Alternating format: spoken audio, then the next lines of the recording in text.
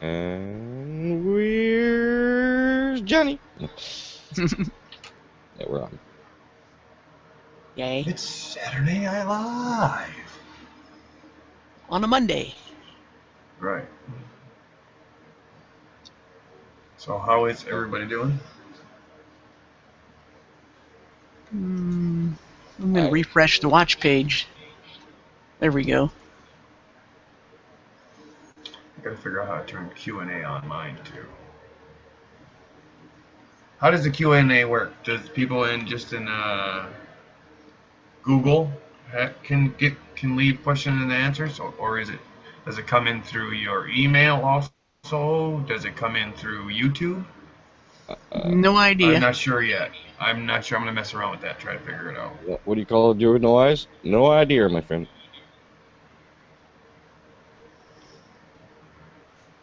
I got no idea. I'll have to start one up and do a test. You know what I mean? Oh, the Robisano Dam Operative. What is that? Was that a link to what? That's the same link that Jibby posted in the other Hangout, I think.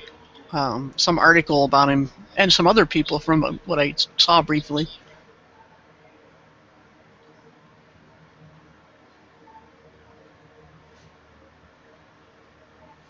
So I guess we lost all of them. Pillbox, Jibby. Well, they should be back. Ishtra, je t'ai envoyé un link, si tu peux l'embarquer. L'envoyer dans l'email. Do you want me to put a link into that other Hangout we were just at? Just in case people don't know? Yeah.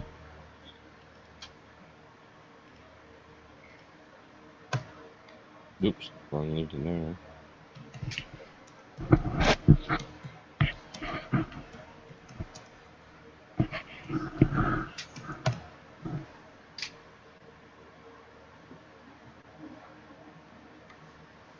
There we go. Somebody running a fan or something? I'm hearing a little background. I have no choice. Oh, okay. Is it that bad? No, I just wondered what that noise was. It's not interfering. The other day, I was, fanning myself. Everybody's like, quit doing that. Turn up the air conditioner. It's like, our air's broke. We're waiting for anyone to come in. And we're in Las Vegas, so it sucks. It sucks.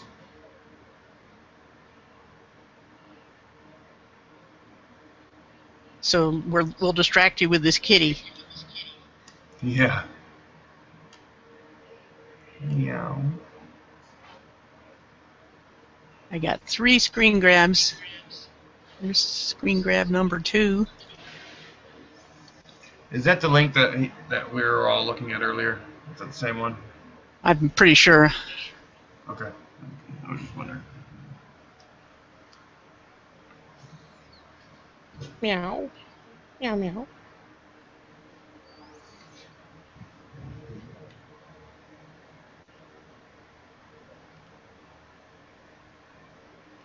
There she looks like she just can't be bothered with humans other than servants. That's what we're all supposed to be, the cats. Yep.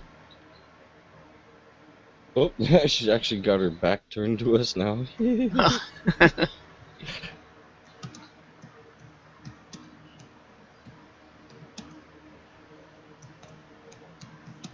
then back to that one. I think that's a better pose. I don't know. Yeah, that is nicer.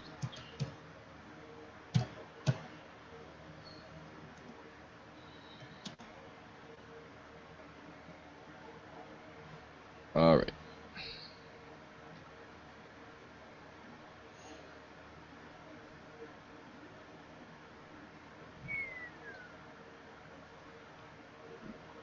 Well, at least we don't have to. It's not our fault if there's dead airspace, because it's just, the friend's fault for not being here yet. Exactly.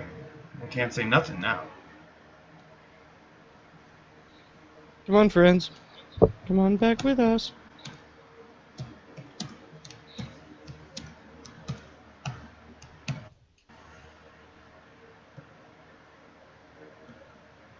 And I don't have to make supper tonight because we've got so many leftovers.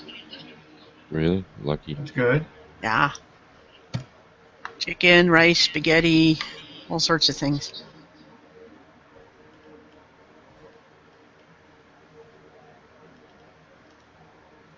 There we go. There's April. Joshua, c'est quoi tu veux savoir? Je comprends pas qu'est-ce que tu veux dire par yes, but the call hangout automatically.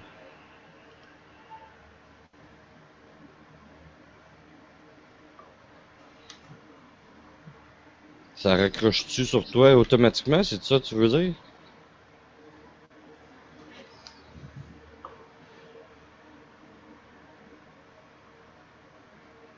Yeah, knowledge. I've been trying to merge all my stuff into one and then move it back all over to here. Here being The YouTube. Stuff from all those other. Yeah, YouTube. Yeah, being strictly pretty much this way. I do want to keep a couple of them going on the side in case something drops here. You know what I mean? Uh-huh. Just in case. But I think I'm gonna narrow it down to like maybe 2 or 3. Right? I was at 4 to 5, but I think I'm gonna narrow it down. I don't know. Brian, could you put the link real quick in the chat, and we'll get Ishra to click on that link from you, because mine doesn't seem to be working when I send it to him. For the hangout. And then we'll just, and we'll take it right off after. Okay, I got Fait it. que Ishra, il va l'envoyer dans le chat site dans 10 secondes. Oh, bon, surtout que tu l'entends, ça va faire 10 secondes pour nous autres. Yahoo chat. Okay. Uh, Ready? 4, yeah. 3, 2, 1. Get ready to pull it when he's ready. Tell me when. Non, ouais, yeah, it's too late now. Dis quand tu l'as.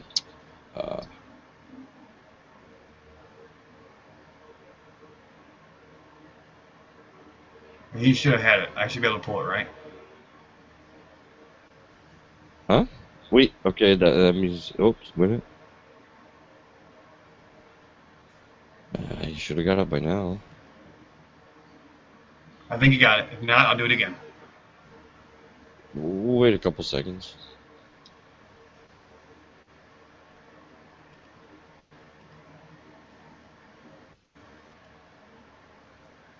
Yeah, hopefully you'll got it. Man, this is complicated. They're making it really hard, aren't they? Yes. It's like trying to find privacy settings on Facebook. One of the reasons I'm not there anymore. They kept moving things. Tu vois, ça marche pas. It won't let me remove it. It won't let me remove it. Put it again and see if it works. Here, let me put it. See if it's the same link. Does it look like the same one? It removed the one link that you posted, Brian. Yeah, that's the same one. Okay, it did remove it? Okay, I just wanted to know. I got my button on the trigger, let me know. Or I can't remove it. Stefan, you're the king. You're going to have to do that one. Once you put it on, you're going to have to remove it. I can't touch it. Yeah, I'm just going to wait a couple seconds. Là-dessus, Ishra? Remember, you got lag about 10 seconds? Yeah.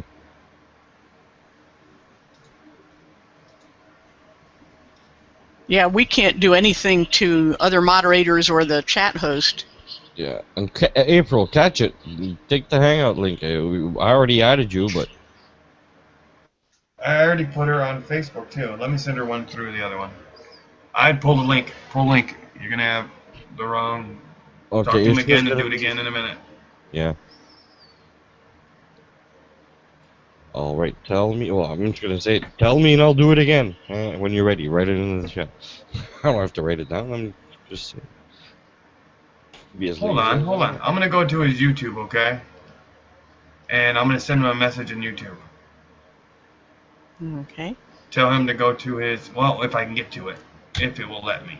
Hold on, let me see. Oh yeah, and he's got Google Plus and everything. That's why I sent it to his email, but he tries to, every time he clicks on it, it hangs up, he says. Let me go empty my ashtray. Yeah, well, let me into his thing. He doesn't leave it about... Oh, maybe. No, this was here. Oh, can't leave a message for him. Darn it.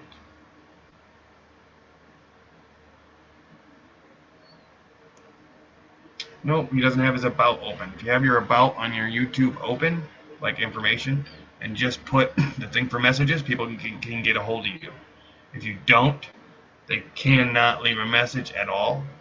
So, and that's a personal message anyway, so it doesn't go to everybody.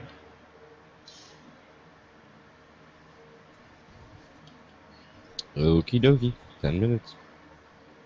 Sheesh, it's a slow start, man. It's just a flat earth fun with friends. It's just a bullshit hangout for the rest of the day. I'll be looking for any great revelations this afternoon. Or tonight, mostly. Yeah, really. It's not the point of this one.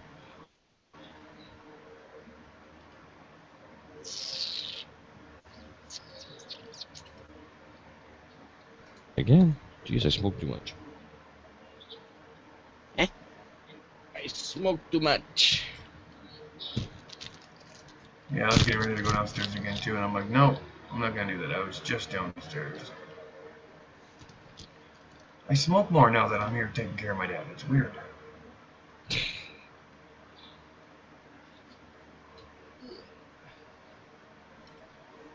There we go.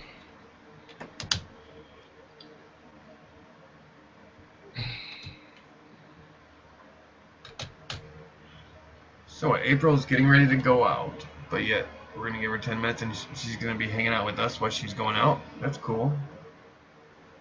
I don't know if give me 10 minutes means wait 10 minutes or I'll be on for 10 minutes. Yeah, I don't know.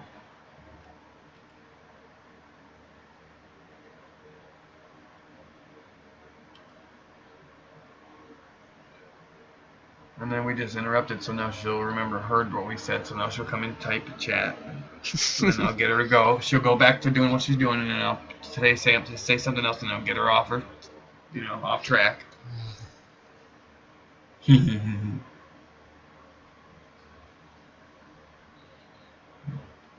That is a rocking chair, isn't it? No, it's my chair. Yeah, It wasn't, but it is now. Oh yeah, I always use it as a rocking chair. most office type chairs will do that anymore. Swivel, rock, roll. Oh, trust me, it had to have that capacity, and it also had to have these fold-down arms. Down and up, so when I do want to play the guitar, just fold them up, play the guitar, ding ding ding ding ding ding. Then, whoops, I want to rest my arms, I fold them down and I rest my arms. They should all do that. I had to find one that did it. And the mortar, the actual thing that it kept going down. Every once in a while, it's like So I fixed it. Took a big metal tube, took the thing apart, took the little clip that's holding it apart in there, put the metal tube, on top of the other tube, and to make it fully stretched, because I'm tall and I have to have it full up.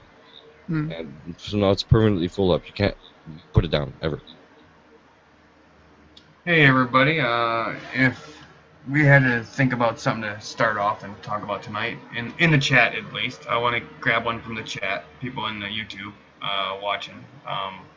What do you think a good topic would be? I'm not going to grab the first one that pops up, but I'm going to try to see.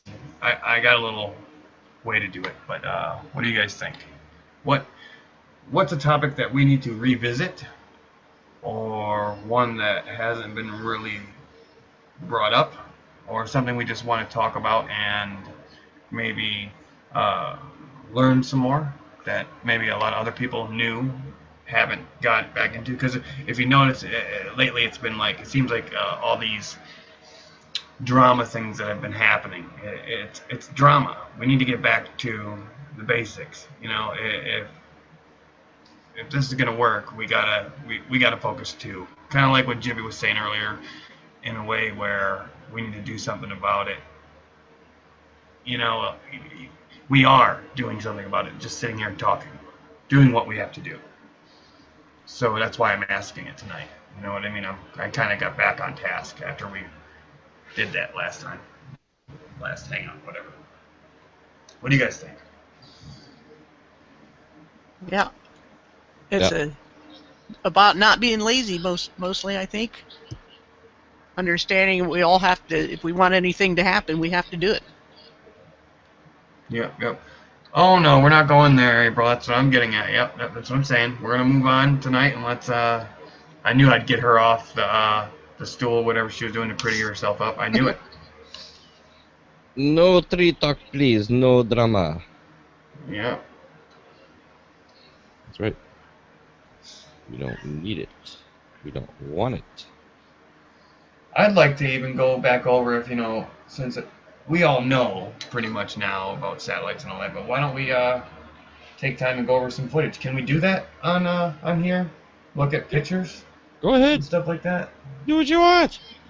No, I mean you get a strike for copyright stuff. That's mainly for just Videos, I think you can show videos, still right? pictures all you want. Yeah. Okay. Yeah. Okay. Give me a minute. Yeah, they're on the web, man. They're public build domain. some up. Okay. Give me a minute. Well, so is the videos, and that's what gets me. We're allowed to watch them, but we're not allowed to present them. Yeah, you are. As long as I have my as long as my thing's monetized, because I don't take any of the commercials off. They do what they want. Oh, I get you. Okay. As long as you have that, the copyrights don't touch you at all. They can't do nothing. It's not like I'm making money with that, Right. You're not. Right. I'm not. They are. So they don't care. As long as they're making money. I don't care. You want to make money? Go ahead. Psh. Right. They're going to make money anyway. Just find another way to do it. Let me get pop that sucker out.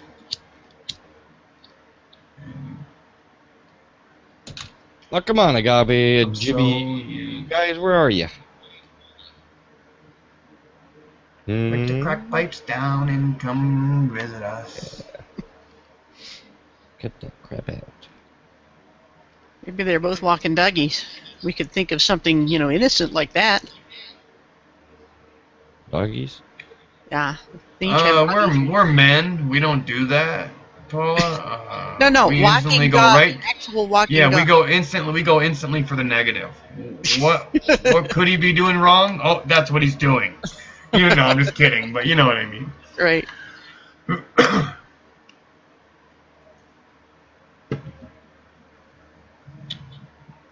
Yeah.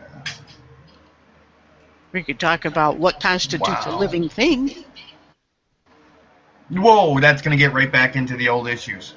That's why I wanted to go. I went right to the satellites.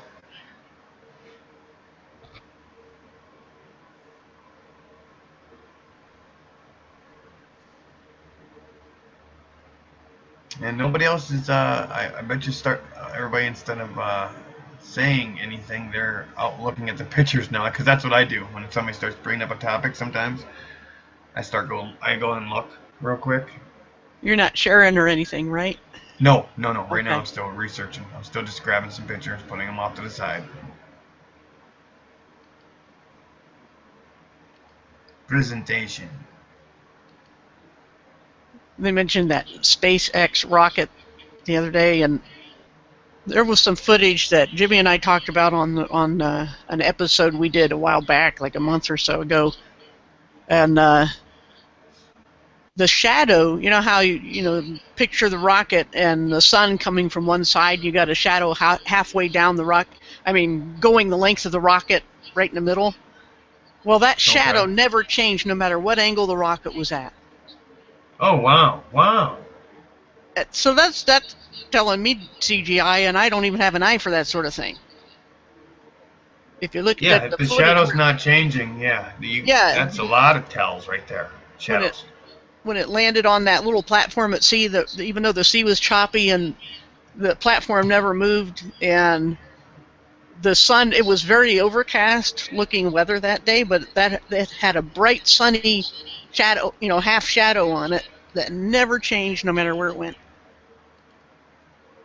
I'm gonna say that sometimes I'm Don't mind me, guys. Check your email again. I think I just sent you something a little bit different. It might work this time, so give it one last shot. Sorry.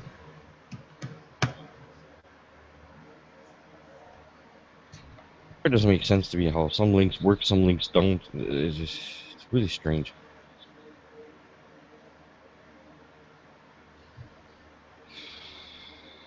Positive vibrations in plants.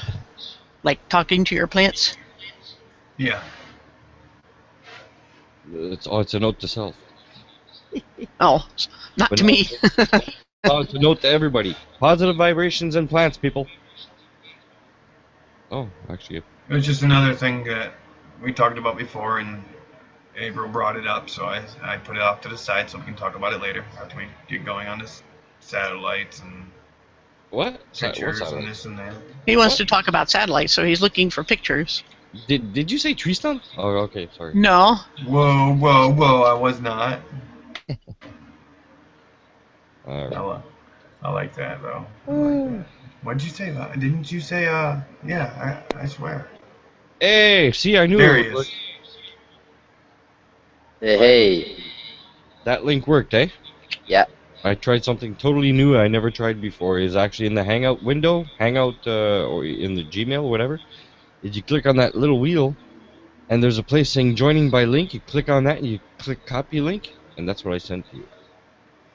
Good. Or now that you know him googly, if you go to the spot on your, let me see where it shows it. You can invite people. Since you're the host, Yeah, the I little did thing that. on top, you can click that and you can start typing their names and it'll come up. That should work. So if he knows what that does and what that, he'll be able to follow it. See, now since you're already in here, you're part of this thing in the add people thing. You're already part of it. And Yeah, so now if you guys wanted to leave a message to each other and you can't, say like just now, got to a point where you couldn't send him a link, all you guys got to do is fall back on one of these that he does remember and he can get to, put the link there, agree to meet in that one spot and say here like I do, I put here and then you guys see it and then I'll put it right there.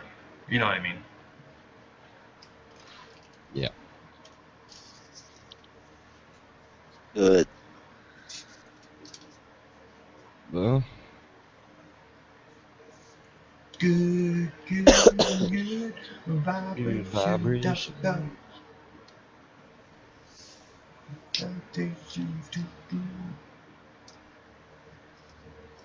okay. I can't wait to get home and show you guys the results for the plants. The plants. I'm doing this thing for we're growing some plants indoor and we're shutting them off to all light except for moonlight when the moon is out. Oh. You're Testing the trying to moonlight. see yeah, exactly. Trying to see if it will work. I kind of expected it not to work, but it's working, but not what we thought at all. It's totally different than what we thought it was going to be. It'll be neat. I'll show you guys sometime. Right now I'm in Las Vegas taking care of my dad. He's hospice care, the whole 9 yards. So when I get back to Michigan and home, I've been away from home for about 3 months. So when I get back home, I'll get back to work on all that. Hello. Howdy. Hello. Hello. Going out someplace good? I'm going out to get a Danny Petty. I couldn't hear you. My silly dog decided that saying hello was a scary thing. No, I'm going out to get my first pedicure. Ah. Oh, right on. Cool. No, thank you. I ain't gonna let nobody mess with my feet. That was my problem. I don't like my feet, so like somebody else touching them, it kind of makes me up. Oh, I love haircuts though. Oh, Nope, I hate haircuts. I'm growing my hair out. something about a haircut can be sexual. I mean, did I say that out loud? Oh.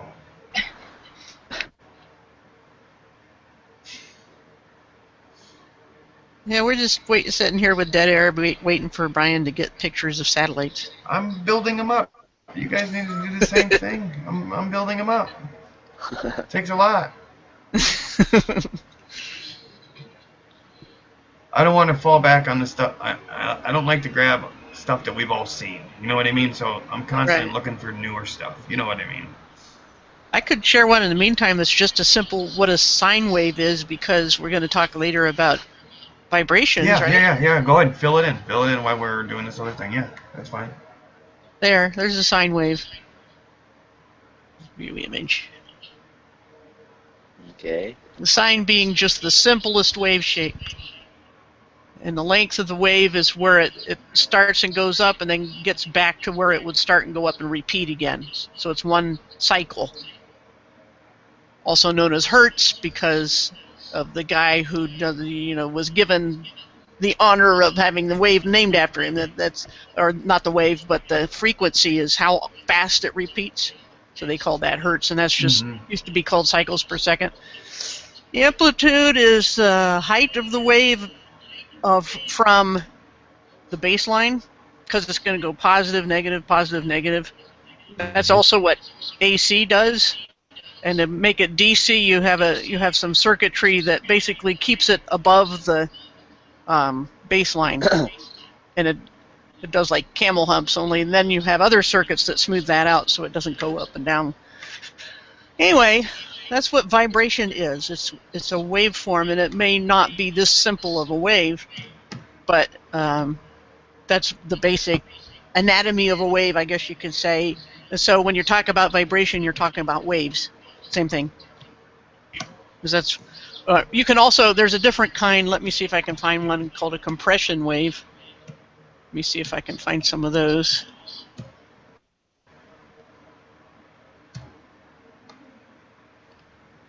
There we go. I was hoping it'd be bigger, but what are you going to do? So basically, the amplitude stays the same, but... Okay, you're on Windows? Huh? You're on Windows, just press the control button on your keyboard and your mouse wheel go forward with it. I'm not on Windows, but... Oh, yeah. Oh, that's true, you're on Linux, sorry. Well, it works, see, there you go. Yeah. A little blurry, but who cares? So instead of amplitude changes, we have... They're scrunched together, and in other words, the frequency changes. One at the beginning, we have a quick repetition, and then it slows down, and then it speeds up again. That's a compression wave. So you can have one of those kinds of waves that's how your ear works a lot too, is by compression, because you got the eardrum. All it does is move back and forth with changes in air pressure. So that's a compression wave that's making it move. And then your ear interprets it. Of course, it is sound. Remember that old trick question: if a tree falls in the forest, does anyone hear it? Well, no, because it makes a vibration, but nobody hears it, because hearing means having a brain interpret the vibrations. So, anyway, that's what vibration is all about. It can either be an amplitude change or a frequency change. So, science lesson for today. It's okay.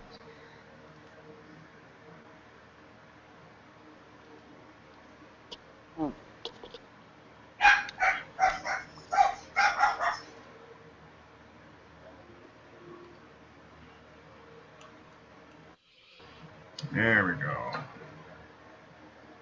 Next. Next. Time's a ticking. Alright. See, this is messed up, I'm telling you.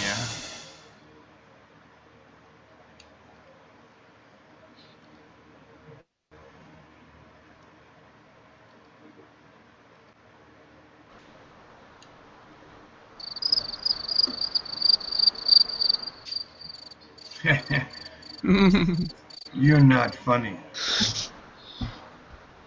Oh, man. You're not funny. Look Look at this one. Look at the land masses. Yep. This, people try to give you the argument, well, one picture's taken from so far away, this one's taken from a different distance. That wouldn't matter. You're looking at the Earth itself. If you're looking at half of it, half of it's going to be half of it, no matter how you look at it. Right.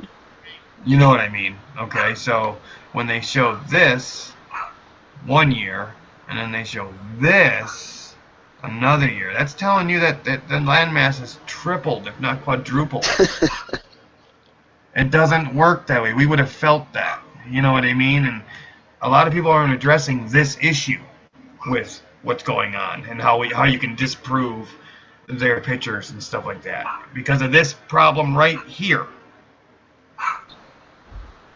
It can't work that way. Now they're going to say in that case that you've got the North America in one picture and that's why I'm trying to get Europe one side by side. Like right here. Okay. This one is different. I just I know there's posed- clouds in the way. yes, it's just slightly rotated. You just posted something? Yeah, Okay, let me check it Where? out. Hold on a second. check the map. Where did you post in the Outlook chat? Yeah. The Google Plus chat. Oh, there. Okay, it's right here. The Earth Pond map. Yeah. That's actually a pretty good representation of it, if I've ever seen one. That's sort of what I have in my mind. I'm not thinking it's perfectly round at all. Is that Yeah, nah, not me neither. That's why I posted. And he's Where'd you post writing it at? at the Hangout. Okay, I'll find it. I'll see it. Go ahead. And it's writing I got Rothschild, just at the bottom. Oh, Rothschilds. Yeah. Even with the globe, even with the globe, maybe they modify the map. Maybe there's more content, just in the globe that they didn't show and keep it to themselves,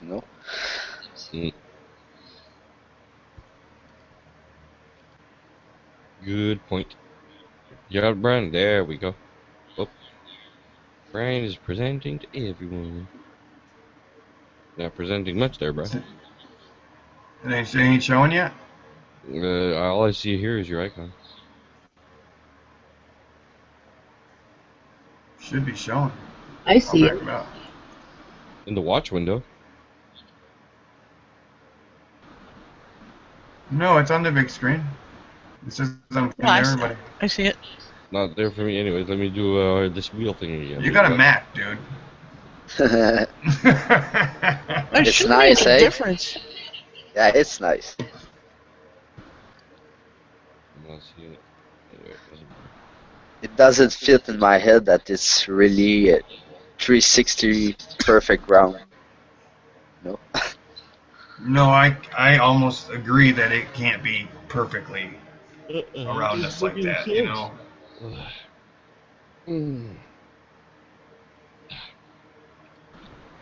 Yeah, that's crazy. BRB. Well, especially when you have this spot here. I don't know if you guys can see my mouse. I'll have to go click on it. Hold on a second. Click on it. Click on it. You guys got it now, I bet. Okay. Especially when this distance here is such a short distance. I looked at it again. I've been doing it from different globes, different maps, different this, different that, and I'm getting a range between 300 and 500 miles. So between here, Not far. different maps say different things. So it's not that far from this area to this area. And this is that one where I keep saying something's wrong because you got Antarctic conditions here, and then in the summertime, you know, you'll still have Antarctic here, and then you'll have people right here surfing. Okay, and if it's Antarctic right here, and 300 to 500 miles away, it still should be pretty much. It'd be cold. What I'm getting at is the map is wrong. That's what I'm getting at. Yeah, how to explain the ice all around when, I mean, you could say, well, the path of the sun makes that difference, but at some places, you know, there should be vast differences in how cold depending on the nearest, compare the nearest point to the farthest point. Right.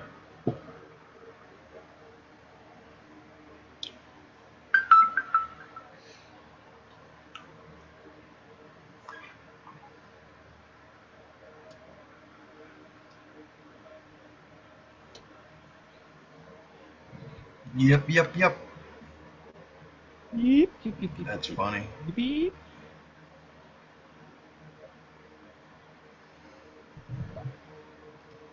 But yeah, that's what I'm saying. You got spots like that all over the world that there could be land masses here and there. Yeah. Maps are wrong. We've proven that time and time again. Oh yeah. I mean, come on, really, people? Not you guys, but I'm just saying people in general. We all need to wake up. Even after you've woken up, you have to sometimes slap yourself and stay that way. Yeah, you have to wonder how anybody ever made a meaningful map when all they had was chips and people walking along shorelines. It's like, how do you get enough of a bird's eye view to look at the actual shape of a shoreline? Uh-huh. It's absolute bunk because the way it depends on the tide, it depends on, Yeah. different tides will give you totally different looks.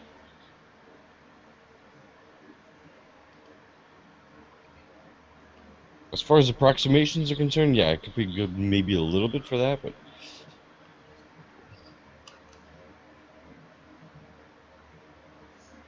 we're coming together and starting to organize expeditions.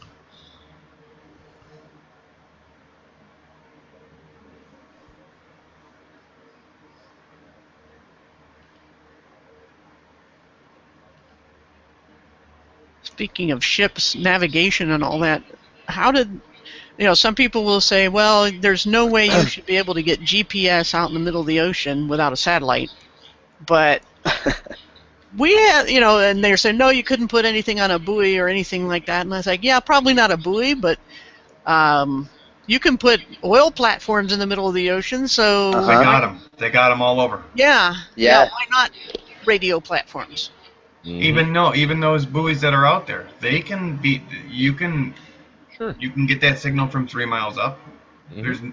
So if you have them spread out in a mapping area or in a mapping correct, like a checkerboard way, right? In a way, and you have them all over the place. These ships, they leave them alone. They don't try to hit them. You could send the information that way all over. You know what I mean? You just gotta blanket the Earth. That's it. Yeah, and if you have enough chemtrails with enough metals there, also you can also help to propagate the waves and signals and whatever. Yeah, Curtis, what I was talking about was in modern times when somebody says, I was on this cargo ship or whatnot that crosses the ocean and we use GPS and there had to be satellites. So unless they're using the stars, I kind of didn't get that impression from people who were making that claim, because they would say that they just use GPS only. And that's what I was talking about.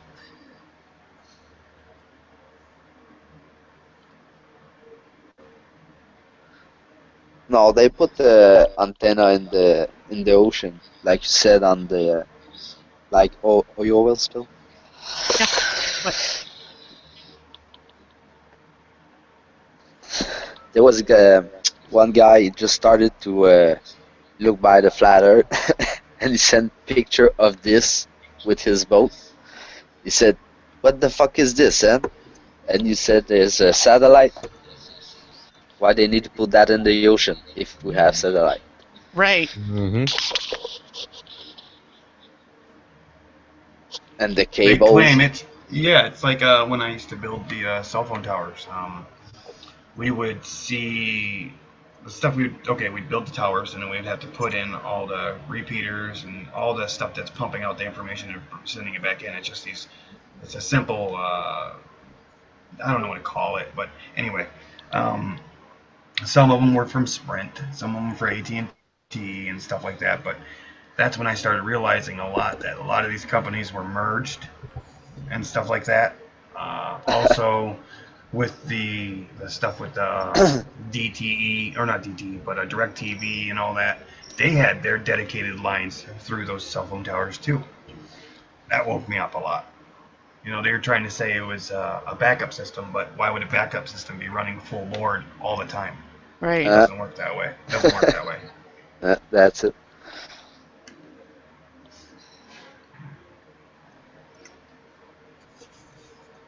Always trying to fool us. Yeah, exactly. You know. Yeah, and when you think about all the risk of putting something in orbit as compared to putting an undersea cable. Yeah, what the fuck? Yeah, it's like, you know, this rocket may or may not get off the launch pad very far before it blows up, and then you may or may not deploy it accurately, and then it may or may not stay there for very long or keep working, and then you got to try to fix it and redeploy it, you know, without messing with its orbit. And I've just, you know, the whole scenario just is a stretch to me.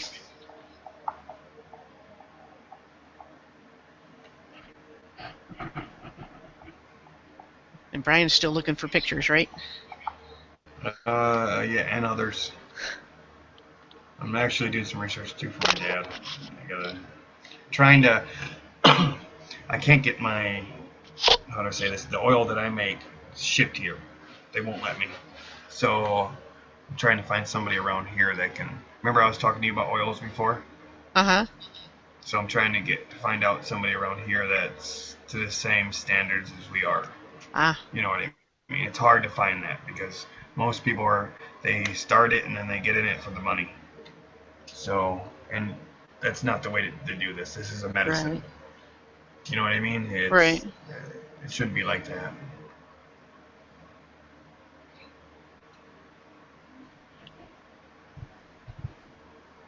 I go see the retina specialist next Thursday, not this Thursday. Hopefully. Good luck. Yeah. Who knows what they'll do. They probably won't do anything at that visit. They'll just figure out what needs to be done. Get some of those cannabis THC drops, eye drops. That's what. Yeah. That's what yeah. We were talking about that. Yeah. Yeah. Same stuff. Let like me that. know.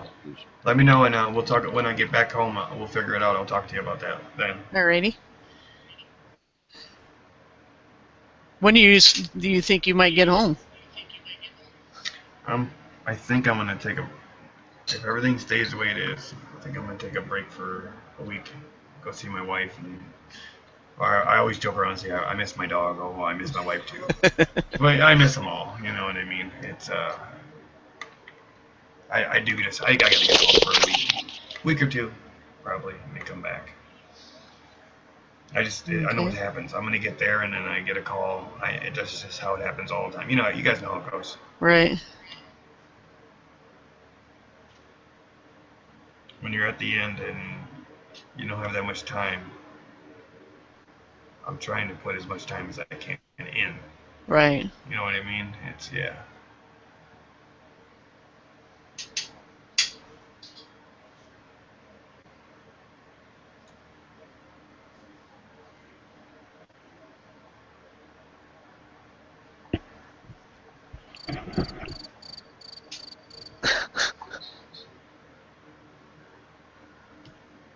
Somebody else's turn to talk.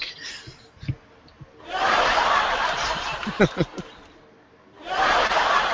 know what we need is that little clip of the NASA or Apollo Busters footage where the guy says talk. Talk. Yeah. Houston, yep, Apollo here, hiya. We're gonna prevent your family soon. Talk. We kill your family.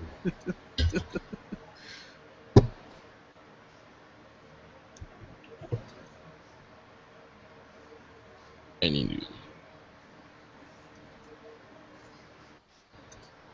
Yeah, that's right, Curtis. Everybody took off and we were doing really well, but we needed a break, and now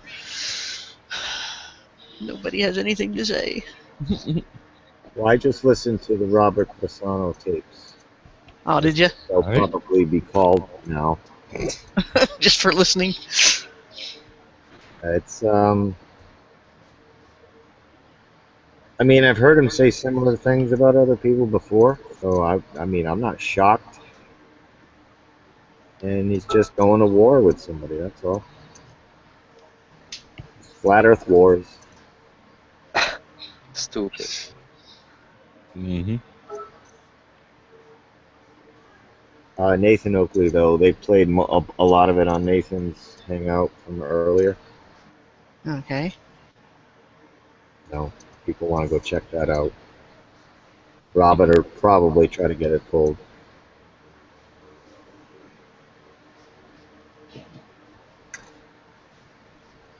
Oh no! How can a show have? Okay, let's just so I don't hit the right number, so people don't know what I'm exactly saying. But let's just say before a show starts, all of a sudden they got 22 thumbs up. What's up with that? Yeah. Before it even starts, an hour before it starts. Yeah. That's 22 That number is people in incorrect. life. That number is incorrect. I'm just asking a question. You know. The numbers, I'm telling you, the numbers have been wrong. Everybody goes by these numbers and they're wrong. They're off. They're way off. Yeah.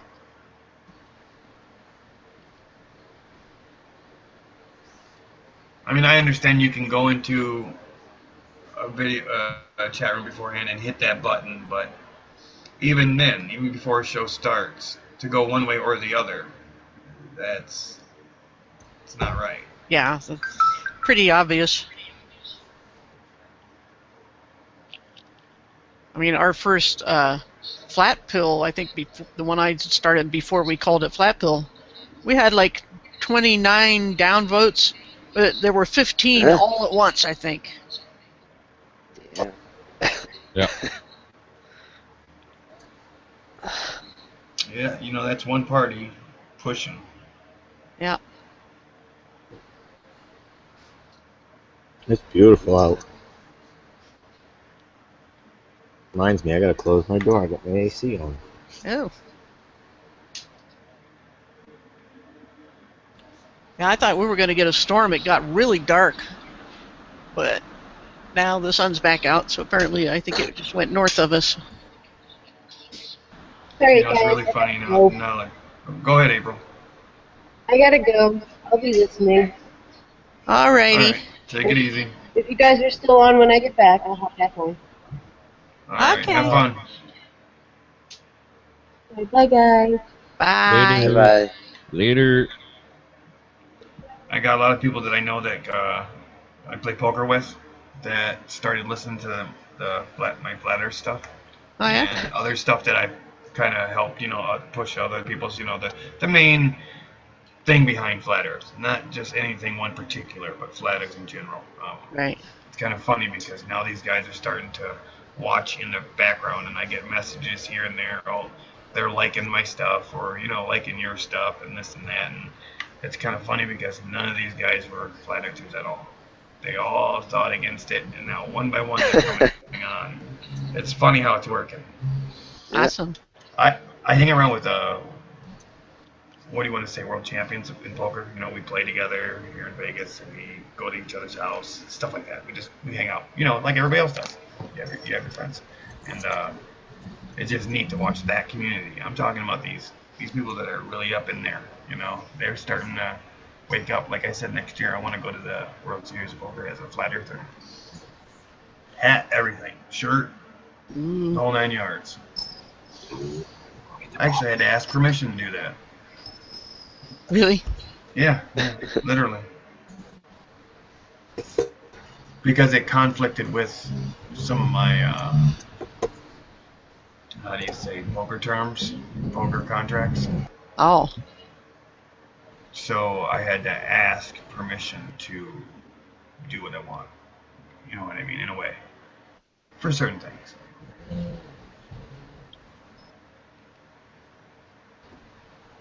I want to do it right to where they aren't mad if I do it. You know what I mean?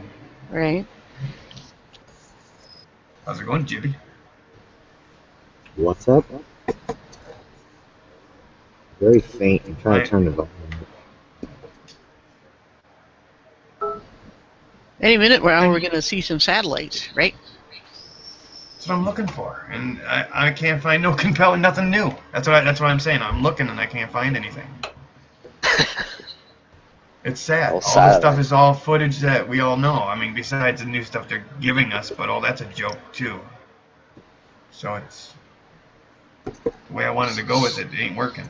So what if instead of, when people think they have satellite TV, Uh-huh. if there's nothing really floating balloons or anything in the sky and they're just bringing broadcasts from base stations on the ground, you should be able to pick up signals, shouldn't you? Even if because they can't be that directional. Yeah, you can. You mean like you shouldn't have to like point your system into a certain Yeah. direction? Yes and no. If you don't have the coverage from up top. Yes, if you have ones all around you at a certain distance, yes, I can say yeah, you could just point it anywhere and get it. It's just like a radio in that aspect, where sometimes you stand in a certain spot and your radio goes away and then you move and Right. it comes back. It's kind of like that. If you're talking about without the satellite coverage or anything, we're talking about without balloons or anything like that. Most of the places nowadays, the coverage is mapped. It's covered. So, how do I say this? You're thinking, you would think still you'd point it straight up. Or if you had a or wherever they or- tell you the satellite is. Right, and that's the problem. Right now, if it's a satellite system, you should be able to point it straight up, and no matter what, you're covered. Yeah. Same thing with the towers, same thing. But if you point it in a certain direction where you know there's a tower, you know you're going to get better coverage. That's Right. what they're saying. That's what they're saying on that one. But they're without saying that there's no satellites or that there's no satellites as they say there are. You know. Right. If there's that many, the Earth should be blanketed, and there should be no problem getting GPS anywhere. There would be no Right. dead spots. No dead spot. Yeah, Quest is saying he installed satellites and had to point at 240 So he- degrees azimuth with a 43-degree angle. Yep. So yeah, if even if they are satellites, it's my understanding that the standard theory is that they have it covered by a string of satellites. The one will go past, and another one will overlap a little bit and go past, and that's how you Right. Yep. keep it pointed there. But But there's more that's showing us. yeah, And you can go on one side and go check the satellite, not live, but their position, where they're at, and all that shit. right. But you never see satellite pass in front of the moon. Right. But, of course, we can't say we've ever seen the balloons either, if there's balloons doing this. Yeah. The balloons are. I think the way they do it is they probably let them off by plane. They probably fly it to a certain altitude, drop it out, and let it go, and then it goes up. So they're not being released from ground. I wonder what altitude that would be happening at, because obviously it has to be higher than commercial aircraft, right? Yeah. So you're talking about at least 5 miles up, probably about at least minimum. Minimum. Yeah. You wouldn't want it to interfere with any kind of traffic down here. So yeah, you're going to want to double the distance. So if the traffic goes up to say 5 to 10 miles, I'm just presuming numbers, you're going to want it to be 20 miles up, so you can't see it, period. And Curtis mentioned about clouds and rain interfering when you have satellite, and that's true. which it wouldn't be if it was just a radio signal, an ordinary radio signal. And yet they're using radio to send a signal allegedly from the satellite. So I'm not sure. Well, you guys got to remember, too, it's not just one. When people are getting stuff on their computers or their DirecTV and stuff like that, they're not just going through one thing. You're being pumped through many, many different technologies, which is some are ground-based, some are tower to tower, some are, if you want to say, they're what we say satellite, if you understand what that means. It's going through different types, so you're going to have some lag, some this, some that, and depending on where you're at, I have cable at my place, or I used to have cable at my place in Michigan.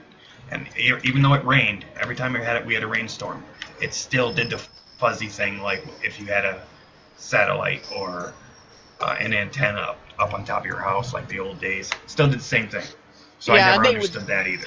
Well, they would say that it's because they get their feed from a satellite. That's what I'm getting at. All the feeds run together, and that's how they get away with what they're getting away with. Yeah. It's no way to prove one or the other. You can't. There's too much information going every which way. Right, but line of sight seems to be more like analog, like the old AM signals. It is, but it's also, that's digital too, line of sight. It's kind of like with them, shooting those missiles 143 miles away, dotting it, from ship to ship or ship to land. Line of sight. Even sometimes rain will interfere in that, but it won't take it all away. Right, but with the digital, of course, it's like there's a, what was that called? I'm trying to remember back in electronics school. Forget what circuit that's called. When once you grab a signal, you can have some leeway with it, but it'll still hang on to it. I can't remember what that's called. Oh, you mean where it's literally grabbing it? But I get you. I can't. There's a term for it. I can't remember it. But yeah, once you find a signal, the circuit will hang on to it, even if it varies in frequency or whatever it is. You would still be able to keep it within a certain range. So that's kind of the way tuners work a little bit. They have these circuits in them, and the problem is that I'm trying to work out here is with satellites. It seems to be kind of similar to that, like an ordinary radio signal, but how to make the radio signal so directional. Because they're going to fan out some, whereas if your satellite isn't very precisely aimed, you don't pick up anything. So I'm not sure what's going on there electronically. They're changing things a lot, so what we see going on now is going to be different 5 years from now. Yeah, they'll come out with some new supposed technology to explain it all. I don't know. What's Jibby up to? I know. Yay! What can you guys see? I see trees. We see. I see a red garage or barn or something way back there. They're doing dirt biking. The kids are playing on their dirt bikes. Ah. I see And I'm a playing with red the dog. I want it painted black.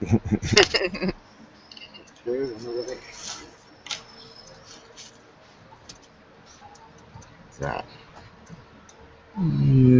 Oh, just a little piece of my yard.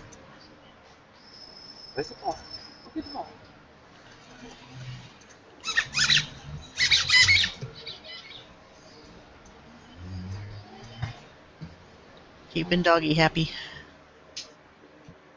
Hey, there's Larry.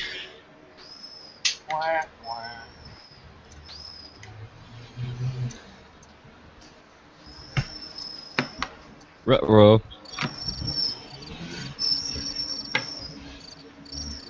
What World D? I don't know that name, but says signal can bounce off other things too, which is true. You can bounce off the ionosphere, all sorts of things.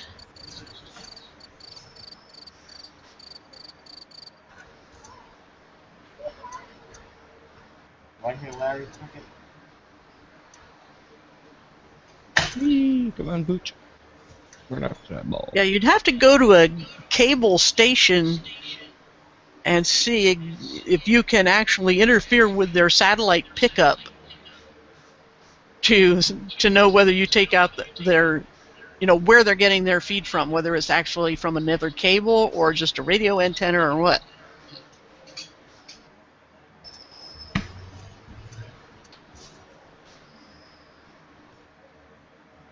Who are you asking? Curtis in the chat there. Yeah, cut the wire. I'll go do that tomorrow. Who all is here? Liam Xmail is asking. We don't know. I really like you, or I think I do. I don't know. Love is a big word, especially to strangers.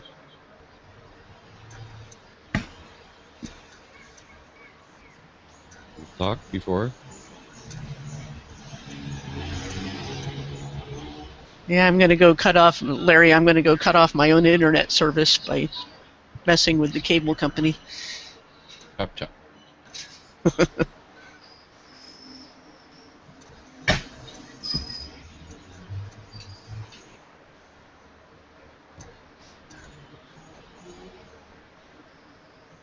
But somebody must know.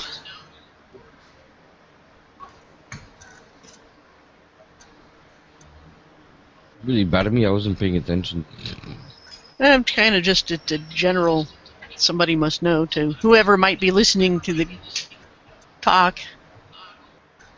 Let's see, he says, the only thing I did to test signal was put a piece of cardboard in front of the dish and it did stop the signal. A radio would go through that. So what is the satellite signal? What's it made of that it can be stopped by cardboard? It almost sounds like a light instead of a radio.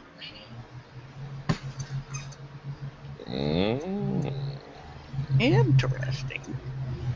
Very interesting. That was part of the laughing too, wasn't it? Yes, it was. They had, I can't think of his name that used to play that character. Yeah, he was always hiding behind bushes. Very interesting.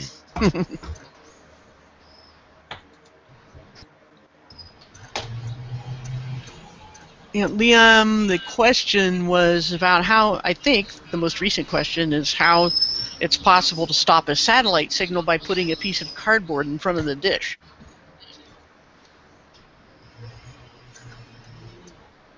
But certain signals will pass through other things, like of course X-rays, you have to block it with lead, but radio should go through anything, so the cardboard shouldn't stop it. And so my question... You're actually touching on to the exact same thing I said yesterday. I don't know if I said it live or not, but the sound and light is the same thing. It's just in a different frequency format, like you're saying, because take an explosion. It's sound, kaboom, and light, sweet, flash. It's just... Yeah. One's just the outcome of the other. Yes, sir. Yeah, what would cardboard stop? All I can think of is light. It would actually absorb the light, first of all, from getting through that frequency, and it will also stop the wave because it would actually absorb the wave, so making it like dramatically diminishing it from getting to that little center thing, you know? But radio will go through, and microwaves will go right through brick. I mean, you have to have metal to stop it. I can't explain that one. It's just totally different frequency, where it probably has more of a, like a sharp, going through like really small crevices, as opposed to maybe suppose it's a light thing would be like a bigger wave that would need like bigger to capture, because obviously you can't have all the same frequency for everything, otherwise you'd get cross interference. Like but they have a range, and radio range wouldn't be stopped by cardboard. Light range would be, because it's a higher, more you know. Yeah. Anyway, that's my question: is how cardboard could stop a satellite signal? I'd like to know what the range or frequency or type of wave that they're doing for satellite. Well, let's call Eric Dollard. Maybe he has some information on that. Yeah. Only he might give you the answer, but you couldn't understand it. Didn't Bob from Globebusters formerly work with satellites? I don't know. Huh? Oh, in some form or another, yeah. I have no idea.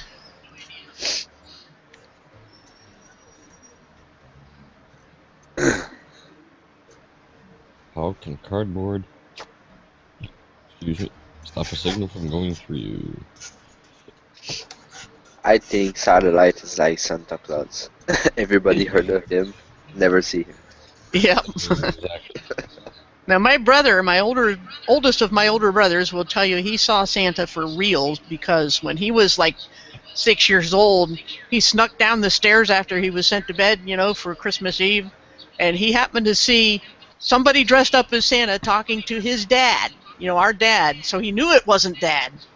Yeah, he didn't care what anybody said. He saw Santa talking to Dad, and he ran back up the stairs quick and ran into bed.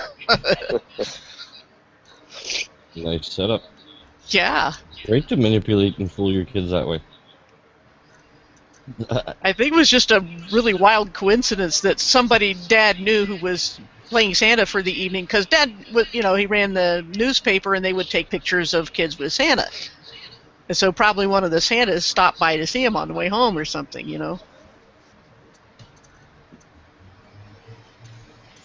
But the way you do it is perfect. You gotta tell them, make them aware that it's a fantasy. It's not a real person that lives in the North Pole. Bringing them kids every year. Kids In come the from North mommy and Pole. daddy. Can go there.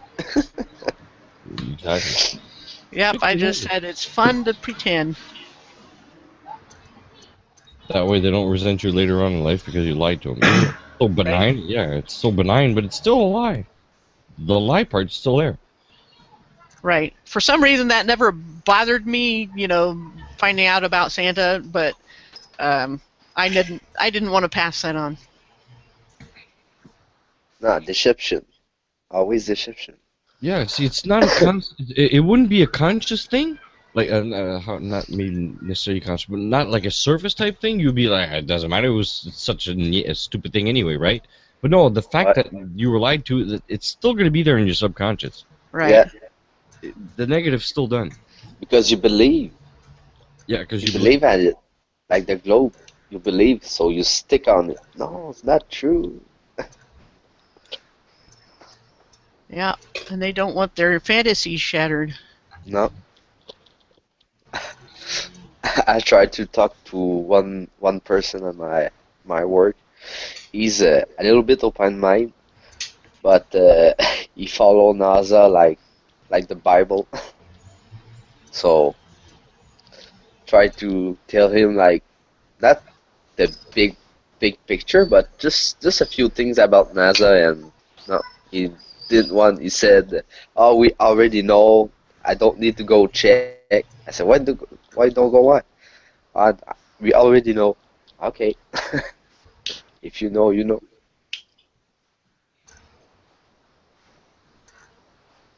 That's what the huh? Sorry, the hospice docs are here. I will be right back. Oh, okay. That's Brian. Oh, okay. Looking in on his dad, I guess.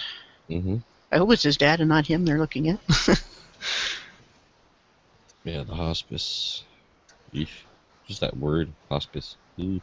Yeah, that's like the end of the road. Yeah, just knowing you're going there is like, really? Do I have to go? People just used to stay at home, but then, of course, there was always lots of people around to look after them. It's not like that anymore. Nope.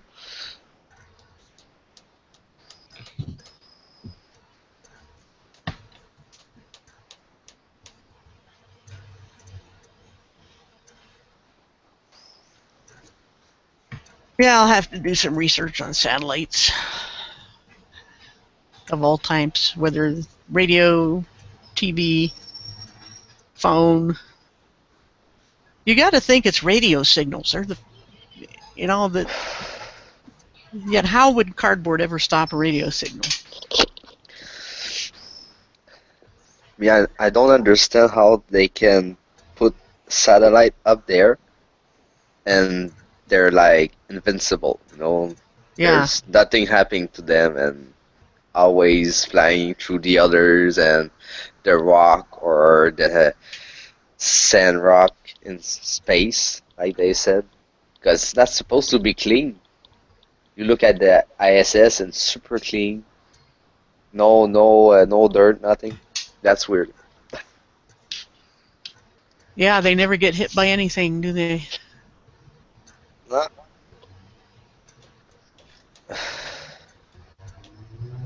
Must believe in magic. Yeah. Yep. Are those like Bluetooth headphones Jibby's got on? He says, yeah.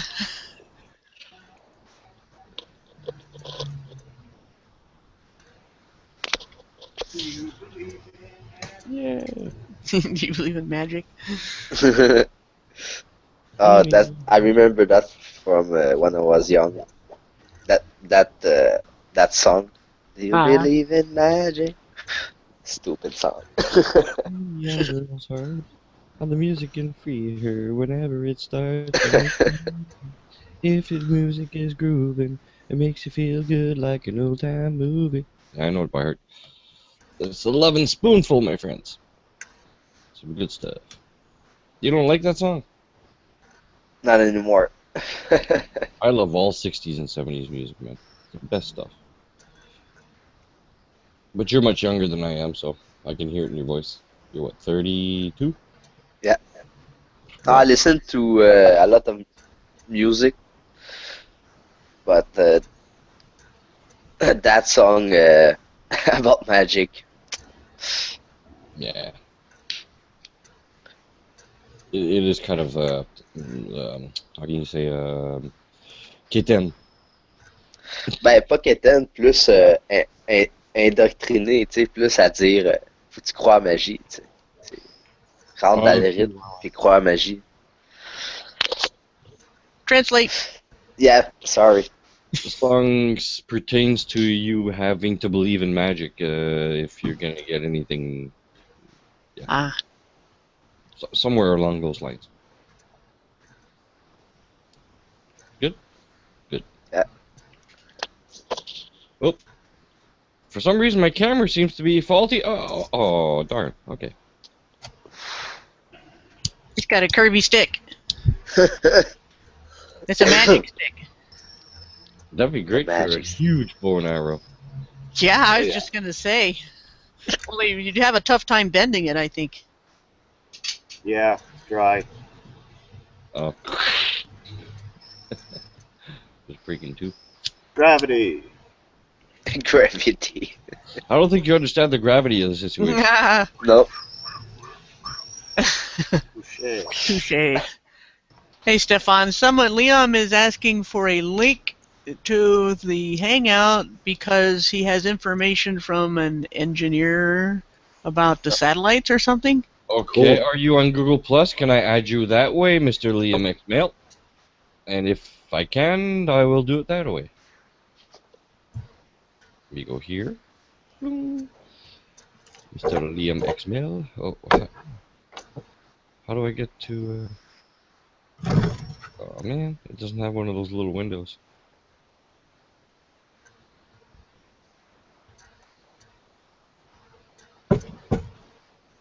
What's he saying? Did he say yes or no? He's standing by, but I don't know if he heard you yet, saying that he needs need a way to contact him to give him the link.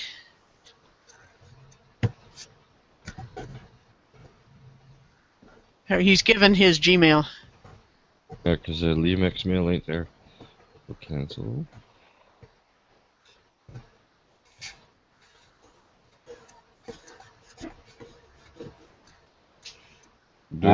Time check. What time is it?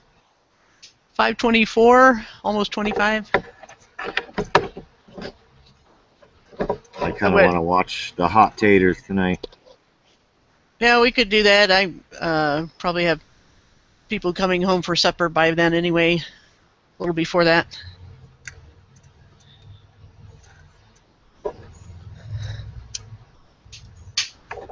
Okay, Liam says he has Google Hangouts. So he gave you his Gmail. Should be able to connect with him there.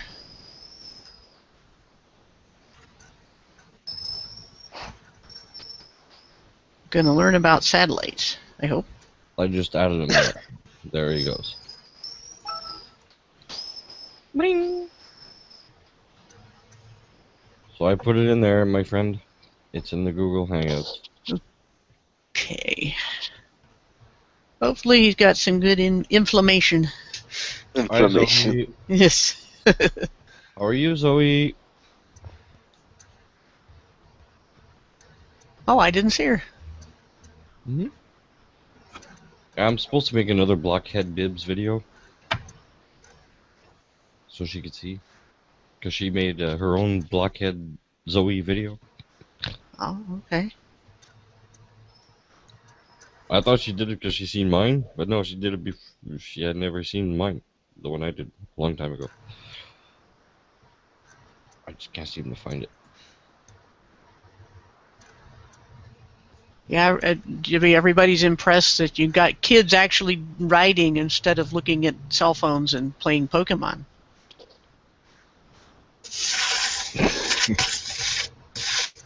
Did you hear me, Jimmy? Yeah. Oh, okay. Just William chose to ignore Douglas. me. Yo, no, I laughed. Welcome, sir. Hey, thank you. I had to get my groove on while things were firing up, you know? Hey, what's up?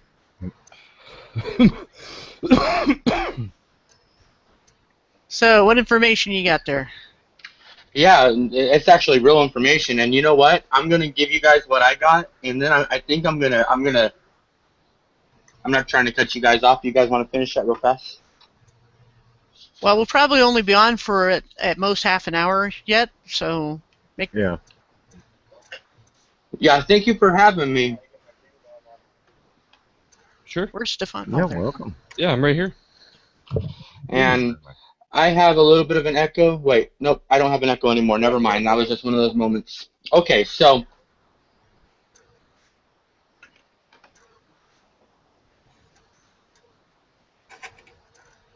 I know what I need to do. Just give me 1 second. I'm pausing the mute on the video. Now we're listening on the Hangout. You know what I mean? Right, yep. I had to see, why is things so strange? Why am I talking back to myself in a minute? Okay, so here we go, folks. I'm here in Southern Oregon, and I actually have the privilege of having an electrical engineer, completely bona fide, employed engineer who is at this time regularly installing major telecommunication systems for a large corporation. And, just because of the economic trends, he's beginning to get a little unsure about the future. But he's available, and I'm going to tell you what he told me so far, and then I might even go one step further and just straight up bring him in on this, because he's already said he's happy to do so. Okay. Now, here we go. All right, here is Up a little bit. Up. no problem. You just No, let not me know, and closer. Up. Okay. Yeah, because it's running in. Hold on. Let me hide the panel thingy because that's Yeah. what's in the way here. You can shrink I can do that. Yeah, where is that? Now, this is some, formulaic expressions, and this has to do with a couple of things. First, it has to do with attenuation, and attenuation is the amount of resistance that an object gives to the signal from the satellites, and the satellite signal is closer to light. It doesn't quite reach the amount of electrical wattage required to become actually light, but it is a radio wave that exists between light and vibration. Now, if you hold a piece of glass up in front of your satellite dish, you're not going to block it unless that glass is heavily laden with lead, which will increase its attenuation. But something else can happen. Certain compounds will interact with those radio signals, and it will cause this panel of glass to heat up that you're holding in your hand. Now, he gave me this formula, and it's basically saying, it's basically showing that if, and I'm putting it back up above the thing. I know what you're talking about now. Okay. And this formula it's very simple, and I'm actually gonna have him come over. It ain't gonna take him but a minute to do so, and explain this a little bit more thoroughly, just this diagram here. But what he's basically saying is that this is your piece of cardboard, and the type of material that cardboard is made out of, which is wood, it's highly resistant. Its natural construction, its composition is highly resistant to radio waves. It's unique because it has electromagnetic properties. Wood is a natural, carrier of electricity. And so then glass, it doesn't reflect it at all, it doesn't deflect it, and so it simply allows this radio system to pass right through, unless, as I said, there's lead involved. And this isn't going to take me but a second, but so that I can give you guys a full explanation, let me go and grab my friend Jim now, and he'll be here in just a moment, okay? Yeah, Okay. cool. All right, thank you. Yeah, I'm not going to close this thing down because even for hot potatoes, I'll leave it on for afterwards. Yeah, absolutely. I'm just going to mute me for a second.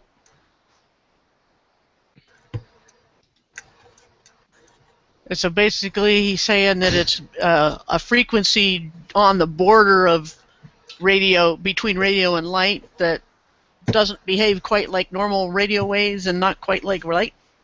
Like it's kind of directional. That's kind of what I got out of it.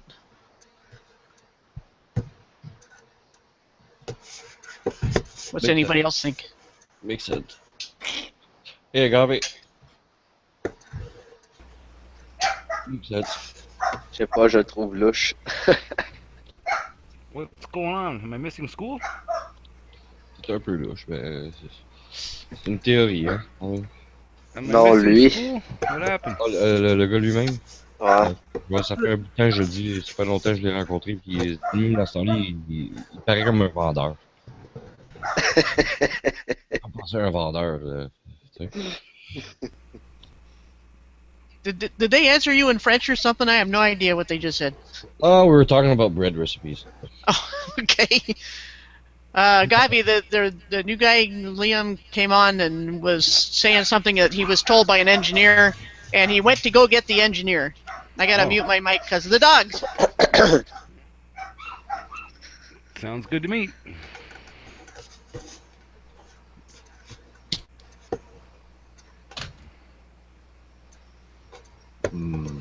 Interesting. Interesting. My informant just let me know that he had his relative who works for SpaceX start looking into flat Earth. Oh. So that's going to be interesting. Yeah, he'll show up dead soon. Yeah. Oh, damn. That's it. It's all on your head. It's all on you, Jibby. Well, if he brings me the information or whatever, I'll share it if he lets me.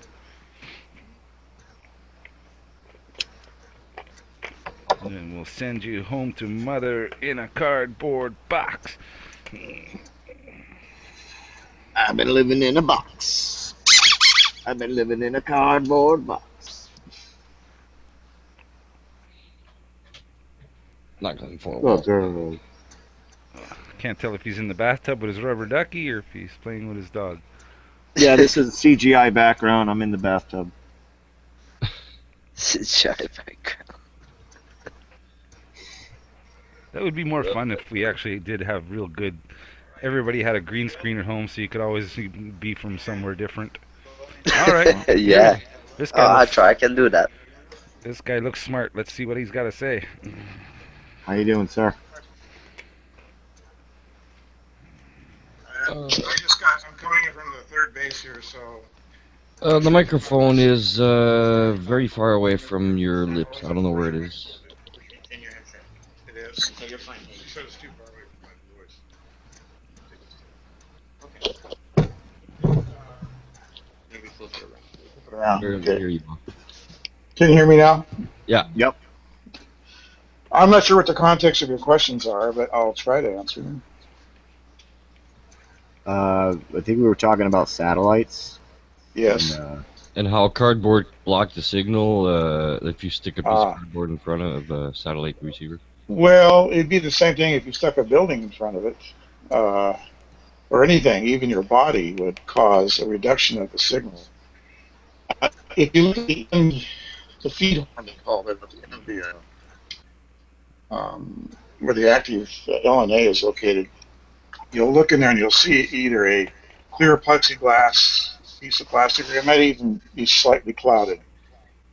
But that is intended as a window to allow energy to come within to the feed horn and to a tuned antenna, which is a dipole. And I'm not sure if anybody knows what a dipole is. Does anybody have any idea what that is? There's some kind of receiver, some receiving. Yeah, let me, can I borrow your pen again? Real quick here. Yeah, just clear that off there. I'll show you guys a little quick diagram. But the thing is, we're talking about materials and their ability to conduct. Camera's a little higher. Okay. Can you hold it? All right. Watch out for it. Okay. So what I'm going to draw on here is a couple of things. One is just a very basic radio antenna. And what all antennas are referenced to is this antenna. Well, actually, there's two antennas. One's called a...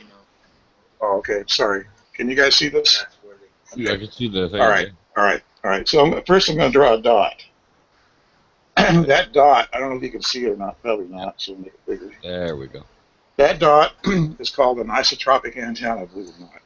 And all it is a point source in which energy can be emitted or picked up from. And it's the most simplest form, mathematical construct of an antenna. The next level is I'm going to erase the dot. That was called an isotropic, which means basically singular. Now I'm going to do what's called a dipole. And a dipole is comprised of two parts. And basically, these are two conductors here. You can see two conductors. One typically is tied to what's called ground. That would be your ground point here. The other one goes right into your antenna, into your LNA feed horn, or LNA, which is your amplifier, which is what amplifies the signal that lands on this particular dipole. Now, why is this dipole important? Is because if we think of a radio wave transmitting through space, to simplify what that is, we reduce it down to a single frequency, although in reality, the signal coming over the airwaves is a lot more complex than that. But to simplify things, we're going to draw a very, very simple sine wave. Does anybody know what a sine wave is or not know what a sine wave is? Yes, yes. We were explaining that just before with diagrams also. All right. So now, what I'm going to do is, this is such a beautiful thing to know. It's simplicity, and you'll realize that engineering is based on very simplistic models, and they work. Yeah. So, anyways, let me show you what a sine wave looks like. It looks like that, right? It starts here, and it ends there, and that's a full cycle. And it turns out that distance between that conductor and that conductor is lambda over 4. Half a quarter of the wavelength. And the distance from this peak to that bottom is lambda over 2. And so you'll hear terms called lambda over 4 is a quarter wavelength. The reason why that's important is because you're getting the maximum voltage stress across the antenna by these peaks and troughs here. And that's what you get the maximum coupling of energy that's traveling through space. So that dipole is usually cut to size like this. It may be 5/8, it might be a little less, depending on a few things. But what is wavelength? Well, wavelength is a measure of frequency, in a sense, relative to the speed of light. We use this term here called lambda, which is a Greek letter L. And we make that equal to c, the speed of light, reference to the frequency. And that c number is a constant in our world. At this particular epoch in time, today that's 3 times 10 to the 8th meters per second. So if I take a frequency and I divide that into there, I get the wavelength, and the full wavelength. And then we take our antenna and we size it accordingly to 1/4 and 1/2.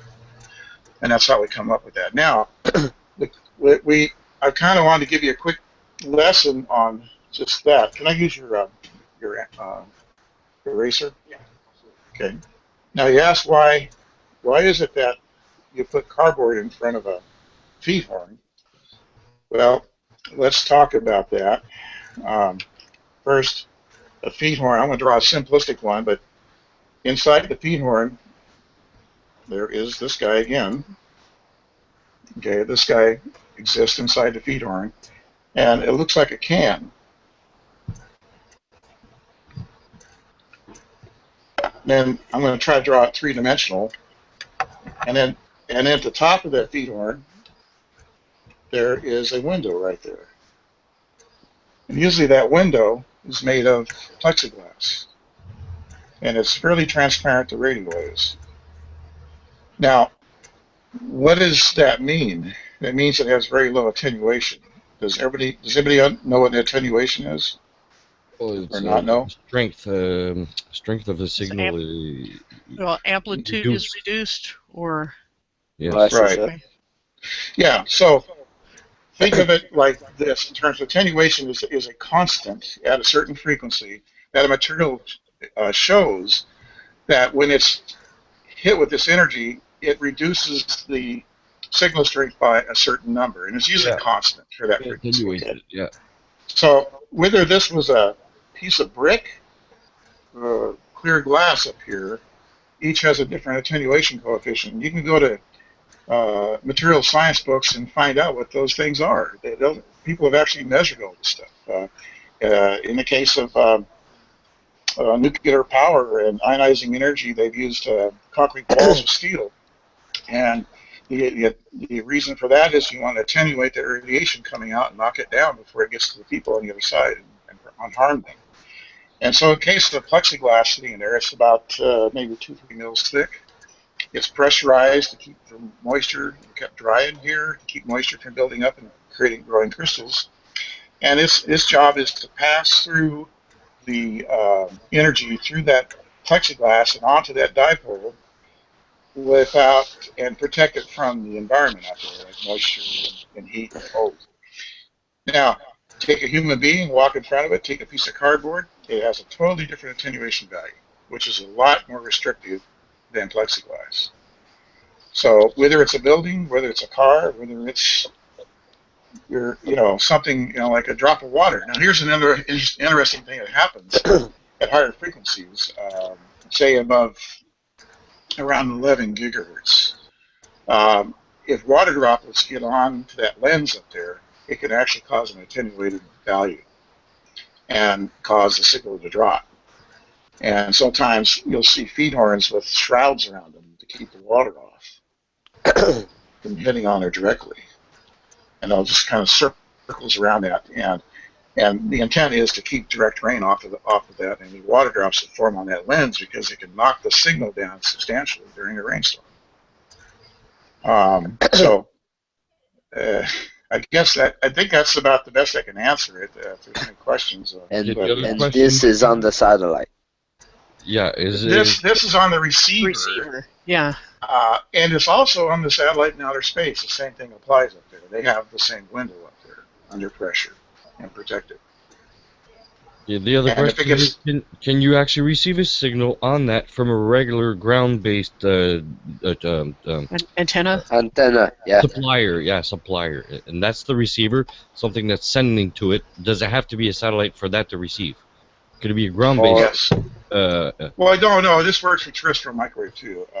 These principles, you drive around, you see Wi-Fi towers, you'll see microwave antennas on there. Same difference, right? The same idea, same exact deal. The beautiful thing about outer space is that you're up to 250 miles up in the air, okay? And that because on terrestrial systems, allegedly, flat Earth, yes. But at any rate, the beauty of looking down onto the Earth versus looking across the Earth, where there's more moisture in the air, is that the attenuation levels are a lot less looking straight down than they are across, say, 30, 40 miles of land from one point to the next versus from airborne transmitter looking down to a ground-based receiver. You'll see that the attenuation levels are very, very low in comparison. There's a certain factor of attenuation that's the same no matter where you go. And let me give you a quick idea what that is. The one problem I'm having with satellites is if they're actually in outer space, or they're actually past the atmosphere, the problem I'm having is they're saying telescopes going through an atmosphere, looking through an atmosphere is actually supposed to be diminished. That's why they came up with the Hubble. Well, wouldn't a radio signal be the same thing as trying to send a signal through an atmosphere and back? Yes, sure. kind of but makes it's a question of attenuation and cloud cover versus no cloud cover. You know, I mean, obviously you see better not through clouds, unless you use a different frequency like infrared. Then you can actually sometimes see through the clouds. But at ultraviolet, you get blocked. So that's what the clouds do. They stop all the gamma rays, the alpha, the higher frequency rays. And why does that happen? Well, if you plot, let's make a graph real quick. And we say frequency. Let's let frequency go from here, from small number up to large number this way. And then let's take lambda, which is wavelength. And what happens is, as the frequency increases, the wavelength gets smaller and smaller. It does that. And the reason why ultraviolet gets blocked, which is just to be the ultraviolet, say if this was visible light and this was infrared, and that was ultraviolet, the reason why it gets blocked by clouds is because there are particles in the cloud that are equivalent to the same wavelength, or even closer to that, that cause either resonance or a high attenuation of the UV, and that's why infrared gets through. And so you tend to have, our atmosphere becomes a filter for the higher frequency, more damaging gamma rays. So that's the good thing about the atmosphere, is it protects us like that. And you've heard about the ozone and how it protects us. How it protects us is that when gamma rays hit the upper atmosphere, they cause the atmosphere to rarefy and get excited and creates an energy barrier, in a sense, that prevents the higher frequency stuff from getting through. And that's what ozone does. Ozone is a rarefied oxygen, and that rarefied oxygen actually acts as a shield. It's a little off. I forgot what against a vacuum. Well, against the radiation coming from whatever source it is, we get the sun, or the gamma. It could be the gamma belt, there, all those things that have radioactive components to them. The sun itself is and it generates all kinds of energy, gamma down to infrared, even lower, radio waves. And the longer the wavelength, it seems to be backward intuitive, but it is. It's true, because the higher wavelengths interact with smaller particles, and when you get a large concentration of smaller particles, they tend to attenuate more. And you can look this up in engineering books, reference books. They'll show you these charts that show frequency and wavelength and attenuation. A fun little question people used to ask in physics: what is the speed of light in a vacuum? We know it's 3 times 10 to the 8th meters per second. Well, what is it in peanut butter? Well, you have to think about that. Does light travel through peanut butter? And it does. 99.9% of it reflects off of it or is absorbed as heat. But there is a small amount of propagation through there, and people have actually measured the speed of light through peanut butter, and that's really slow. And that's what some of the scientists have done, is they figured out how to slow down the speed of light by changing the medium. And that's what's really interesting. That's why we're coming up with new ideas about how to create materials that actually make you invisible by shining light. And there's a series of prisms. And you become invisible. I don't get the vacuum and gas shield thing about the Earth. Okay. What's the question specifically? Well, originally it was about satellites. How come, let's just say satellites don't exist, how could you get a signal from a satellite dish without a satellite, if satellites weren't real? Well, that's a darn good question. I don't know the answer to that. It could be that they could be balloons. Okay. Oop. His signal was coming in and out. Yeah, next time he comes on, tell him to get closer to whatever it was, his router or something, because he was breaking up. I could hear on my end. Yeah. And probably also turn off his video so it won't be as demanding as far as upload. Well, we need to see his video if Well, he's yeah, drawing true. diagrams. True. I turned my video off in case it was lagging. Now, what were you asking? Like the gases? No, Somebody asked him how gases stay stuck close to the ground and don't escape into the vacuum of space. I'm still working on that. Voyons, la couche d'ozone en anglais. Oh, the ozone layer. Yeah. That is a type of gas. And if he said the water droplets can screw Yeah. up a signal, So wouldn't Yeah. what about a water vapor atmosphere? Exactly. Yeah. That's part of it also. That makes no sense. And actually, the whole atmosphere concept of a satellite being out of space, well, aren't they saying because of exactly the atmosphere we're getting all these warp signals and whatever? So we have to go out of outer space to get clear signals? Well, wait a minute.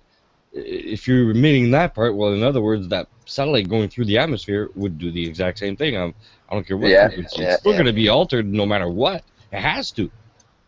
You know, it's not going to magically spread open like Moses split the Red Sea just to let that signal through. No, it's going to warp it somehow, you know, if that's what they're claiming.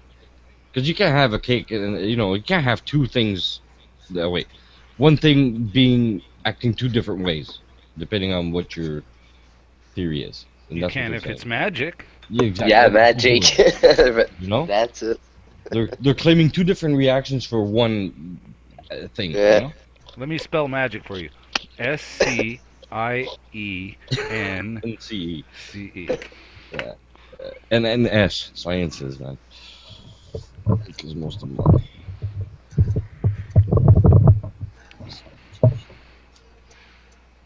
Well, I guess he's not coming back. Maybe that question was too much. Yeah. Maybe. Spaceman's cousin.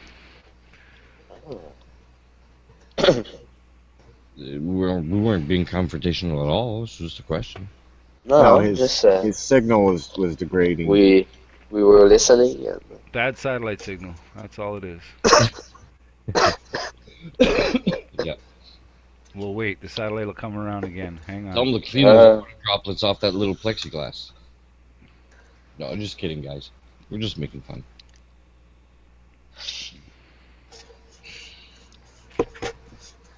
And was it the president who talked to the Apollo on the moon by the phone? Like very, very clear. That was the best cell phone of the market. That I was. know. Yeah. I know. Oh, he's back. Here we go. Welcome back. Oh, now the mic is not working as well.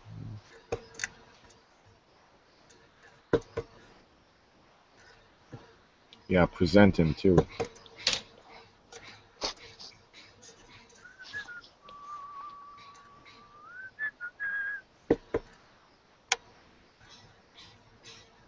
There you are. They gave you celebrity status already. You look like the clerk from Pawn Stars. There you go. No. One of them, though. I thought that fellow was from Pawn Stars, Las Vegas. The Clark County guy. Larry. Larry says this. Yeah. All right, we there? Yeah. Hello, folks. Same question, Sticks? Unless somebody got another one to ask. I have a quick question. Are you guys receiving us again, or? Yeah, I can hear you now. Okay, then let me get back over to the YouTube window and pause that again.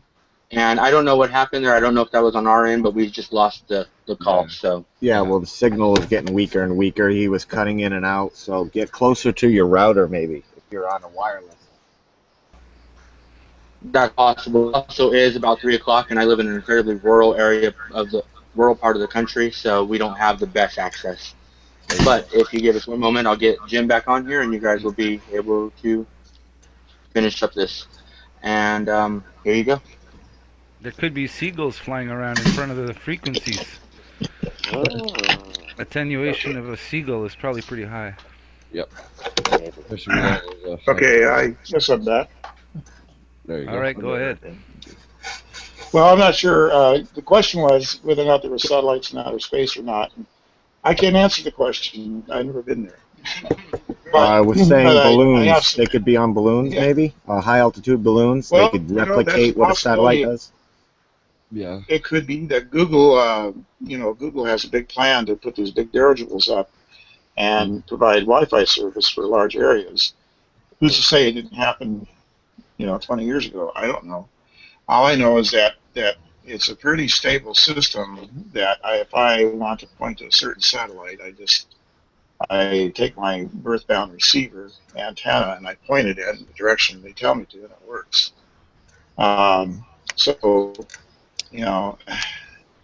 all I can do is comment about anecdotal evidence. I understand the models between flat Earth and round Earth, but I can't argue one way or the other because one can use math to describe any kind of a system. And mathematics is a wonderful tool, but it's like a sledgehammer. You can either use it to do good or bad. It can be used in a battle to hurt, kill, maim, and it can be used to build aqueducts and such things. So I don't know, and so I don't try to back either one, except that if I accept what I've been told through all my life, and I apply those mathematical tools, they work. But having first-hand knowledge or existence of being anything above 30,000 feet and seeing the actual curvature of the Earth, I've actually been up there, but now I'm starting to question whether or not I saw it or not. So I don't know. What I'm going to do is I'm going to get up in an ultralight, go for about 10,000 feet. I'll check it out. And because you do agree, math can be adjusted to fit anything Sure. you really want to, unless you have absolute physical observation. Yeah, well, even that sometimes can be construed by one's bias. Yes, exactly. Yeah, depending on the perspective and all. So, it's one of those things where I guess you just got to have refutable evidence, and sometimes you have to be convinced on your own, one way or the other. Because I'm thinking everything pre-satellite, like let's just say pre-satellite, they had pretty good reception on a whole bunch of different things. It's like, okay, well, and we're actually getting the same type of reception now. Even if we get bad weather, it's still bad. I don't know. I'm not sure about that. Obviously, the quantity and quality has gone up immensely since the last 40, 50 years that I've been around this Earth. I can remember growing up in this little burg we're in right now, and having one channel, and the other one you couldn't watch because it would fade in and fade out because it's terrestrial based. Once satellites came into the picture, we had a lot of things we couldn't do over the air, over the ground, over terrain. So having high altitude has been a boon for commercial television. I'm not a commercial television engineer. I'm more of a utility applications, two-way radio, microwave, and fiber optics kind of guy. But with some flying experience, and I've been up in the air, but I never give it much thought about the curvature situation. And I've actually sat down and looked at the models, arguing one flat Earth versus the round Earth, and both have valid points. And until you can get up in the air yourself and actually visualize and see, you fall to, I guess, either somebody's ability to convince you that there's a dome up there, and yes, we saw missiles flutter over the place, but then are you sure that that's the right perception? And that's the question I have too. So, and there's a lot of a lot of high altitude balloon footage goes up to 130,000, 140,000 feet, which is higher than we can get in any craft, especially civilian. And there's dozens and dozens and dozens of videos online you can check out. Look for curvature. I've been looking for it for a long time. I've seen those, but they're bouncing around so badly and so I know unstably that you can't tell what's going on. I mean, it's like trying to. So I don't know how you can make judgment there. I don't get it. There's slow motion. very few of them are non-GoPro. Some of them, when Yeah. they get really high, there could be a lull in the wind, and you can get some kind Yeah. of good visualization. But most are GoPro, and that's tough to judge. Yeah, it is. And my wife, I mean, I actually on the weekends, my wife is. We don't have TV where we're at. We use, internet service. I'm a wireless provider as well, and she loves getting on YouTube and making me watch all these flat Earth ideas. And so we have this very, very interesting conversation. And I love my wife. I don't like arguing with her, so I go along with everything she says. But in the back of my mind, I'm saying, well, I could apply mathematical models to both of those, and I could prove that both exist. But I can't say for one for the other, except it seems highly improbable to me that this Earth is sitting on pillars. But then the Bible interpretation says so. And there are people like my wife who take every bit of the word as literal. I tend to not do that, but also I have to agree with her. Every time I've argued with her, I always lose the argument. So Oh, that's I'm not good. sure what the answer is, guys. I wish I knew. I think It's okay. that, At least you're looking. oh, yeah. I keep an open mind. Yeah. Yeah, that's okay. Exactly. Well, I don't know if I Yeah. answered the first question or not, but let me reiterate why you put a piece of cardboard in front of a feed horn of an antenna. And that answer is because it is not as transparent as a piece of plexiglass is. And you could actually take a thick piece of plexiglass or a piece of glass with lead in it, and you will see your signal level drop substantially because of that, because its inability or its higher attenuation value. And glass is not a conductive material, but you put lead in it, you induce currents in the lead, and that lead in itself causes eddy currents, which creates attenuation and creates a reduced signal. If you smeared your lens with peanut butter, obviously you would become opaque and you would not pass anything through. So, or you have to wait a couple of months for the light to get through the peanut butter. So the speed of light changes, the attenuation goes up because of the materials that are there. I hope that answered the question. Yeah, I kind of missed the last part. Something was like scraping on wood. I don't know. I heard that. It wasn't me. It was somewhere else. But anyways, what I'm just saying is that the plexiglass is designed to allow it to go through where everything else out in front will cause it to attenuate except air. Okay. So that's the answer. And it could be a brick house. It could be your wife. It could be peanut butter smeared on the lens. It would stop everything. It would stop it from going through. So what about attenuation is enough. a thick water vapor atmosphere? Yes, that happens, and in fact, on terrestrial systems at 11 gigahertz and above, that is a major problem. Listen, folks, I got to run, and it's been a pleasure talking to you. Cool. Oh yeah, thank you. All right, give you back to William. Thank you. Here you go. Bye. Yeah, thank you, brother. I won't be long, guys. I'm just going to walk my friend out. All right. Okay. I guess you could stop presenting. Yep. And we could read what he's got. oh yeah.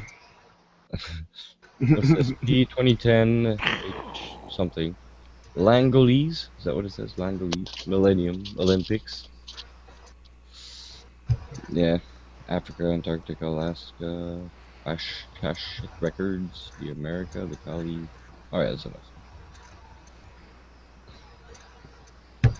Well, at least that's a neutral, honest perspective. Yeah. By a professional in the field.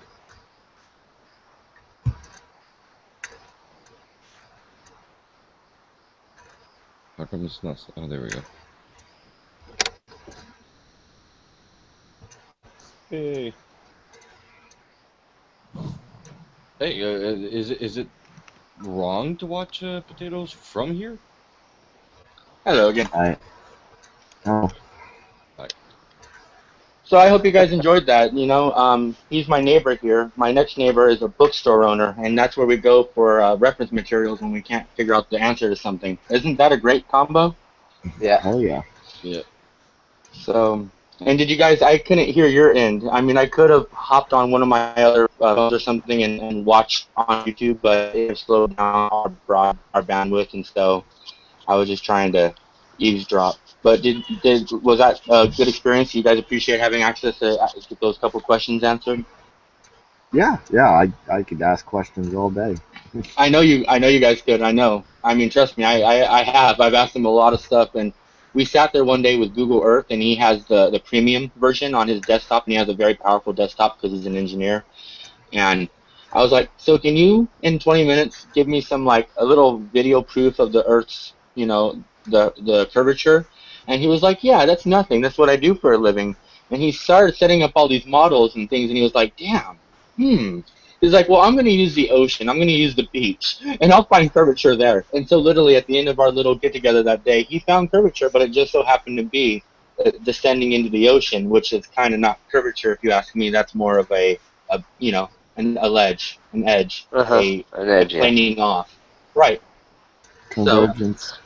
So, exactly, and he gets that, and that's what I was very appreciative of, is like, you guys didn't know what this guy's background was or what his beliefs are, and here where we are, his wife is very, very familiar with all of Eric Dubai's work. She's very familiar with all of this, and they're also very fairly comfortable in their religion, and he mentioned that too. So, you know, he's gone up in these ultralights, and I have a slightly different perspective, and my perspective is that, like, the Earth, to me, nothing is flat. So when we say that the Earth is flat, I get it. The top of the Earth is flat, where all the mountains and all the continents and all these things are. It's a flat, but generally flat plane. Then I think that there are sides with great amount of depths, and then I believe that there's an underbelly. And if you were to try to relate this to any shape that we find commonly, it's the shape of a Jewish toy, a dreidel. And I've done deep studies about this, and I've gone into the knowledge of what the whole history of dreidels and the whole, like, how they've been made and who's made them, and it's kind of a spin-off of a top toy. And you see these magnetic systems that are able to float tops above magnets, like, infinitely, correct? You just spin a top and it's sitting there in the air spinning. Yeah. Well, I'm kind of like, come on, it's you know, right there. You know what I'm saying? Like, we have this giant, like, floating device. Now, I'm not one who jumps onto the gravity bandwagon either. I believe that there's more magnetism, proof of magnetism in this world than there is gravity. And they even say, like, on my channel, I have this old production that's basically put on by Disney. On my YouTube channel, it's a production that was a joint effort between the Project Paperclip and Walt Disney. Yeah, I see that. Okay?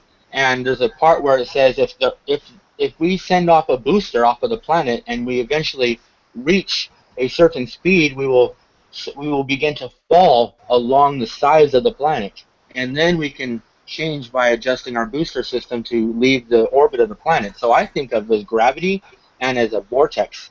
Like, excuse me, I think of magnetism and vortexes more over than gravity power, you know, fuels this planet and this universe. I think that there's laws of attraction where things... Yeah, I'm all for the vortex action, and we were actually talking about this afternoon. Actually, in a totally different aspect of it. And it's like the snake eating its tail all the time. That's what we're stuck in right now, as evolution is false.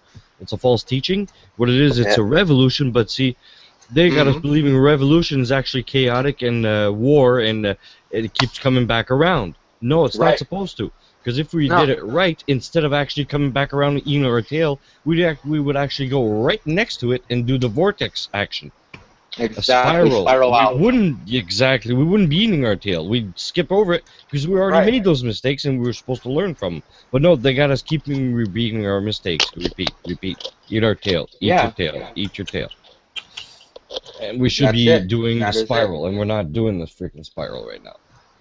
Reduce, reuse, recycle, and close the loop. Well, I kind of have an opposition to that one. Exactly. Don't close that loop. That's where we start right back at the beginning and do the crap all over again. We're supposed to learn from our mistakes, not keep repeating them. And also, there's supposed to be a order. There's supposed to be an order, and we've been artificially hijacked from that natural order where we are supposed to evolve, where we're supposed to utilize, like the like the organism inside the eggshell drawing from the food source inside the eggshell, that's in a way what this planet has been capable of being for us. Is we could have traveled the cosmos, and we can go far beyond our typical realm of experience. Now, whether there is a cosmos or not, let's just say we can travel the cosmos of our inner being and see how far we can really push our intellect, our experience. People keep on trying to call me New Agey, and I'm like, I don't know. I'm not really New Agey. I think I'm more of prepared for the bright horizons that await us. Yeah, because actually it's funny. Animation is life is animation, but the soul is actually not life. It's not dead, but it's not a material thing, and that's the part that lives on. See, it's kind of strange. It's got a duality to it. It's actually alive in the fact that it lives on forever, or whatever, if that's the theory that's going, if you believe in God and everything, eternal power. And the physical body actually dies off, but it's the one with the animation right now. We say that's life. But in turn, it's actually a mixture of both, You have to have the both. I do. And I do see, follow. the soul is not life. It gives the animation life. It gives the animation something to do and something to aim for and move around, But the actual life is, it's kind of confusing. But it's fun, though, to actually go deep inside yourself and think about these things, Yeah, some people have knocked the whole, attention towards the duality, and then we have the reference to the Holy Trinity, and I think that that's still a deception. What we have that we are often referred to as our creator source is a four-lettered, four-faced God. And No. No? That's wrong. No, I think that's totally. I think it's wrong. I'm not religious at all. The way I see the power, actually the power is everything. Because look at it this way. Take me for an example. Okay, I could choose tomorrow to kill somebody, take somebody's life for greed, to serve myself, or I could choose the other way and actually sacrifice my life to save somebody else's, which is total opposite. So that's my choice. And that's where the whole power, if that's about the only quote I can take from the Bible and take it literally in a sense, is that we were created in their image, because it's both. It's both good and bad, day and night, white and black, cold and hot. It's everything. Everything's there. But see, the Trinity is the path in front of you. That's where the Trinity is. You're the Trinity. You're the one that's actually got that choice inside of you. It's not external. It's not the devil made me do it, or it's God's will. You're getting there. Yep. You got the choice. You're the one. It's your temple. You make that choice to take your life or give it. To take a life away or to give yours for somebody else. Right, and that is why I have a completely different perception on that. I don't believe in the Holy Trinity, and I don't believe it's simply a duality. As I was saying, I think that it's a formulaic exchange. We often see people searching out some type of high or some type of stimulation, whatever it might be, whether it be love, whether it be entertainment. People chase things. It's their desire to consume more information, more energy. But what about when you reach that food or that source that is all quenching, is all satisfying? It satisfies all your needs, and that's what I call the primordial core of all life. Is that in its natural form, life doesn't necessarily yearn to be predatorial and over-consuming. It seeks out what's necessary for it to exist. And so this is jumping around in two different ways real fast, but I believe in what we would refer to a very important four-principle philosophy. Whatever it might manifest into any person's personal cultural understandings, I simply believe that people have their being, they have where they came from, where they're going, and what has always existed. You follow that? Yeah. I'm not trying to make it law or anything. I'm simply trying to denote what is existence. And so by the law of existence, to exist, you have to have a place to exist. There's one. You have to be existing. That's two. You have to come from somewhere. That's three. And you have to be going somewhere or existing in an alternate form, because energy doesn't disappear. It simply changes. That's it. Yeah. That's all the formula that I spoke about a moment ago.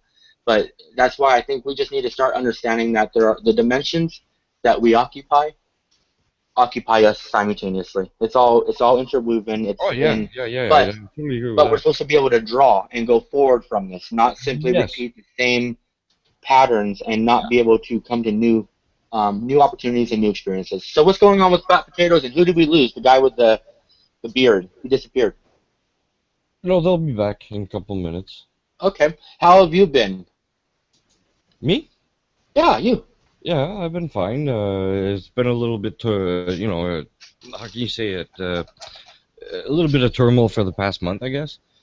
Ups Okay. and downs, and it's mostly the moral part of everything, you know.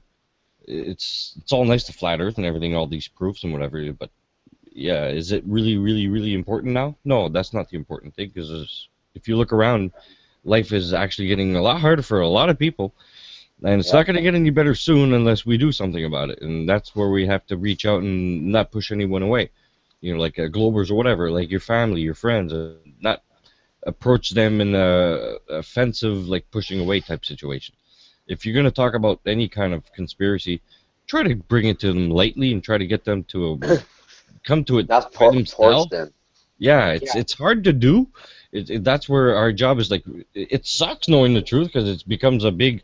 it's not an obligation, but it becomes a responsibility, an ability to respond to that information. If you're really for truth, you're going to sacrifice yourself to bring that truth out. And that's what we're doing. Right. 'Cause we're passing as idiots and assholes and morons and, you know, crazy people. Do you think we like to be like this? Yeah. Like, I don't know how many people I've told this. Like, do you think I like telling you this stuff? Do you think I actually do? Before I came aware of this, I would have been the first It's one like, to put me in a freaking psych ward, you know? I would have been the first one to put me in one of those. But now I'm actually the one saying this stuff, and it's like, there's a reason for it, guys, you know? I'm not special, and I think we've spoken about this briefly before, but I'm just really good at recognizing patterns and also things that are outside of patterns. And Yeah, I've me been too. I started telling my family about this stuff like so long ago, like prior September 11, 2001, and they were like, wow, man, we're sorry, but you know, you were such a good young man, and you're so smart, and why are you wasting this? You sound like you're against the government, and you're against, you know, society. And I'm Against the like, government. and I'm like, "Ugh." And that was when I was 17 or 18 years old, and now I'm in my early 30s, and I'm like, I told you. I'm not trying to tell you guys, but no, seriously, protect your children and don't get them vaccinated if you want them to come out with functioning brains as adults. It's a good thing, though, that they're actually, the more they're amping this stuff up, the more it's Yeah. becoming obvious to a lot of people. And Yeah. I hope that you guys see too. You know, I'm actually getting ready to go on the road here for a while, but you know, we're doing this, but at the same time, don't think that they're not getting us to do this. You know, we are Yeah. fulfilling one of their needed, you know, goals, or one of their needed agendas, which is, you know, create a community of like-minded people who are standing up against this, and it creates a divide, whereas we're sitting here not trying to be affected by the divide, we're not trying to take it personal, and we're also not trying to lose our enjoyment in life over it. You feel me? Yeah. hmm But I'm not trying to divide, though. That's the whole point. That's the part we got to avoid. Right. We got to avoid giving into that part of it. Just stand our ground, keep our convictions, but bring them to the people in a certain manner as to look sane, because we are sane. We're the sane ones. Being human. Yeah, be human. Bring back that aspect of being human and respect. The number Yeah. one thing, and a lot of flat earthers right now, I gotta say, I'm really disappointed in a lot of flat earthers right now, because it all seems to be about me, me, me, me, me. I've come to this new truth, and it's all about me now. It's like, no, I'm sorry, but you still got to collaborate with the people around you. Otherwise, it's all going to fall down. If we have no Yeah. collaboration, you have to have it. I'm sorry, but I know it sucks to have schedules and whatever, but see, they're just a tool. Don't look at it as an obligation. Look at it as a tool. It's actually a good thing. Like that Right. hammer you were saying before, you can actually destroy a house with a hammer or build one. It's how you use the damn tool, you know? Sorry about using damn word knowledge, Paula. Yeah, that's the worst thing you've ever said, right? Yeah, well, I know. But the whole point is there, you know, we gotta not push people away. That's very important. Get the best of out of everyone. One's good at this, one's good at that, one's, you know, whatever we have to contribute. Like, I'm not trying to put this out on blast or anything like that, but I've had like the weirdest month. Like in the last 30 days, I've had such a weird time, and you know, I've done a really decent job of not taking it personal, and finally I took it personally, and it didn't do me anything good. But like, speaking about something serious, like something very real, okay? I'm working with the Scariest Movie Ever channel, and they're like up in the 259,000 subscriber now. And he's asking me to help pull out Polarization Nation so we can get him on the show and give him a nice little opportunity to get even more attention to what he's been doing. And I started talking to Jason Brickford, who runs the Polarization channel, PNM channel, that's what it abbreviates to. And he was just really rude, incredibly rude. And I found out about Zachary K. Hubbard and the fact that Zachary K. Hubbard accuses Jason of Polarization of plagiarizing a lot of his work. And then I'm like trying to work with Quasi because, dude, I seriously, I've been watching Quasi Lumens' channel for like a long time. And I was so excited. I told so many people, like, I can't find anything that's more incredible or more talented than this on YouTube. And it might not be there for long. And I really watched Quasi come into his full skill set. Like, I watched him from when he was just doing Reptilian Eye videos to now he's literally, like, giving people powerful knowledge. And I was, like, we started off our interaction with him introducing his son, and I was so excited about that. And I was trying to learn how to broadcast and how to use Exploiter and Google Hangouts and everything and Skype and just learning, right? And then the next thing you know, I get a message from him like, hey, you're a shill, you're not focused on these things, you won't pour your blood out over next to mine, and so we don't trust you. And I'm like, damn, dude, I just wanted to have a conversation about why we would be pouring our blood out over our intent and what it is we're really doing and how we're going to achieve these things. And all of his fans started coming at me like, man, you're overcomplicating everything. You just go to the center of the dish and jump in with your intention. And I'm like, okay, sounds groovy, let's do it. But I tried to get back in touch with Quasi, and it literally just blows up into somebody says something like, don't be rude to Liam because he works his ass off, and he took it like this guy was threatening him and threatening Mark's well-being. And since then, I'm just like, that just shows you the level of awakeness that they have. They're not far enough along. So what do they bring? They're bringing biased knowledge. It has to be biased because there's an agenda behind it. If there's an agenda behind it, yes. It cannot be 100% valid because you're going to have bias in there. You're going to stop at a certain level. You're not going to look further because you're going to say, oh, I got the nugget here, without knowing there's a huge nugget right on top, but you're not looking because you already got one. Here, folks, I got a nugget right here. Follow this. This is the truth. Well, if you look a little further, ask a couple of questions more, you might find out that one nugget you got is totally bunk, but the one after is actually amazing. But you totally missed out on it because you were actually coming at it with a propaganda aspect to it. Right. And I mean, I'm not trying to say anybody's better, but we've all worked hard doing this thing called life, and we've all gained our experiences, and nobody deserves to tell another person, hey, that's good and all, but this is what you need to be paying attention to, your full undivided attention, because then it's like, you're a full cup. Oh, you're a full cup, and you expect me to fill myself with the exact same fluid. What happens when something really great comes by and I missed it because I'm already full of everything you told me to fill myself with? That's exactly I'm just reprosing what you just said, That's why you always have to keep an open mind. Even if the information is like super amazing, still. Yeah. It is complicated, even though it's simple, because it's supposed to be simple as far as if you actually take something on to learn it, it will be simple enough if you ask the right questions. But there's so much of it that it becomes, otherwise it would be so freaking boring if we learned everything within, I don't know, it'd be boring. There wouldn't be anything left to do. So that it's complicated enough as to keep you going forwards and keep learning and keep knowledge coming in. And at different stages in life, different interests pop in also. That's another part of it. So it is complex in its simplicity. Mm-hmm. Does that make any sense? It makes complete sense. And, I mean, I know that people... Here's another big one. This is very much related, but this is a huge idea. I find out stuff all the time that literally just knocks my socks off. It's worse than that sometimes. Literally, it puts me on my butt for a day. I'm just like, really? That's what's going on? And I don't ever use conjecture to its fullest ability. Conjecture is not having the full necessary information to come up with a conclusion. No, I research. I go pretty deep. I look into the FBI files, and I find out about busloads of Planned Parenthood workers being bussed in because they didn't have a van or enough squad cars to bring everybody in, and like, that really happened? What? And so I don't just don't use hearsay. I really care about the things that I come up with. But I sometimes forget to realize that not everybody knows these things. Not everybody is researching. Not everybody is on the same page. This isn't common knowledge. This doesn't come onto the morning news. And I forget that sometimes. And so I see people living in the world and participating of its lessly favorable activities. And I'm like, yeah, you're having fun, but do you really realize what you're pulling into yourself and what frequency you're occupying? That's a huge one. People knock me all the time because I started doing this nighttime broadcasting of music from like successful artists, and they're like, "Yeah, man, you're all about New Age. You're all about Aleister Crowley. You're a dark worker." And I'm like, "Whoa, I'm exposing people's dark work, and I do utilize certain avenues or channels to bring people in to expose to them the extent of what I've found. I can't just like tell you something and expect you to believe it, right? That's the whole law of the Matrix, isn't it? Mm.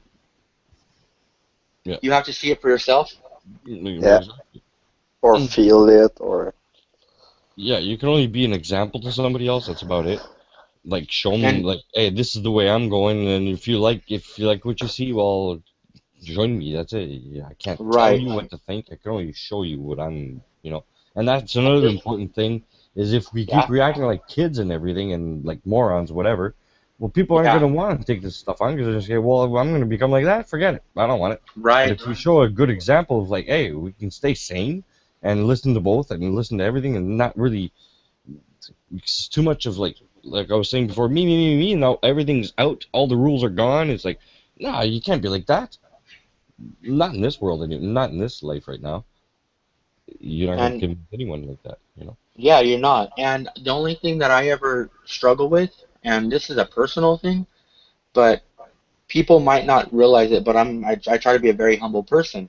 But this is what I do. Like, I make music. I work as a medical professional, and I research. I'm a scholarly fellow. I research and I read and I watch and I learn.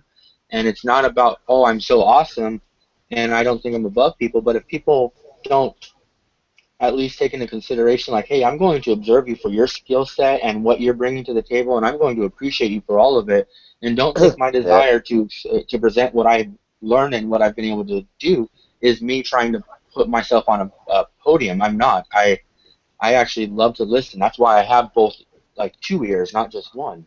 Yeah. You love learning. Yeah, and not just an obsession with knowledge or the tree of knowledge. No, but like learning everything, just what you're living it. Yeah, Isn't it great? Since Flat Earth is really a big part of it.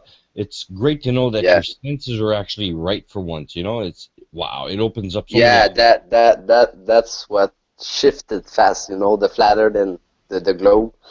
It didn't take a year.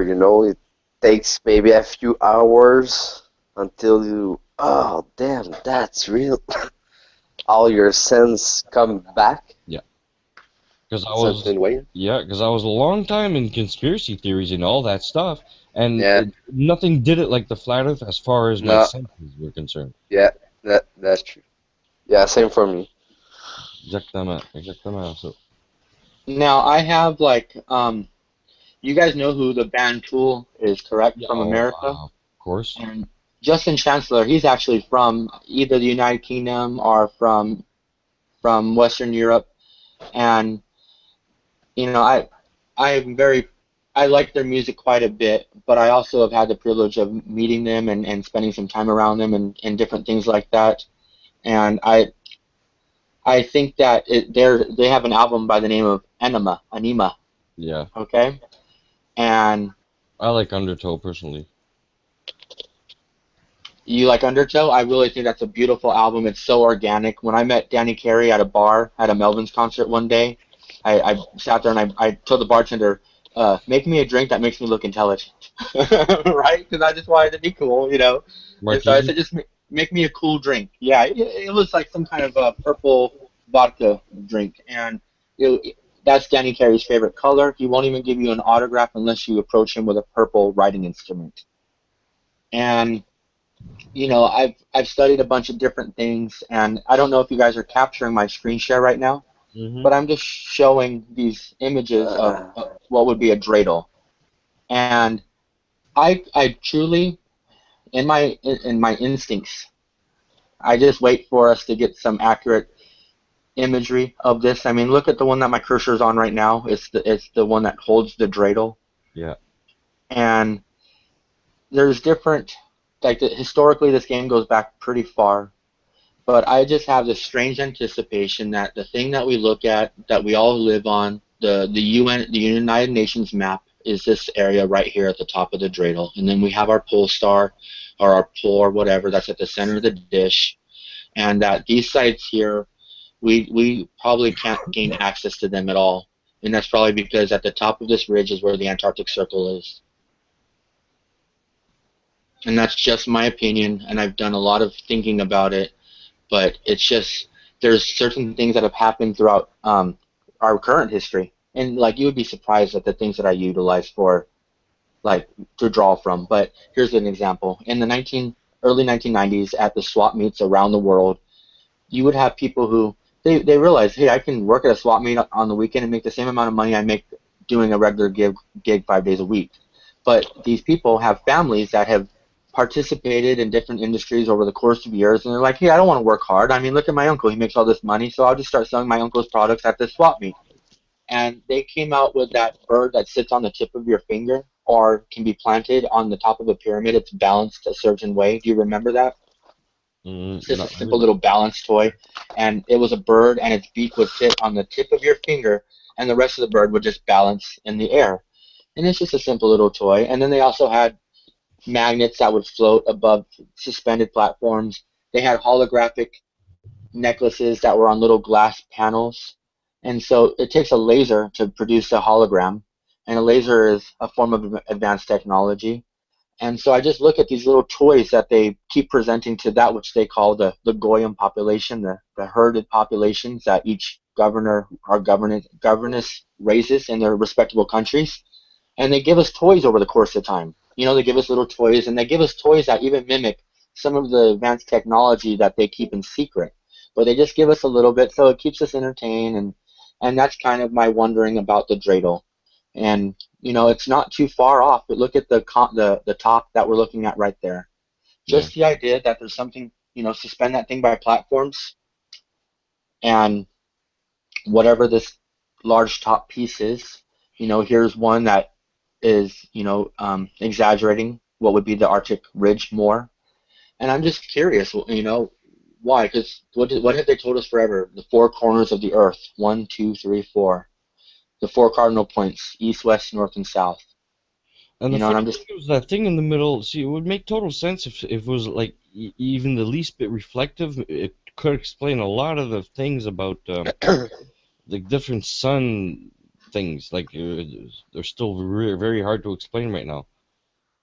Right, and I do believe that there's a dome that would sit on top of the dreidel, and that's the only thing that we don't really get access to seeing with a dreidel, you know. But here is the idea of a dome or something, a dome-like structure. You see, I mean, it's not fully a dome, but if you just kind of exaggerate it and you put this in a 360-degree circle around the dreidel, it would begin to form a dome-like structure. So it's just going into these ancient structures and looking at what they've put in front of us, and I can't bank on this, but I will continue to look. And the first, who was it? Amelia Earhart was proclaimed to have tried to go around the Earth, right? But she was doing it west to east, or was she doing it trying to do it a different way? Right. Okay. I'm not entirely sure even where her where her takeoff point was. I think it was over on the East Coast, and I don't see how she would disappear a few hours later in the Bermuda Triangle. So I don't know. That's another part of it. I'll look it up real fast. I ain't too far from that. The whole Bermuda Triangle thing, if you actually look into it at all, well, what's the best place for those rockets that aren't going into space, really, from NASA? Just right there, that's true.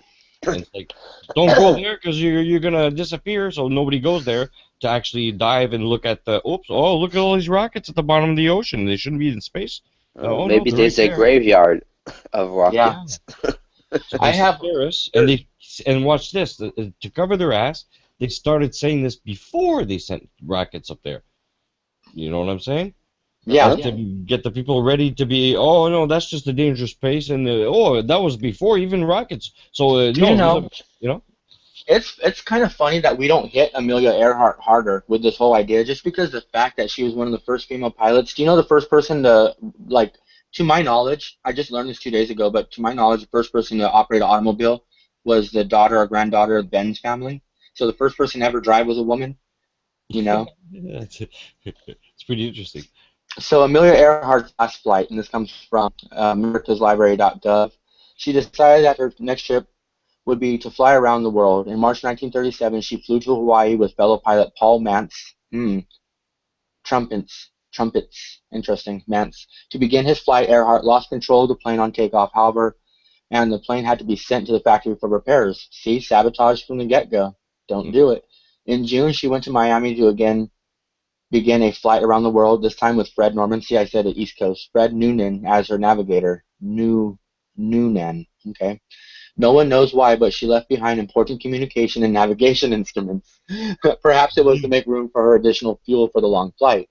The pair made it to New Guinea in 21 days, even though Earhart was tired and ill during the next leg of her trip. They departed New Guinea for Howland Island, a tiny island in the middle of the Pacific Ocean. July 2nd, 1937 was the last time Earhart and Noonan communicated with a nearby Coast Guard ship. They were never heard from again. What do you think happened? And going back to the whole dreidel ship, dreidel structure, let me finish this real fast. The U.S. Navy conducted a massive search for Earhart and Noonan that continued for more than 2 weeks. Unable to accept that Earhart had simply disappeared and perished, some of her admirers believed that she was a spy or was captured by enemies of the United States. The Navy submitted a report following its search, which included maps of search areas. Neither the plane nor Earhart nor Noonan were ever found. No one knows for sure what happened, but many believe that they got lost and simply ran out of fuel and died. Amelia Earhart was less than a month away from her 40th birthday. She was 39 years old. 39. Yeah. Very interesting. Upside down, it would be, well, yeah, it would be like a 63. 6 times 3, 666. Yeah. Exactly. So, and the last part of that, and the part that I have a little bit of difficulty with, and I'm back on that picture of the dreidel, is that I assume that, you know, this is a six-sided shape. The structure here, the dreidel, it's a six-sided shape, unless you count these ones with the pyramid structure at the bottom, but this rounded shape counts as one side, the top, and then the four sides on the around it. But I know that I've been saying that the Arctic Ring would be around here on the top, and that the continents of the United Nations map would all be here, nicely placed on top of it, and there'd be a great deal of mass around the entire structure of the Earth that we would never really have access to seeing. But the only thing that I have that conflicts me is that, let's say that the UN map was on the top of this dreidel structure here. Let's take the California ridge line and run it along the edge of one of these box shapes. Now, what's complicated about that is it just doesn't work. It doesn't size up, because the next thing you would have to do is you would have to put Russia down here and China and Japan down here in order for that to work. And so I'm still trying to figure out why, and this is the whole point of this. I believe that you can see a curve. I believe that you can see a curve on the Earth, but it's going to be that curve where I don't know if it's because you're at a high point, and I've traveled from California to Florida by plane, and when I went over the Gulf of Mexico, that was the lowest point of anything I had ever seen. Like, it looked like we went from the top of North America, and I'll bring up, I'm actually going to change the image here real quick. And this is the last thing I want to share, but I really am curious about what it is that my mind keeps on picking up on. Now, if we were to put this, so like this sat on the top, this ledge here, to me, feels like it is such an incredibly high point. Are you able to see the picture of the map? Yeah. Okay, this feels like an incredibly high point on the Earth's surface. Like, this entire line that I'm going down feels like an incredibly high point. I don't know what the Earth looks like, and so I don't know why it looks like a high point. But it looks like it's a really high point, and then if you go just a little bit, and this, I live here. I live right here, where I'm pointing at. Seattle. Right about there. No, I'm in Southern Oregon. So this is California, Los Okay, Angeles, yeah, and yeah, so yeah, Southern okay. Oregon. Way too south, yeah, sorry. Okay, and I literally live 40 miles from the ocean, from Crescent City, California.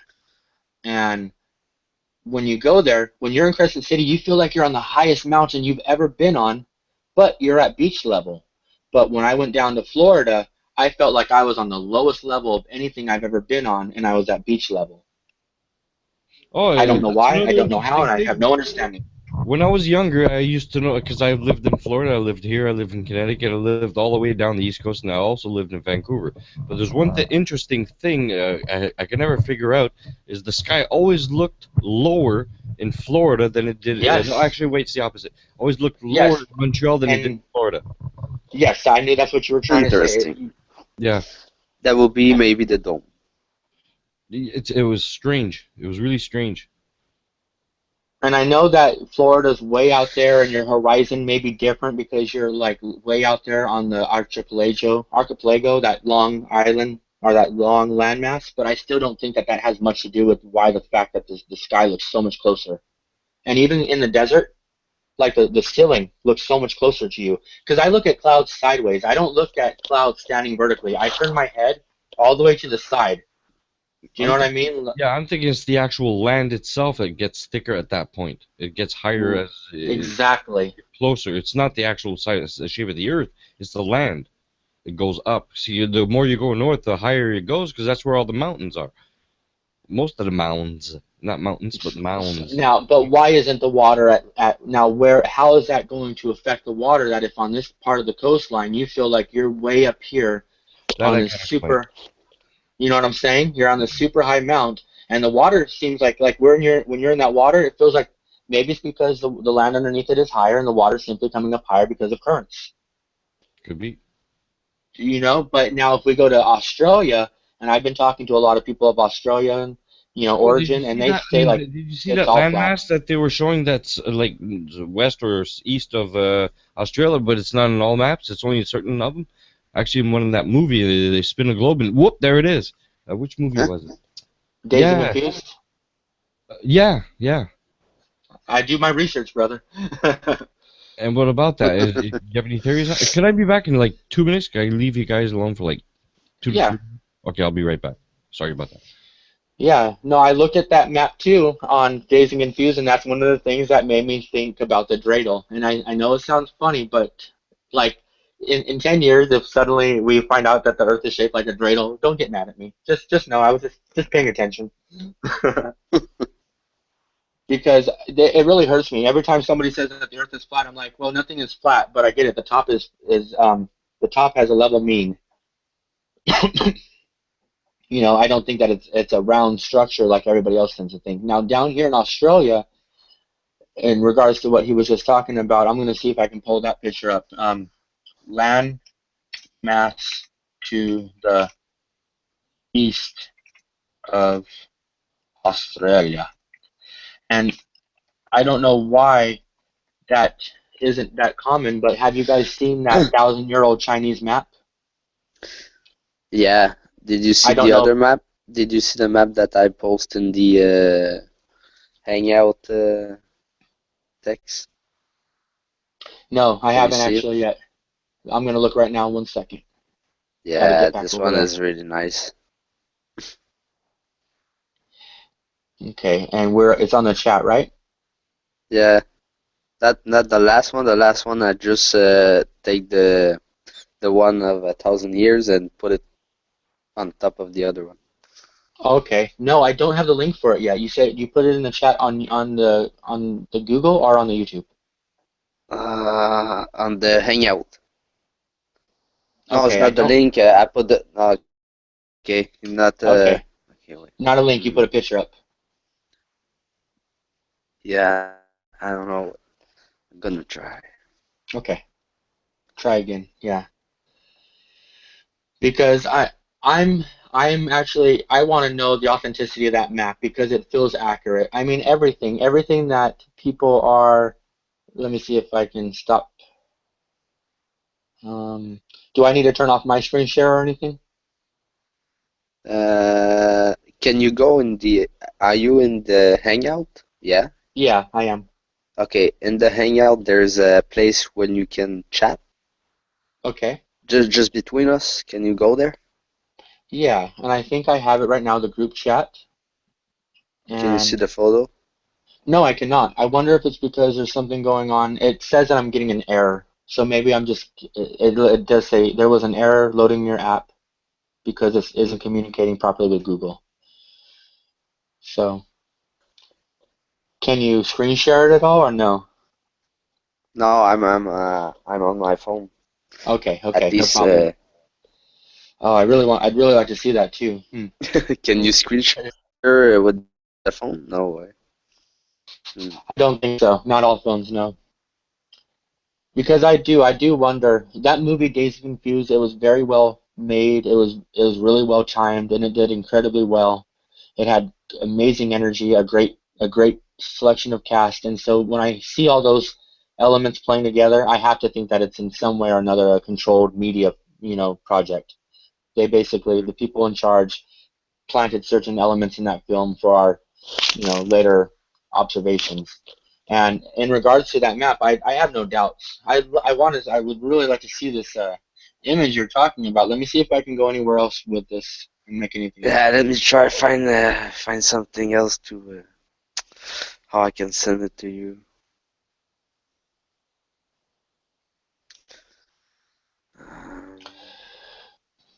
All right, and so I'm really curious to that because the new little YouTube video, the new film, There Are No Trees on Flat Earth, that has received so much attention, and it was designed to. That's another one of those things where you have to wonder how many views were bought or things like that. And I Yeah. don't have any. I'm not knocking that guy, but you buy the views at first in order to get something to start trending, you know?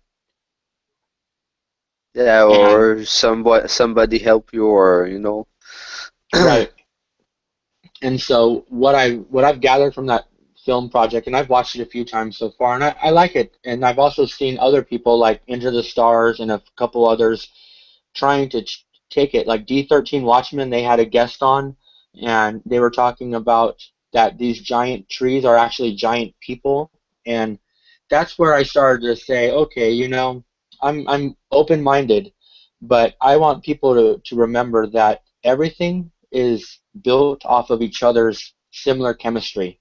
Like we're going to find examples of nature in the cosmos. If the cosmos in fact exists, we will find seashell galaxies in the cosmos. We will find a pig-shaped head galaxy or a pig head-shaped rock or flower, just like the orchids. Are you familiar with the orchid flowers? Yeah. The orchid flowers, there's a spider orchid, a monkey orchid, and all these different orchids, they all look like their respectable named counterpart. The spider orchid looks like a spider, the bee orchid looks like a bee, and you have to wonder, how did these things mimic? And I'm talking about incredibly accurately. Like, I'm actually going to bring it up into my screen share to show you what I'm referring to, because these things are beautiful. And let me see, there's that one.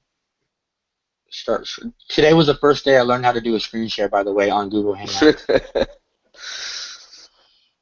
Because when I try to, there's some, I'm in a lot of group of Flat Earth, and there's one person that pop up the map, and I tried to find it on Google, and I cannot find it. That's weird. So here you go. This is the Arachnorhynchus callidinea orchid. And look at it. It's named after the spider. Look at the spider eyes right there. Or this would be the fangs. And here's the legs. And that just depends. It's like this nice. is the butt. This could be the butt in if you wanted to look at it that way. But now let's look up the monkey orchid.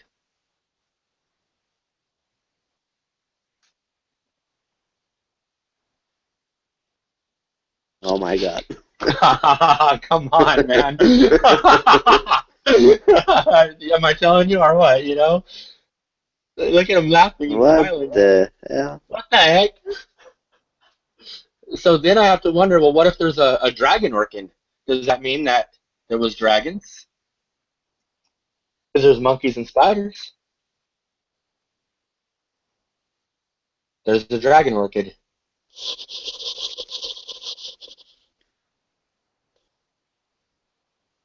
Spotted dragon. So what are they trying to say here? Look at this guy. he's like Don King or like some crazy like African rapper dude. He's got purple hair even. You able to catch this one? Okay, wait. I'm trying to find a To way see to what you be can beautiful. do? Yeah.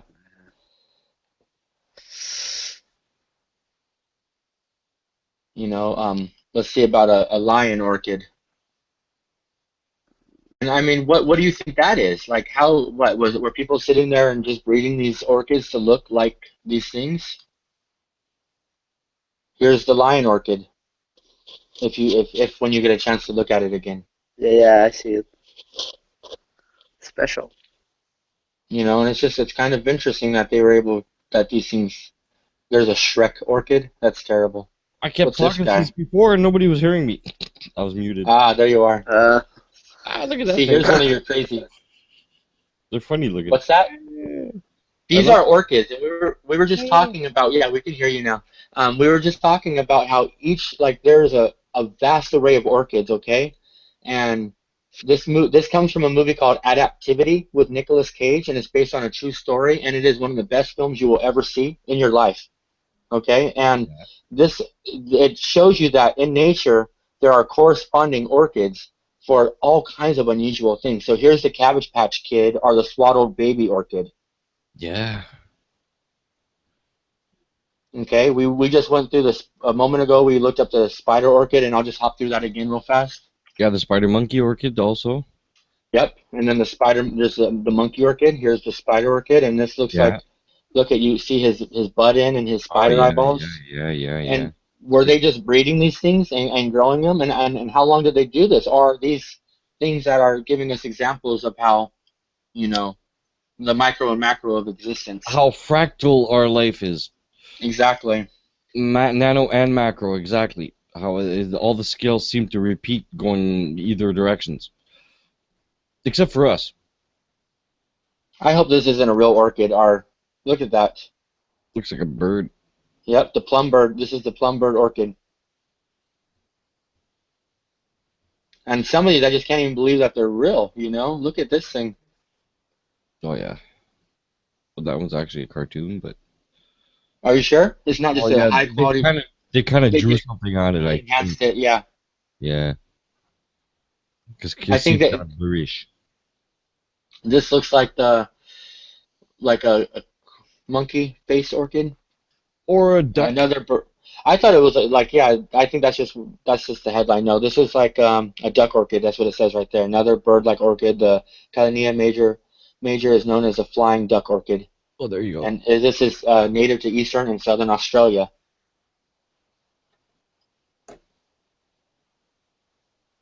Some of these things are just so. And I started on this because I was talking about. Look at this. This is like the. Oh, nice. That's a nice one.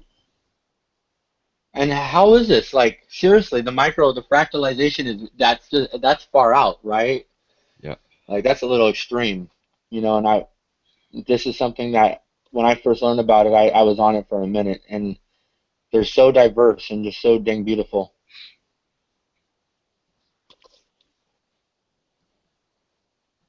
The platychilus, the purple beard orchid, but. So is Flat Earth on now? Have they been on for a while, something like that? The potatoes? Yeah. I don't know if they're done yet. Okay. Those people will come back here. Most yeah. Maybe if I take your email, I'm gonna send it to you. Okay, that's cool. My email is dirtlily66. Okay, just a sec. I'll be back. That's an incredible one right here. Yeah, I love that. Skull. Love it. Look at these little children things, little girls in dresses. Yeah, little dancing orchids. This is beautiful stuff. I really am tickled by it because it's just so beautiful. Now this kind of started me. We were talking about there are no trees on flat Earth, and that so many people are jumping on that so quickly, and that I think it's amazing. But this is where all this came from, is that, you know, D13 had somebody on there, and they were saying that that they're not showing giant trees, they're showing giants that once lived on the earth, and that's what we're seeing. And he's showing the anatomical structures and how they compare to some of the mountain constructs. And I kind of said, you know, I kind of would go more likely that it would be more like trees over giants. And he said, and I was bringing to point that here's examples of nature and, you know, living organisms mimicking each other. So there are structures in trees that are going to be able to be associated to human structures, and I don't think that those are simply giants, because yes, maybe a few of them are giants, and like the mounds, I believe that those could be burial sites for giants.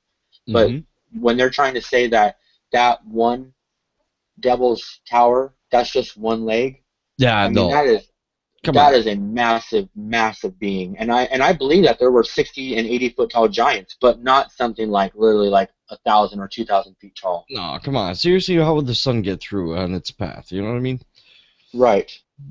Now, I believe that there could have been trees that were huge. I do, You but know what I I'm don't thinking believe about that whole thing? Think about it. Look at a petri dish. You get the whole cell structure with the octagons being like not perfectly symmetrical, but they're all octagonal type shape. Okay, cut any root and you'll see that.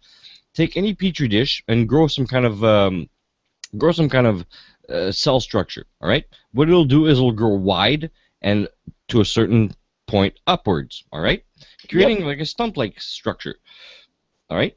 And I believe it could be some kind of organic thing like that. Not something that grew really tall and got cut down, but something that actually grew like that.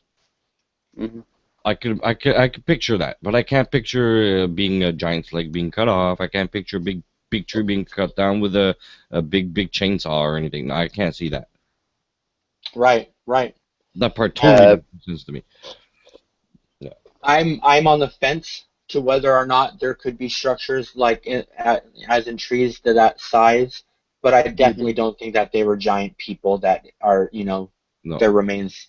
Because the only thing that like baffles me is how can a rock create all those octagons like that, which rock does not do and doesn't give square edges like that.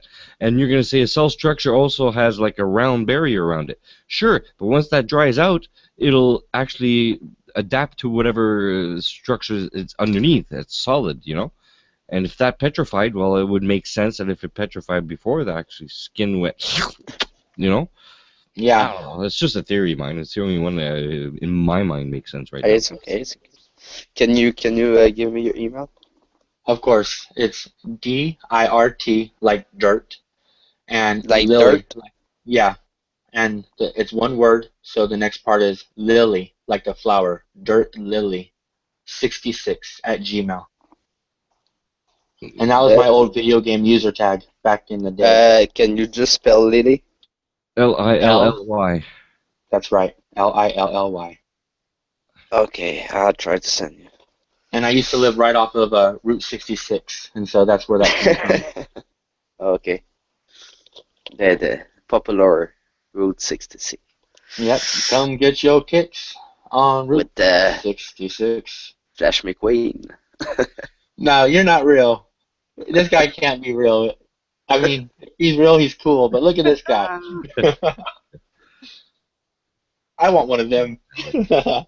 He'll be my mascot. Yeah, he'll be my mascot for my YouTube channel. Look at that cute little thing. This guy's got a nose. Yeah. Funny. And now this is a fine specimen. Oh, there we go. So, you know, I do a lot of studying, and I've kind of been, a lot of what I've been finding lately, we were talking about this map image that he's sending me right now is on Gmail, and I'm going to open my Gmail for it so I can put it on the screen. But I have actually been really encouraged. Like, I want to know about the authenticity of that 1,000-year-old map that has been brought up to our attention recently with all the extra continents, because that sounds legit. That actually sounds really legit to me, because I believe Nintendo, and I think I mentioned this to you guys before. I think Nintendo has had access to going around the world and pretty much collecting information and data, and they would be ones who would know the Okay, I just extent. sent it. Got it. I'm waiting for it to come in now. And so Okay. they talked about giants, and they in their video games they talked about giant lands, and I actually think that they have systematically, between the Smithsonian and the National Geographic companies and world governments, they are carefully destroying as many species as they can. I wonder how long ago it was. You know, like the raven. The raven is an incredibly intelligent bird. Crows are very intelligent. They build relationships with people every day. Yeah. And I wonder if, like, one of the reasons why we had to kill the toucan, if that's the one that we got to go extinct, but I know we've killed the dodo off for sure. I wonder what the capabilities of these creatures may have been, if they might have mimicked our intelligence to a certain extent. Like if we could have had conversations with them, if they might have had some type of societal structure to some extent.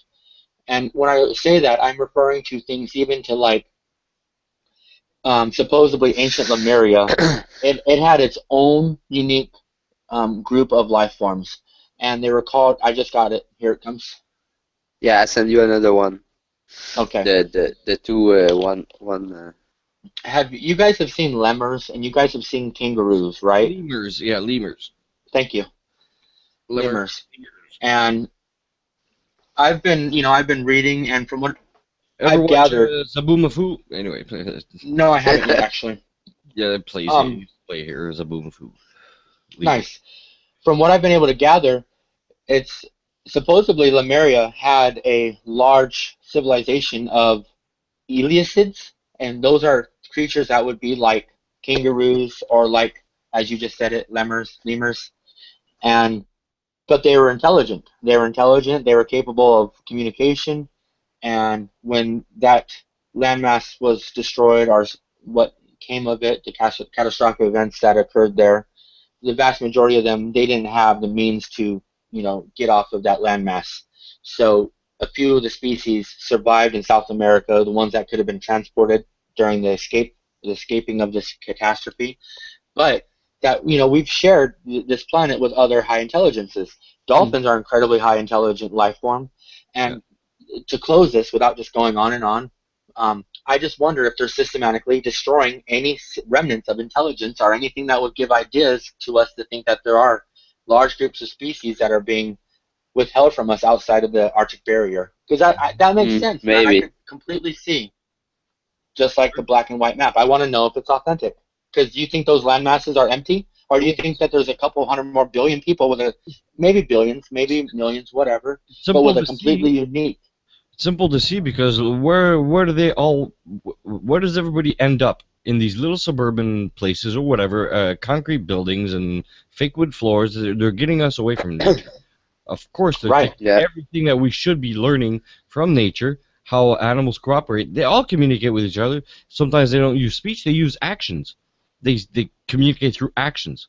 Like with my cat, I can tell exactly what she's thinking by her actions.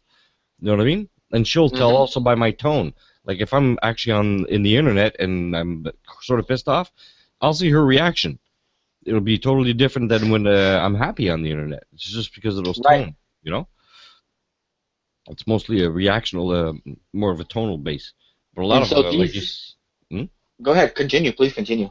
Yeah, it's when you say it, like dolphins and everything. Yes, they have a more developed sense of communication because they have more boundaries. They can't really use eyesight because of all the blurriness. They have to use a different kind of communication, as humans did also when it was. I think we developed language mostly in the form of when we had to be like farther distances and hunting or whatever.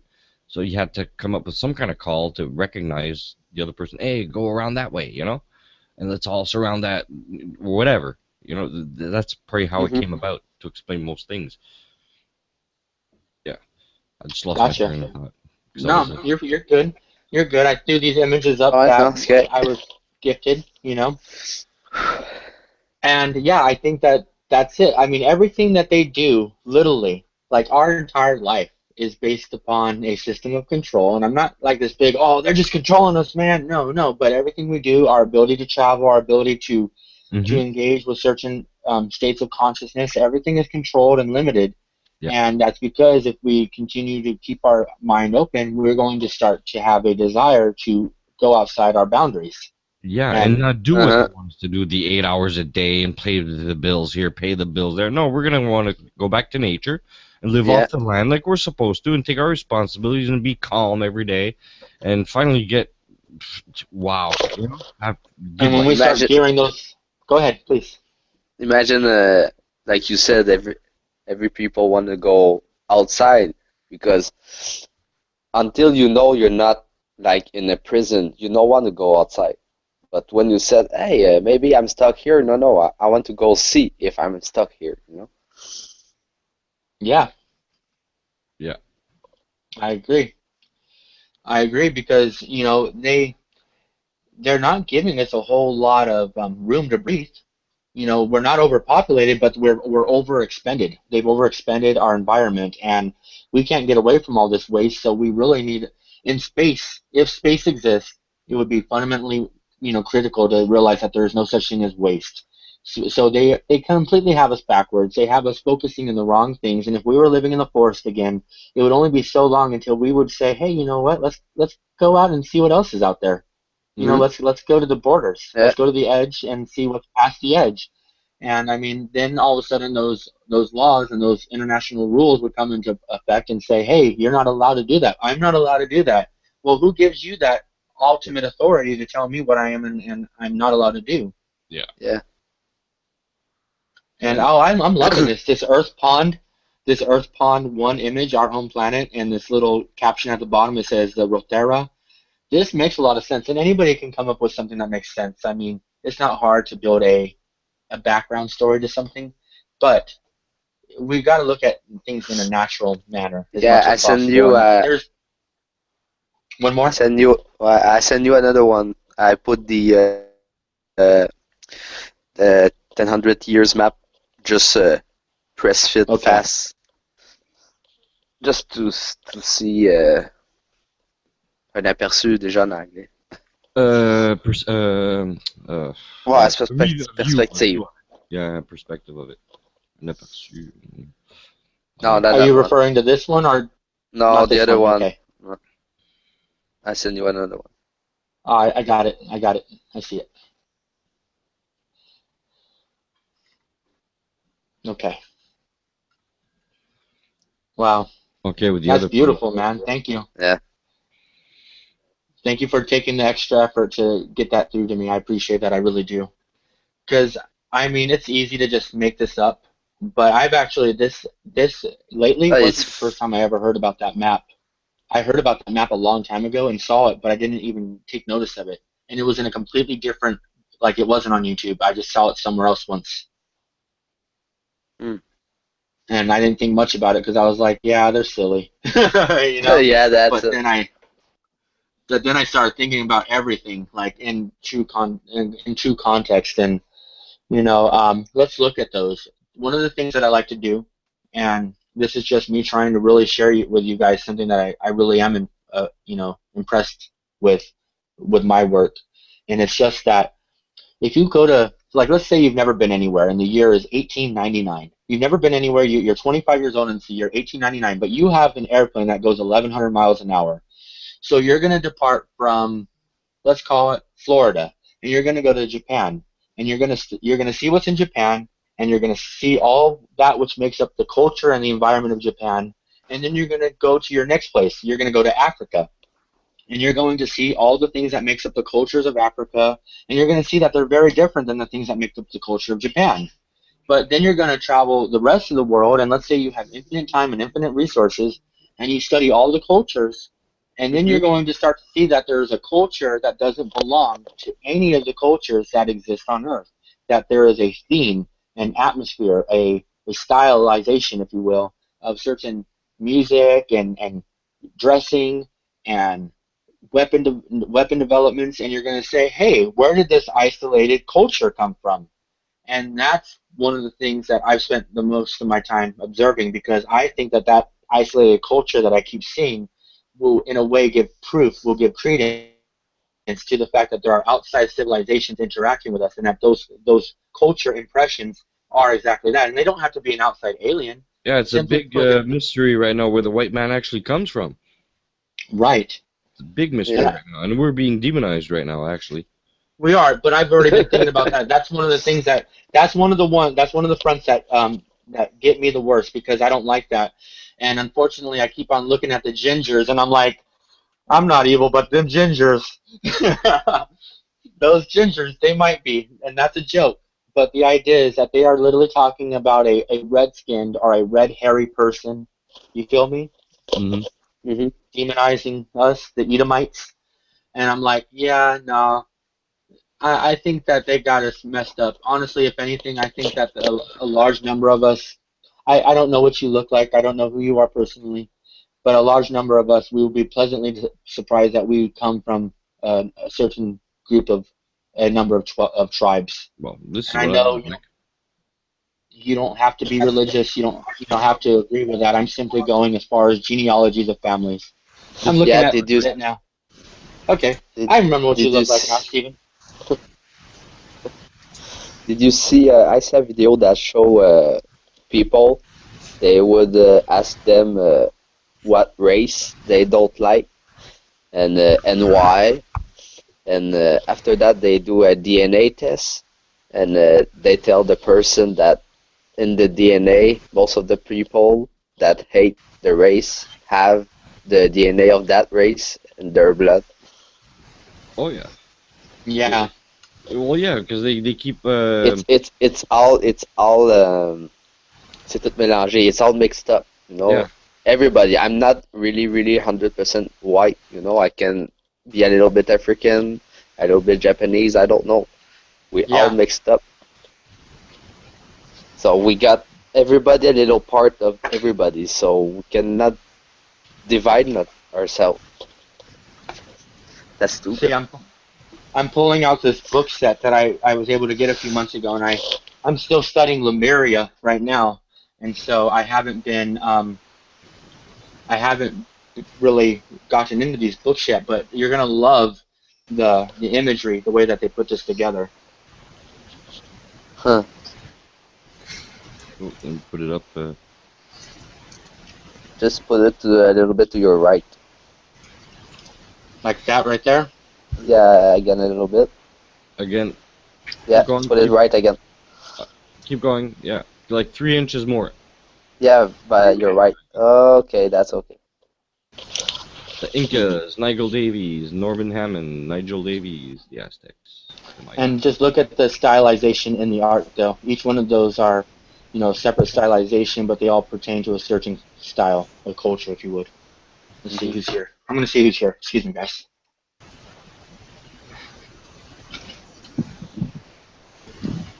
Welcome back, Paula. Hello, hello. So what's Hello. what's the gossip? Oh, there's really nothing going on over there. I decided to go take a look, and it's like a lot of people who were here are over there, and some of them are, because you can tell whether they post once in a while, but there's really nothing being said. And there's a lot being said here, so Yeah, I thought, I It's better. always like that. Yeah, I just decided to go over and see what's going on, and it's just, what would you do if you were on TV? what? I was on. Sorry. What do you mean? Sorry, I had to give the cackle. Yeah, like if they were on TV instead of just YouTube. Who's Yeah. that? The potatoes? Yeah, anybody. Yeah, I guess everybody on the panel was being asked one by one whether they would go on TV. And I thought, They need to bring some fresh blood onto the board, on board. well, anything can get old, but the content is still all about numbers and ratings and making things go mainstream when we don't even have a model, we don't have experiments done yet, and it's like, I don't think they'll be ready for prime time, What they're talking about going prime time? Huh? I think they're dreaming about it, I would say. Nah, see, there you go. Yeah. Agenda's totally American Dream. the agenda's totally off. Yeah. Sorry to And say. I can see the to be kind to say that they want to help the movement, and make it mainstream. But the But- ego is there. Yeah. You know there's more to it than that. You just do.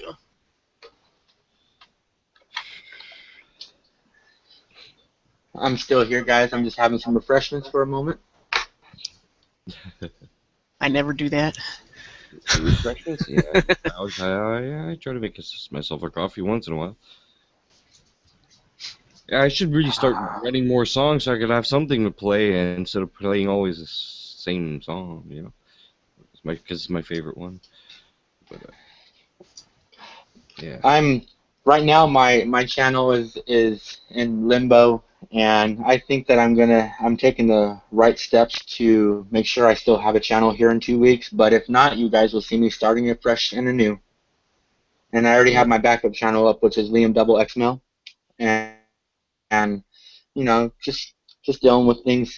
I put my hand in a bear trap, and so I'm taking it all the way, and I'm not gonna like just back out because there's a lot of divide, and that brings me to what we start talking about with the history of the Hebrew Israelite movement and their desire to paint a bad image of their brethren, which is me, at least as far as I'm concerned. And that's my job. I don't care if they hate me. It's my job to continue to love them. And so that's why I was joking with you guys earlier. I was like, hey, what's up, all my friends? I love you guys. I'm just being playful. That's just me. We don't know each other closely, but I have love for all of our efforts and all of our desires. I see where you're But coming from. with these guys, you know, what they're doing, what they're saying, I'm just like, yeah, seriously, that is a distraction and a half. It's not really where our focus needs to be is creating further divide, because you guys are all locked in here the same as us. And whatever that might mean or not mean, as I was saying earlier, we all have these limitations that are put on us constantly. And I don't really, that's not what I do. I know where I was going with this. And so there's really large communities, there's really large channels that are just blowing up right now, and they're utilizing other people's work. And what can happen is, like, let's say if you put a video out on YouTube, and even if you're rephrasing something that somebody else has said, if it has the right metadata points, it's going to generate a lot of views. And if you just continue from that point on out, where somebody like me, I'm already on my 800th video I've made, and I have metadata that YouTube is coined controversial, and I have metadata that they've been really happy to give me 160,000 views for a video for, you know? But what I'm saying, and this is part of the bear trap I put my hand into, is that people are going to try to start forming alliances with other people, and they're going to do so to like help raise themselves up and give themselves more attention. But you got to be careful right now, because there are plants everywhere. This whole Black Lives Matter movement, this whole blacks thinking that they're above whites, whatever it is, I'm not racist at all.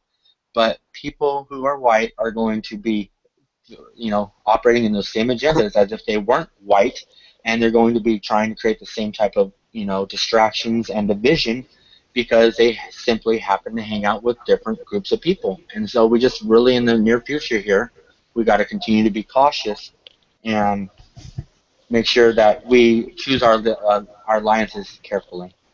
Yeah. Screw division, but don't throw your pearls before swine, or don't waste your time on people who aren't going to be there to try to encourage and promote something real. Yeah, if you're for truth and you're for trying to get us forward and try to, you know, yeah, I'm all for it. If you're for divide, no. But on the same token, you got to be careful also, because cultures are very important also. And if a lot of different cultures bring different things to the table, which there's Absolutely are, you know, so you can't really throw that out either. It's okay right to have the interracial marriages and all that, but don't force it on the people. See, that's a difference. There's a difference there. I'm not saying to be racist against anyone, but I'm saying not to be blind in the whole thing, you know? Yep. Because I have one son with a very strong Germanic-rooted American woman, and I have my other son with a very strong Irish El Salvadorian woman whose family has only been here for one generation. So, you know, and if I had dated a very beautiful woman from Africa when I was a younger man, and if I had had a family with her, I would have been more than happy to. I don't have any qualm with that, you know. And I hate that kind of divide. I mean, seriously, we all bleed the same. We all cry out the same. We are all here. We're all under the same, you know, rules, the same laws of existence at this point. So there's no need for any type of racial division. No, and on the same token, there's also nothing wrong with one culture wanting to remain inside their own race. Like, they don't need the race. That's also very good. You have to have both. You have to have both. If you're going to fall in love with a different race because you actually fell in love with that person, great. But if you were pushed into it just because of the way society is, you got to look at that, you know? Yeah. That's the point I'm trying to make. It's not this. It's got nothing to do with the racism. Right. It's a question that it's nice to have that diversity. That's what made the plane. See, I didn't say the word. You did it good. You did it good. Pardon me? You did a good job. All human. I didn't understand the word. Let's all take our Said, turns. we are all human. You go. No problem. We are all human, our friend here said. And you Yeah. You used plane instead of world or planet. Bravo. Yes. Yeah, it's those little things we gotta start picking up on and changing our vocabulary to reverse brainwash ourselves. 'Cause that's one other part of it too. The whole brainwashing part of it. I can't wait. The thing that I look forward to is I hope that Cloud Atlas comes to be partially true, and I hope that we all start speaking a new language soon, because I don't like English at all. There's nothing. I don't have anything personally against it besides the fact that I think that it's energetically destructive to all other forms of matter on this planet, our plane. I have trouble with almost all languages. They're tools, again, you know? Yeah, I agree. No need to speak. I have some friends. We maybe with family or people close to you, you can do things without saying a word, and they understand. You know, Yeah. you need help or something else. So we don't need really a language to communicate to each other. Yeah, they've got us to spell. That's what spelling is all about. C'est bizarre qu'ils n'ont pas utilisé la même terminologie en français pour dire épeler, parce qu'épeler, ça veut pas dire magie. But in English, spell means you can spell. Cast Yeah, spell. Yeah. It's strange that they didn't try, you know, yeah. Again, English is the coded language. That's the one. That's the one we've got to be careful. Have any of you guys gotten to do any since when I first mentioned it to you guys? And that's a whole other question too. This is a double-ended question. Where's the Flat Earth After Party? Oh, see, I'm actually the one that got the reins for that one. It's just I haven't really done anything with it yet. Okay. Yeah, it's because Gav he wants to keep, like, he wants to be still the owner of it, but he doesn't want to have anything, well, so he hasn't really gotten in contact with me, let's put it that way. So I don't know what he actually wants to do. So he doesn't want to do it anymore? Yeah, that's what he was saying, but he's saying maybe eventually he might come back to it or something. Okay. If you don't mind me asking, did something happen that offended him and made him pull back from doing it? I haven't spoke to him. Not at all. Just kind of fed up about it. He was just fed up with the whole thing, all the drama and all that stuff, you know. But yeah, that's when you have to become part of the solution. You can't just give up on it, you know. Sure, it's hard. I felt like giving up a couple times already. Yeah, because it's fucked up. Anybody around me has seen me sort of like, lose it a couple times, you know. But yeah, that's what happened with me one night, and I tried my best to kind of I'm just letting it resolve now. You guys might have caught wind of it. If you didn't, no harm, no foul. You didn't miss anything. Yeah, but it's how you deal with it that counts. It's how you actually get through it after. First of all, it's the actions you take as you're freaking out that really shows your character, and how you deal with it after. Are you actually going to grow from it? And I think I did. I had to introspect a lot, and which was really hard to do for anybody. You know, it's hard to take blame on yourself, and when you think it's somebody else, you know, even though somebody else did provoke it, you still have a part to play in it, and how you react to that certain thing is going to define how people are going to treat you after. You know.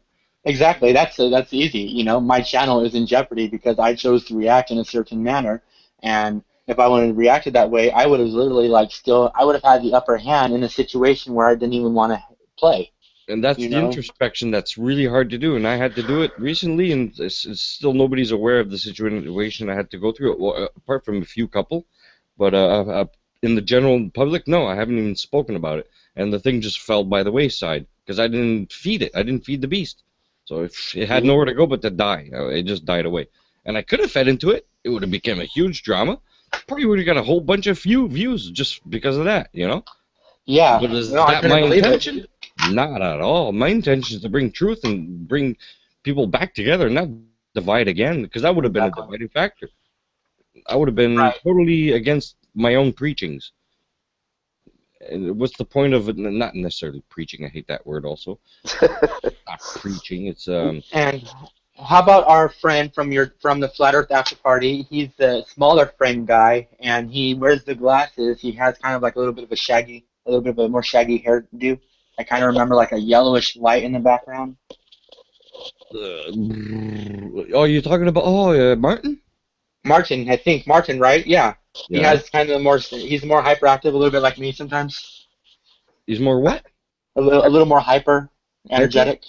Martin? Hyper? Yeah, sometimes. I guess so. Yeah, sure.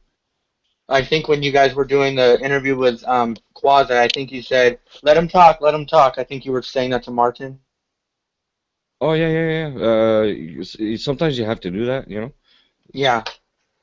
No, see, I have pretty good recollection like that. I try to memorize everything that I do. Yeah. See, Quasi, I had to listen to him 3 times to actually get anything in.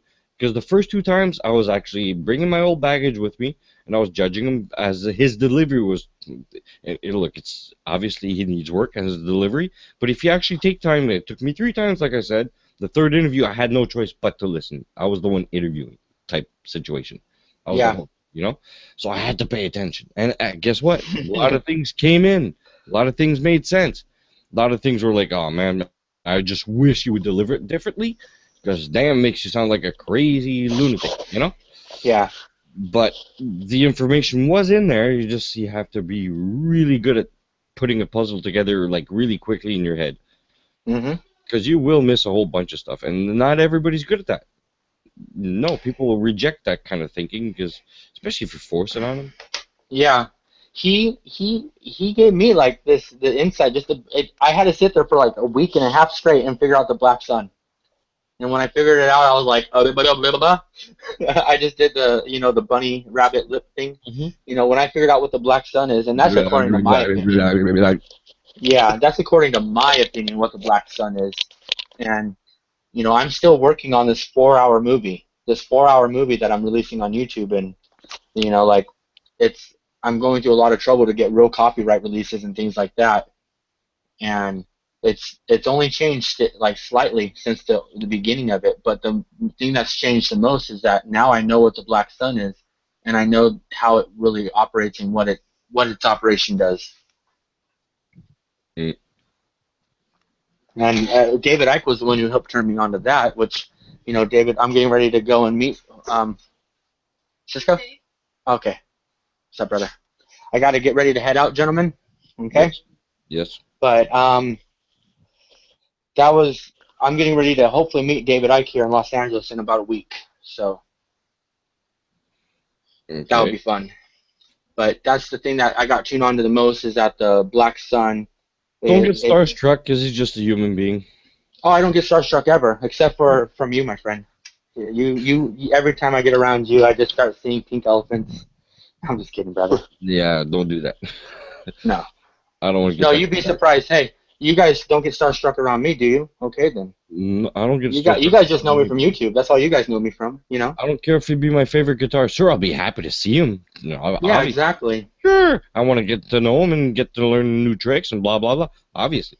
But I'm not going to worship anybody. I don't worship nobody. I don't care who you are. You know? It shouldn't be about that. I worship everyone together as a collective. We're all one. How's that? Yeah. And it's not even a question of worship either. It's a question of I want to support the... Believe in yourself. Yeah. Not believe in someone else. So someone you believe in magic again, you know, to believe someone you don't know. They believe in God or Satan or, you know, believe in yourself. It's Yeah. yourself you need to believe. It's your life. It's My David Icke, it's huge. He's very smart. He's very smart. If you listen to his talks, not only is he very smart, but he's also very energetically in the right place where he's supposed to be, and that means a lot to me. I'm also going to go and talk to Willie Nelson's son, Micah Nelson. Oh yeah, no, that's a totally different story. I have known about him too. He's pretty open-minded also. And that my hopes, my overall hopes is that, you know, when I talk to a lot of people, and this is with love and admiration that I say anything like this, but when I talk to people, I really do try to have really deep and engaging conversations, and there's things that I could talk about that like are kind of odd. You know, like if something small, and I made this on my video the other day, but AAA, you know, the organization in America, it's an automobile insurance company, AAA. Yeah. Well, think of Antarctica. It's AAA, right? Yeah. And so, and then if I go back here to my camera capture, I'm going to show you, and I'll be heading out with this right here. But oh wait, no, that's not what I want. Cancel. Turn my camera on. Okay, and this is simple, but you guys are going to kind of get it, I think. Okay. Mhm. And this is stuff that I'm going to talk to David Icke about because this is part of my film work. But Hold it's on right here for on the. 1 second. Hold on for 1 second, because Ishra just, I think he lost connection. You should be back. There we go. Okay. Okay. Cool. okay. I can see. And now you can. I don't know why, but okay, Now, I can see now. This is a pretty cluttered board at this point. Okay. Yeah, we're reading And- that before when you left. Now here's some of the things. My partner said you need to decode the film Langoliers and Millennium. I'm giving you guys inside baseball straight up, and it's no big deal. But you know, if we give the other people our projects we're working on, you know what I it's mean, the then they best can work thing. on It's the them. best thing. Share stuff. So here's Langoliers. It's a film, an American film. Millennium. It's another American film with Chris Christopherson.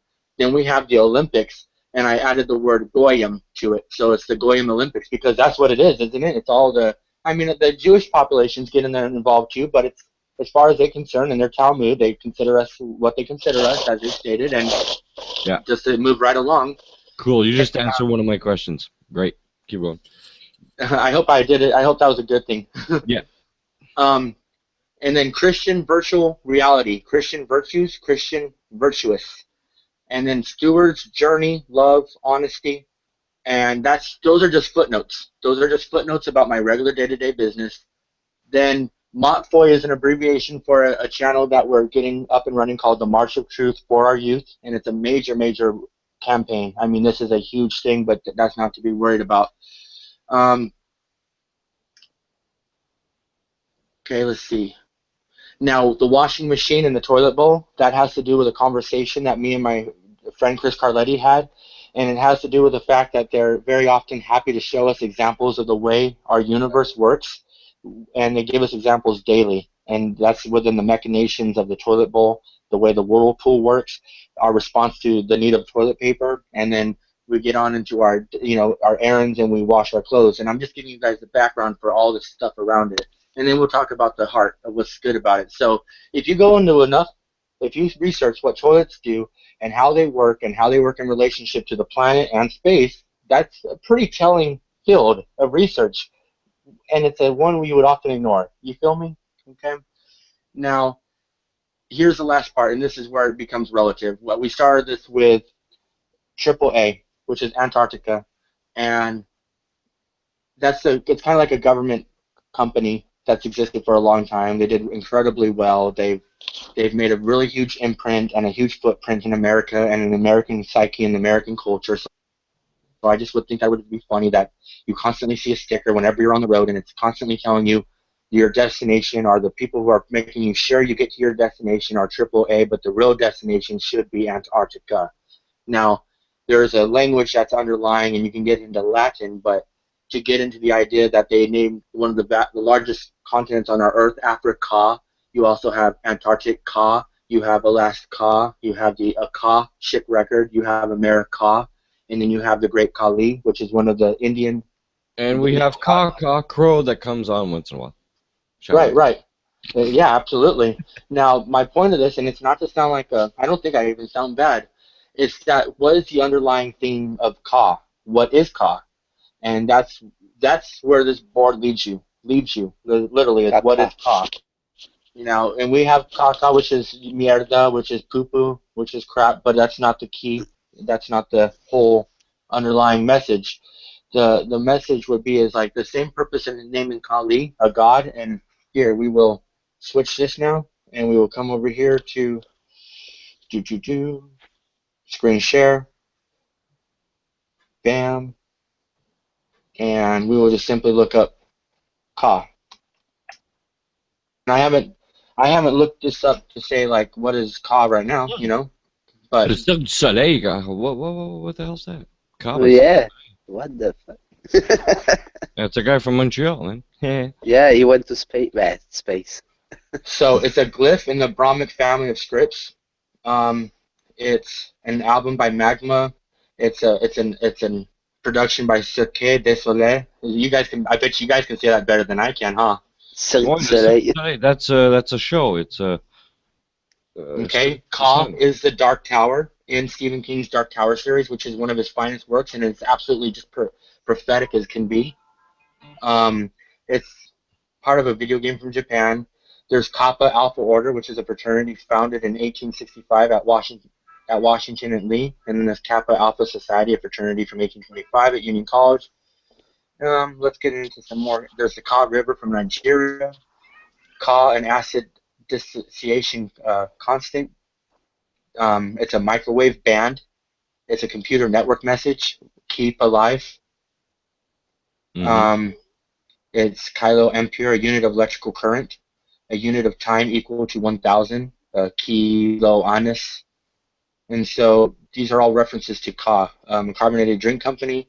Law enforcement jargon for known associate. Ka is Egyptian soul, the ancient Egyptian concept of spirit or soul. Ding. That's interesting, right there. Pharaoh means pharaoh. Ding.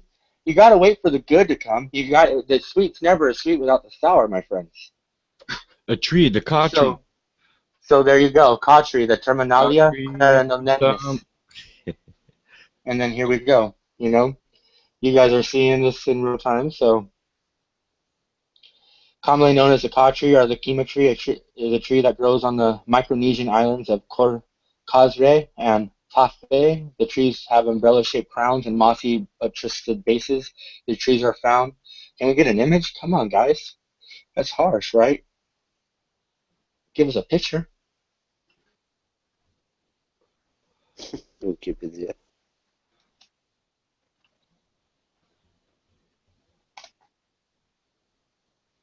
Ah, they're pretty, aren't they? Here they come. So now we're talking about trees again. Yeah.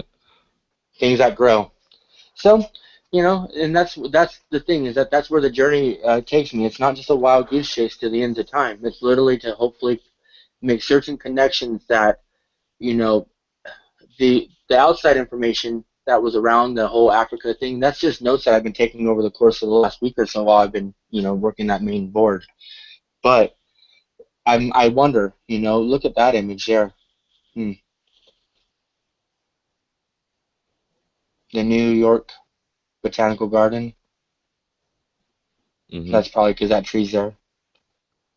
That would make sense, but it is. It's a nice structure. I'm thinking that this would be it. Yep, that's it. It's a very nice structure, no? And we wonder about the properties. You know, all these properties, they make the brain act differently. So, you know, what is it that Ka does? Ka is a word. Ka is an energetic state, just like Om, Ka. You know, just why the crow caws, and just like why, you know, right? Before, when I was saying Ka, I think Knowledge Camera took it the wrong way. I wasn't talking about the poop. I was talking about Ka crow, you know, the... Yeah. I caught on. At first I was, yeah. I didn't realize, because we were losing a lot of people. In the chat, they're all like, oh, what's this? Oh, this sucks. What? Really? Any suggestions, people? Oh, did they get discouraged by the breakdown of the word ka? Well, whatever we're talking about, I guess they don't seem to like it, and a lot of them didn't seem to like it very much. Well, I think they'll be okay. We're just talking. I think they'll be all right. They might need a little counseling, a little therapy, but it's not. That's always a good thing. So, folks. Yeah. I mean, what is that? That's the A, B, C, D, E, F, G, H, I, J, K. It's the 11th letter of the alphabet, right? A, B, C, D, E, F, G, H, I, J, K. 11th letter of the alphabet, so it's 111. That's what ka is in symbology, 111. There you go. See, that's another part of it. See, English is the one that's got all the codes in it. Yeah. It's one of those all-encompassing. Because it takes so much from all the different languages, but it takes all those key words from it, Yeah. And so, I mean, all those things, all those words that we talked about, it's Afra, 111. Antarctic, 111. Alas, 111. 111, Sheik. Amer, 111. 111 Lee, which is Ali, Kali at the end. I know that's funny, but see, the people are already talking about, if you go to Zachary K. Hubbard's channel, he made a very good point when he said that gematria is a living language, just like those who believe in the Bible or believe in holy scriptures, believe it's a living organism, it's a living being. They believe that spirit is a living being and it's all interconnected, and that's the language of spirit, that's the language of the mind. Music is one of the greatest means of translating those emotions of our minds into other states so that people can experience emotions just simply by the nuances of the energetic fields we create of sound emitting from our mind. And so we have to start thinking, if we choose to, and this is where people get a little lost sometimes, that everything is emitting a message at all times. It's stimulation, it's all energy, it's all bandwidths of data, and that's exactly what the board is saying is, what is the message underlying in all these things? That's it. I say thank you for having me, brother. It's always a real pleasure. Yeah, it was nice having you on. It was entertaining, informative. I wouldn't even have hung out too long, but just felt like there was a good conversation going, so I do appreciate it. Don't want to take up your guys' sweet time though. Oh no, man! Look, how many hours are there in a year? If I can afford it 2 hours for you, of course we can. Thank you, brothers. We can afford time for anybody. It's just positive in everything everybody says. I don't care who you are.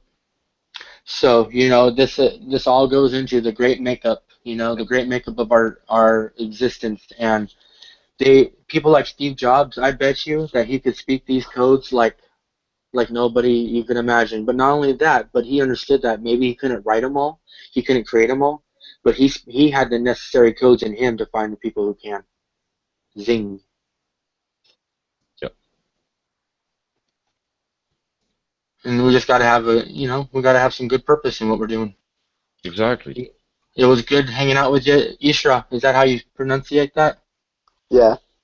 Okay. It was good hanging out with you. The conversation was really enjoyable. Thank you.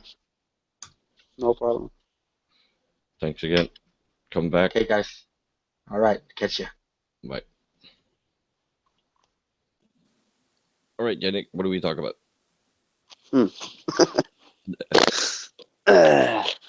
Pressure.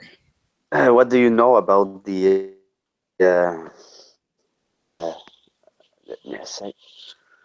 the moonshine? Les rayons de la lune dans le fond. Okay, my theory on the whole moon thing? Yeah. I have an interesting theory. It's just a theory, obviously. But just the fact that in the daytime, you could actually, like, sometimes when it's in the sky, you could actually see blue through it, which is, like, really, like, whoa. It shouldn't be that way. If it's outside, it's supposed to be outside of the atmosphere. It's supposed to be in space. Well, then you shouldn't see blue. You should see black right off the bat. That part doesn't make sense at all. Second thing, it would make sense if it was inside the atmosphere, but the higher you go, it would be past the height of, like, say, one of those weather balloons, because they only go up to a certain height and then they pop. Well, Yeah. let's just say that's because of all the mist, and then you start getting the waters up there and everything. Because how else could it rain? Water has to go up in a mist-like form, like a steam. It's lighter than air, so it goes up, up, gets accumulated, not just in the clouds. Clouds have something to do with it, but the water is actually higher than that, way higher. That's what I'm thinking, anyway. And maybe because of the clouds, it fell down. Yes, but exactly. It can be there at all time. Yes, exactly. And when the cloud passes by and it's rain. And when it's higher than the cloud, and like say higher than inside the firmament, but like it's still inside of it, not past it. Well, it would make sense if it was any kind of like liquid form type thing. And if the moon's inside of that for some reason, traveling inside of there, it would make sense that it would be blue in front of it. Mm-hmm. And only parts that are actually shining, which I think they are, it is a shining thing. It's self-illuminated. It's got nothing to do with reflection, because reflection would impose it to be like almost mirror-like, and it's all dirt, and dirt doesn't behave that way. No, it just doesn't. It makes no sense. So that's what makes sense to me. It would be like inside of a firmament, floating in what we consider the ether, but the thick ether, which is higher than the balloons, where they pop. So it's higher than that because it's more like a solid environment, like a liquid. And that part makes sense to me anyway. Someone told me that military people, when they're how do you say that? Quand ils sont, mettons, blessés, they're... Ouais. Les militaires, quand ils sont blessés? Ouais, ben, il disait qu'il pouvait prendre un drap blanc, les mettre par-dessus lui, quand que la lune, dans le fond, elle éclairait, puis ça les aidait à passer au travers. I believe that. Sure, because if you think about, I think the moon also has to do with frequency, since everything's sound-based. It obviously has some kind of frequency to make the Earth react. And here's a good theory, another theory of mine also. It's not just mine, it's other people's also. But I've seen this little documentary. They take a bowl, put water in it halfway, tie a speaker to it underneath, and put it at sub-frequencies. That water will actually swell up like popcorn kind of does, It'll go up like a tide would. And at the same time, if you got the moon with a certain setting off that frequency and making the Earth react to that lower vibration, setting off that moonrise, not the moonrise, but I just said it 2 seconds ago. The tides, so it would rise like in that bowl. Same thing with the frequency again, and in turn bringing up all the nutrients from the ground. And the energy, well, yeah, with the whole white sheet, though. Wait a minute. Okay. That part does. I don't understand the white sheet part, though, about it. Why would the white sheet have anything to do with it? I'm still sort of explaining how the moon would react, but I don't know about the white sheet. C'était quoi leur explication, eux autres?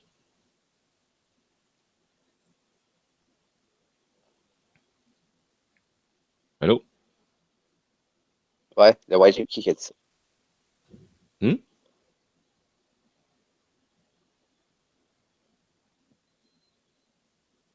Allô? Ouais, j'ai pas compris. Ah non, c'était bizarre ça. Mais j'ai perdu la notion du temps avec le sheet, là. Je comprends pas le sheet. Okay, you too. You don't understand the sheet part. No. Yeah, well, I don't understand what the white part. I can understand lying somebody out, and because that's the way people used to. That's the way we're supposed to actually live, is to be in contact with the Earth all the time. We're Okay. not supposed to be wearing shoes or anything like that. We're supposed to have our feet in the grass and dirt Yeah, and everything. underground. That's what we're supposed to be living, you know, have contact with all nature. And I remember, in all the movie or the werewolf or say, don't look at the moon. The moon is not good. In all the movie, there's always say Hmm. the moon is not good, but maybe it's good. Like the sun, Yeah. the sun is good. Why not the moon? Yeah, it makes total sense. Have you ever laid down? Well, I have, but a long time ago. Actually, laid on my back at night, like on the roof or something, and just looked up at the moon and the stars and everything, and all that energy you felt. That was like the real TV, you know. Yeah, the real That should, life. yeah, that should be our TV. All the sounds like it was so clear and like the echoes and everything. All that energy, and they don't want us to feel that. They want us to all this fake stuff all the time, you know. Even this internet, it's totally fake in a way. Yeah, it's not the good one. No, we're getting a lot of mixed messages, especially in the chats and all that stuff. Text and text and text. I'm sorry, but text at best is maybe 50% accurate at best, because you don't know the intention of the other person sending it to you. You just don't know. You don't Yeah, see their face when they're sending it. They're totally yeah, I pissed know. off and sending a joke, and you think they're happy, but they're actually not, or vice versa. You Mhm. think they're pissed off, but they're actually happy. You just don't know. It's It depends how you read.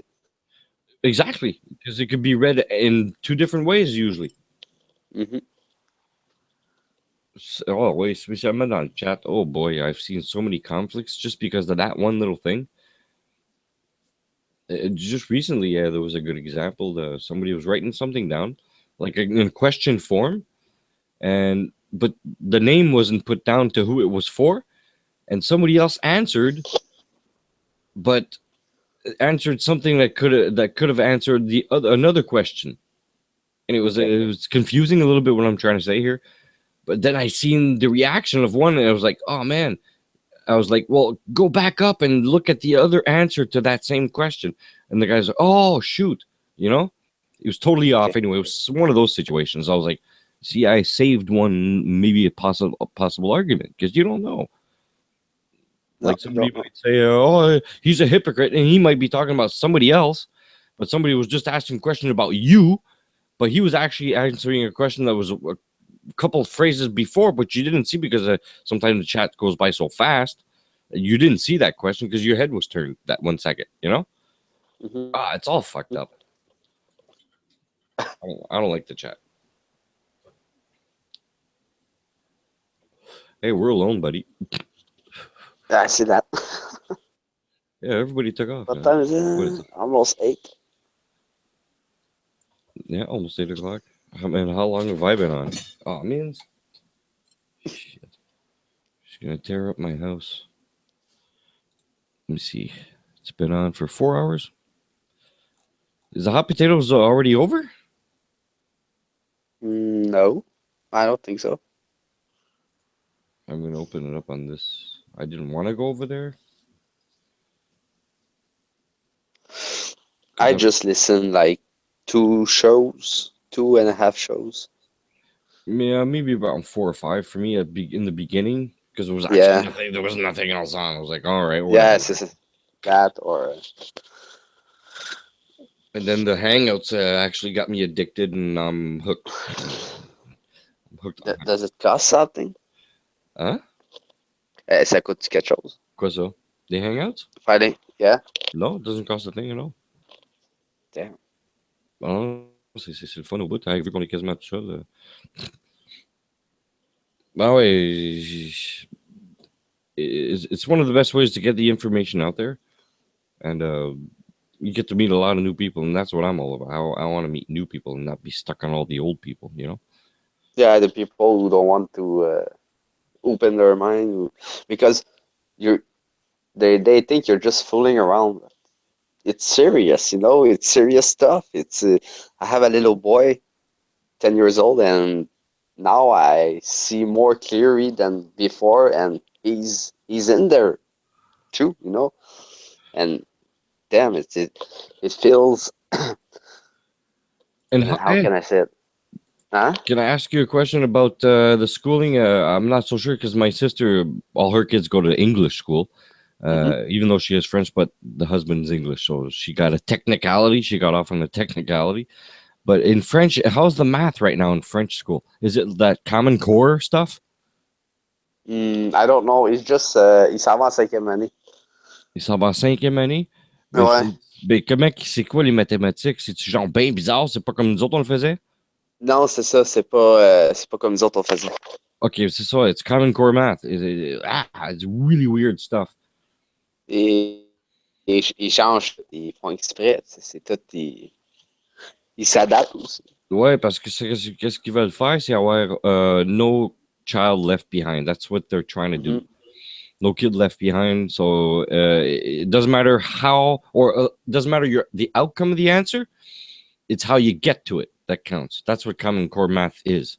Doesn't matter if the answer is wrong, but it's the steps you took to get there that count. It's that's stupid. Weird. Oh yeah. Okay, now I understand the math. Yeah, I just last week witnessed that that it was the same answer, but the girl didn't do it the way she needs to do it, so the answer is like exactly. It's weird. Even if you come up with the right answer, yeah, counting how you got there, and it doesn't matter if it's totally weird. But if you got to some kind of weird answer, even if the answer is wrong, which doesn't make sense to me, they'll accept it because no kid left behind. No. We can't have that kind of division. Everybody's got to be exactly the same. Like, what's that movie?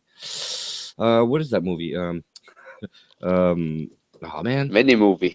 yeah, but that one specifically where they're trying to make everybody the same and everybody's on Soma, that kind of magical pill every day, almost like ecstasy, but. And that I don't know. Oh, what's that movie? Not 1984. Another one. Logan. No, not Logan's Run. That's another one. Sort of like that. Oh man, I wish somebody else was on the pray. Can't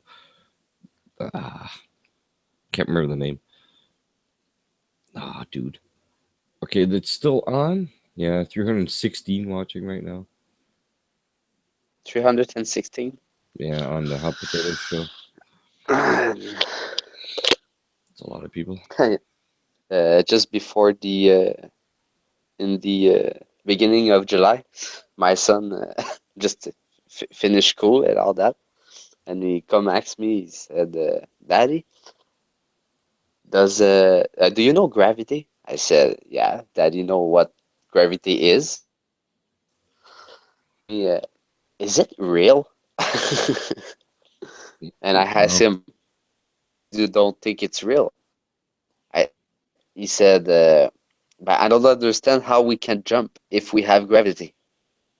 We should stick and not able to move, you know." Yes, good. He's using his senses. I'm happy. Oh, that's great to hear, man. Yeah, but a little bit of myself in Rubbed that. off. Yeah, I opened a little bit his mind, so I have a little bit come back from the school, but now it's cooled down, you know. So at least he's open-minded. Always a question, not because it's real, you know. That's what I'm saying. Hey, Stephen Bradley. Hi, Stephen. He's in the chat. That's why I did that. What if he wants you know Stephen Bradley? No. No? You never heard me do that that joke I just did? Maybe. I don't remember. Well, for a while we were all having fun with like impressions, impersonations, Jibby and stuff, and that was one of them because Stephen has a southern accent, and yeah. Anyway, enough said. So he's asking what the hell happened with who to what. Can you elaborate on that, Stephen? April, you want to jump in and give us a hand? More than welcome. Larry also. Link? Oh, okay. Sure. Let me put it there real quick. You don't mind, Yannick? No. Oh, shoot. How do I get that link again? I did it before with you. I think it was... maybe I can go get it. Oh, you got it? Okay. Yeah. Right here. I'm going to put it here. You guys grab that in 10 seconds, 15 seconds, and then I'm going to take it off. So 1, 2, 3, 4, 5, 6, 7, 8, 9, 10. She's eating. She's eating, but Steven should have grabbed it by now. Yeah, There we go. He's in. What is going on, you guys? Hey, what's up, dude? Hey. Oh, not much. Just rolling around the internet like I always do. So you didn't go to the hot potatoes? Oh, hell no. Good. Glad to hear it. Yeah, it's a total waste of time. Unless you appreciate, like, alternative TV. You know, like, really have nothing Yeah, to do. it's like, yeah, that's the word. It's like TV, you know? You go there and you want to look the flat earth, but it's like TV. You don't really learn something about it, you know? You better go get another video than listen to what they say. Yeah, I just couldn't help but stick around when y'all were going off on the education system. Sad, isn't it? Oh, it's damn sad, man. Oh, sheesh. Yeah, really sad. You listen to the kids talk nowadays. It's a shame. Not all, but a lot of them. It's blatantly obvious, dude. Yeah, well, I was saying last time that you ask a children to name 5 different trees, and they can't, but they can name 50 corporation name easily. So it's fucked up. I mean, you know what? The only thing I can think of, a logical explanation to this, is that they're doing, if you can make it through birth, if you can make it through the vaccines, if you can make it through the education system, and you're still intelligent, then, you know, maybe they're trying to weed the real Jesus out. I was thinking that also. Maybe they're trying to see who's, like, and try to use us in a sense, making us do the work for them, you know? Mm-hmm. It's comme un filtrage. It's like filtering, you know, filtering the people. It's like a double whammy. They're going to come at it on both sides, like get the best out of it and also get the worst out of it, you know? Yeah. It's you work for them or you don't work. Mm-hmm. And I think we're going to be dangerous, especially the ones of us that are awake and awake. I mean, the last 6 people that I know that had a kid, they all had autism.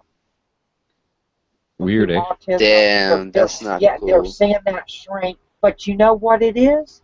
I figured out where the get's at. You see, if you're on food stamps and you're getting money from the blah, blah, blah, then you got to go to the doctor. And guess what the doctor's going to say?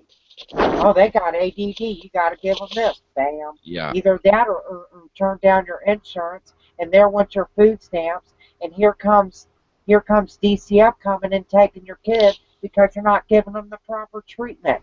Totally incredible, man. And we need to stand for this, you know, just not stand there and... I look at people, you know, in Quebec and all that, their work, and I work, you know, but most of the people, that's what I want to say. Tu m'as dit que je le traduise, quoi? Non, j'ai comme oublié. Oh, okay. Yeah, I just lost it. That happens to the best of us. Yeah. Yeah, this whole education system, obviously it's all indoctrination to get us to toe the party line. When some places it's actually worse, like you're saying in Quebec, here it's pretty darn deep, man. We got everybody policing everybody else. It's sort of getting better in certain circles. I have noticed one thing with the older folks. I do favors sometimes for older, women and stuff because they can't get around or whatever, and sometimes you offer your services. And it's surprising a lot of the open. You got a lot of closed-minded ones. Those are usually the ones that are well off. But the ones that actually had a little bit of struggle in life, they're pretty darn awake. It's kind of strange. And it's Yeah. mostly, sorry to say, but it's mostly in the English. Not so much the French. It's the pot. You gotta smoke the pot. Exactly. I was just gonna say that. Guess what, Stephen? I was just getting to that. There's 3 places I've helped out. Let's just say that I was smoking my weed because I don't hide it. I smoke my weed. You know what I mean?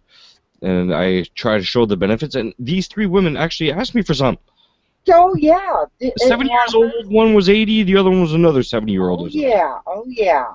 Yeah, they wanted some. I was like, really? I was like, okay, cool. Yeah, sure, no problem. I'll give you a little bit, here.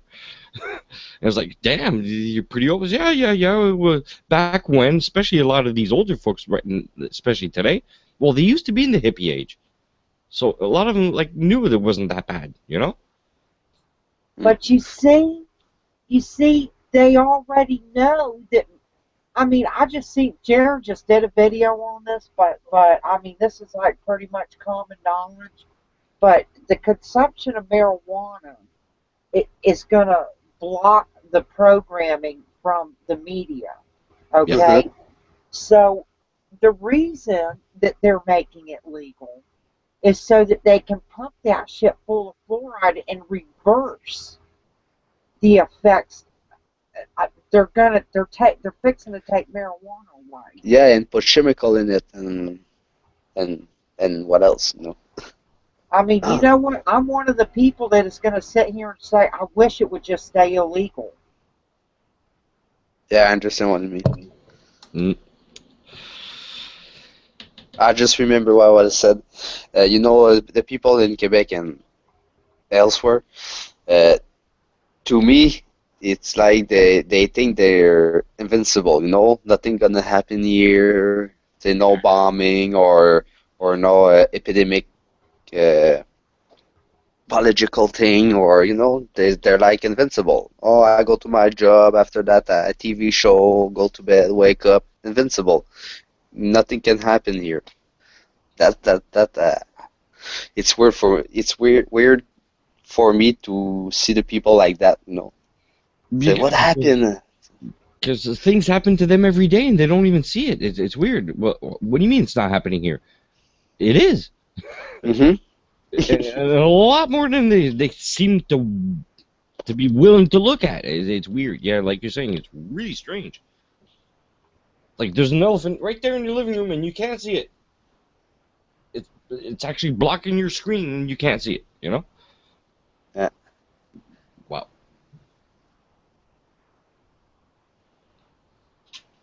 Yeah, you got to smoke the pot, man. Got to. Even if it is fake. Something for the nothing. Well, that's why I made this T-shirt. Enjoy cannabis. Oh, God. I wonder Enjoy, folks. how many people actually catch that. Not many. So far, nobody really. Qui fait quoi? Huh? Well, C'est quoi qu'elle- if you just look at it, it Quoi qui est marqué? obviously looks like Non, c'est quoi qu'elle a dit? Les personnes, quoi? Oh, c'est pas elle, c'est lui. Excuse-moi de te le dire en français, lui. là. Ouais, c'est lui que je te parlais. Je faisais une joke tout à l'heure, c'est pour ça que... What are y'all speaking? We're speaking French. Yeah, French. Sorry. Because I didn't understand what you said, so I asked him in French. Are you learning English? Me? Yeah.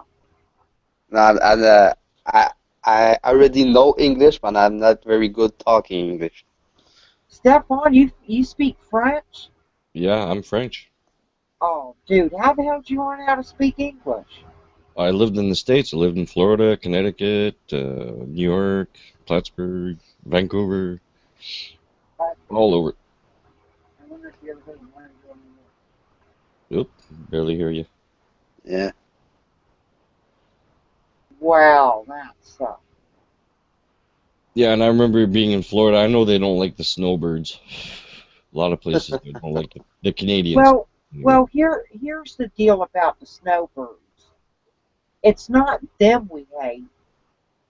It's the people. It's actually the people here in Florida that run shit that jack up the prices when they fucking come down here. Yeah, but if you're That's what we local, hate. yeah, Hey, but GB. if you're a local, you're supposed to be safe. Because I used to be a local, and you got benefits when you're a local. Well, Supposed to anyway. not so much anymore. No. If you're like a over 55, then yeah. No, because I remember in Panama City Beach when I was there in the 90s. Well, if you were local, man, all your refills were for free, soda or iced tea, especially iced tea, and you got bigger portions, but you had to mention you were local, you know. And plus, after a while, they get to know you, Duh. you know. But exactly, and that's part of the trick. Obviously, if you're going to be a tourist, actually, they do that here in Montreal.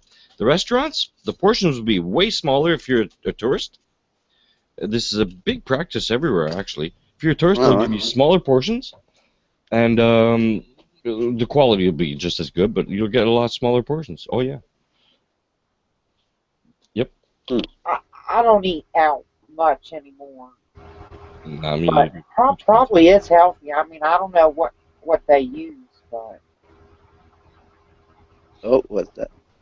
Steven? man, the Yes. food even seems fake. Steven? I've been waiting for you. What the hell are those things? I need you to identify these rock mushrooms. A lot of people were waiting for you. Pillbox also, he wants Dude, those things are cool. Okay, well, can you identify the species of mushrooms that these may be? Because the claim is that these are real giant mushrooms that were petrified. That's the claim. Petrified? Petrified, like From they're. what? Well, we don't know, but they're stone. You know what I'm saying? But we don't know the species of mushrooms like you would know. Like Oh, are maybe- you? Okay, I am not up to date with the video that people been talking about, the No Forest and something or whatever the title is. Well, Was yes. this and that? Yeah. This is related. And yeah, these are real giant stoned mushroom looking things. Like some of them are man created. Some of I them would believe are it. natural. Some of them are natural. Like this one's natural over here. This one over here, the second one, that's natural. And look at the size. Like, what species of mushroom are these? Can you identify? Psilocybin, who knows? Gigantic psilocybinic. I'm looking for one that might look like a portobello, because that one would be huge. Man, imagine the buzz you get off that one. There is this So one. what do you mean? Okay, yeah, that one looked pretty good. What do you mean petrified? They're made of stone. Like, look at this. This is in Kansas, right? These, to me, 100% look like mushroom caps, but they're huge and they're cow stone. patties. They're hot as stone. So they're petrified, meaning there's no moisture in them whatsoever. They've been basically Medusa Hey, stoned. Steven, don't they look like gigantic cow patties? Petrified cow patties? Those do. Those look like really big cow patties.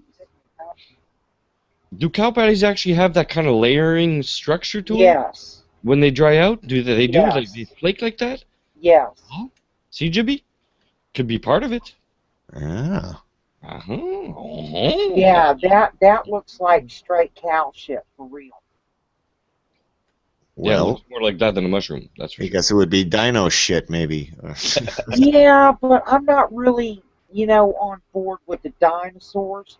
As far as what people are talking about, these really big things, I think that the point that was brought up on the pre-flood is a very valid argument, because if you do have more oxygen in the area, Yeah.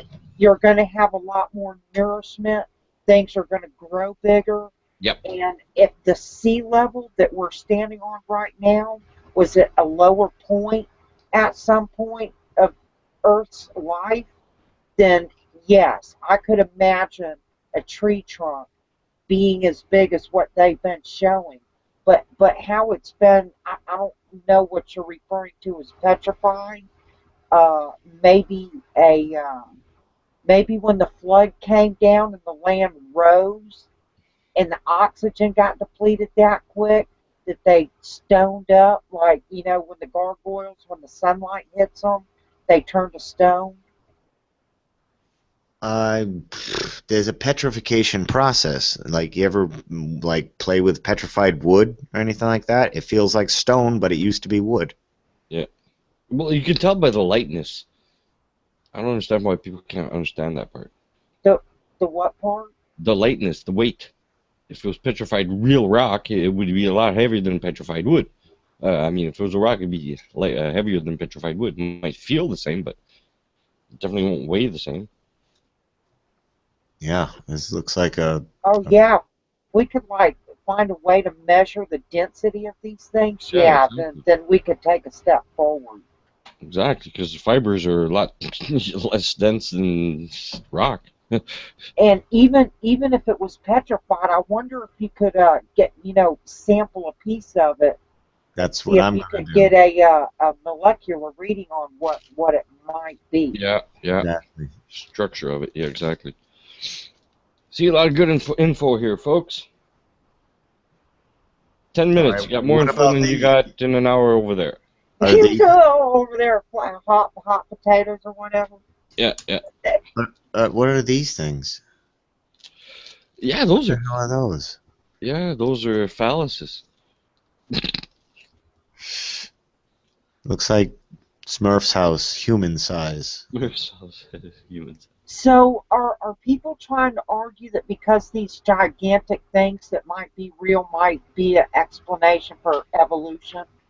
Not so much evolution. There's a scientific explanation. If there were giant mushrooms and giant trees. Go up, dude.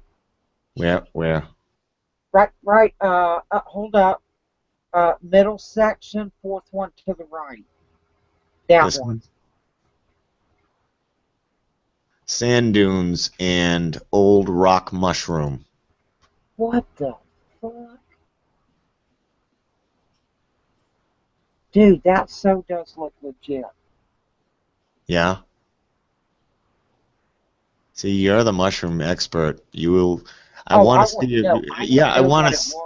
I want to see if you can identify one of these rock mushrooms as maybe a specific kind of species of mushroom to give it maybe a little legitimacy if there's any to it. You got to think of these as Click on that one. Which one? Top middle section, that one. Yeah.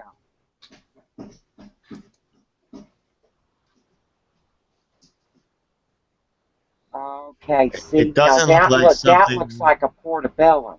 Well, yeah, and look at it underneath, and it doesn't look like humans can probably just, hey, you know what's would be a good idea? Let's put this giant boulder on this. That would be so much fun. Let's do that. Like, how did that get let's there? just hop on that. Yeah. So is that like the Somebody stem was of a? sending- Is that the stem of a portobello?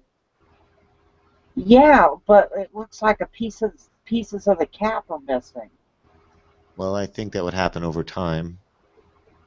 I mean, if this I thing just imagine if those, yeah, if the chips in that were filled in, that would look like a portobello. it looks like other perspectives of it right here. Oh, go back to the where you could pick the pictures. All right.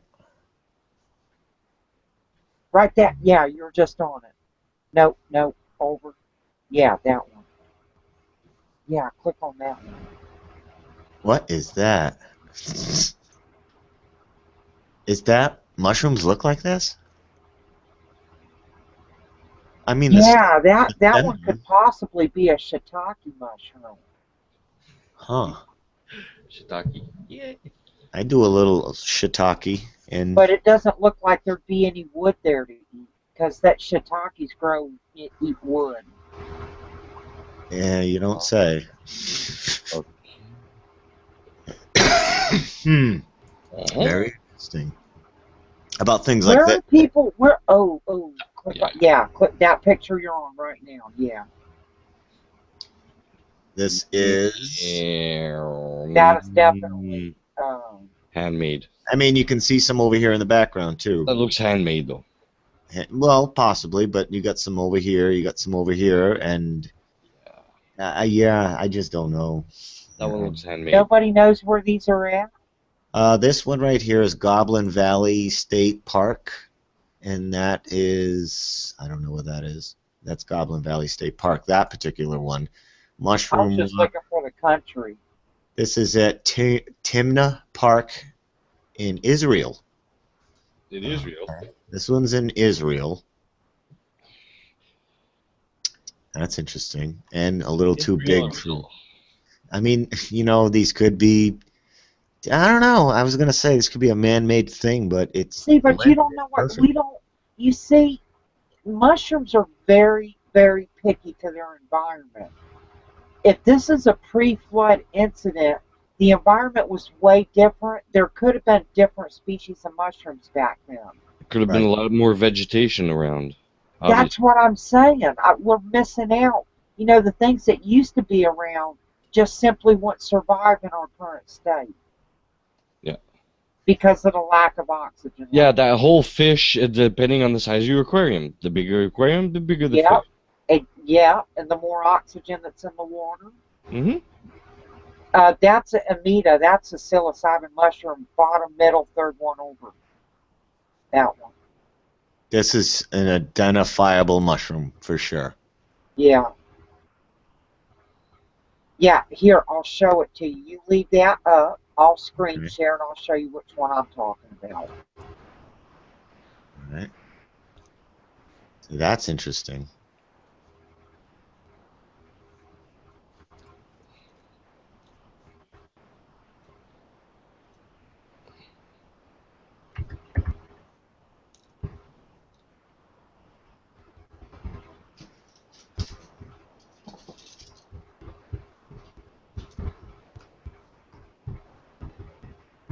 Yeah, I don't know how to spell it, so I gotta point it out.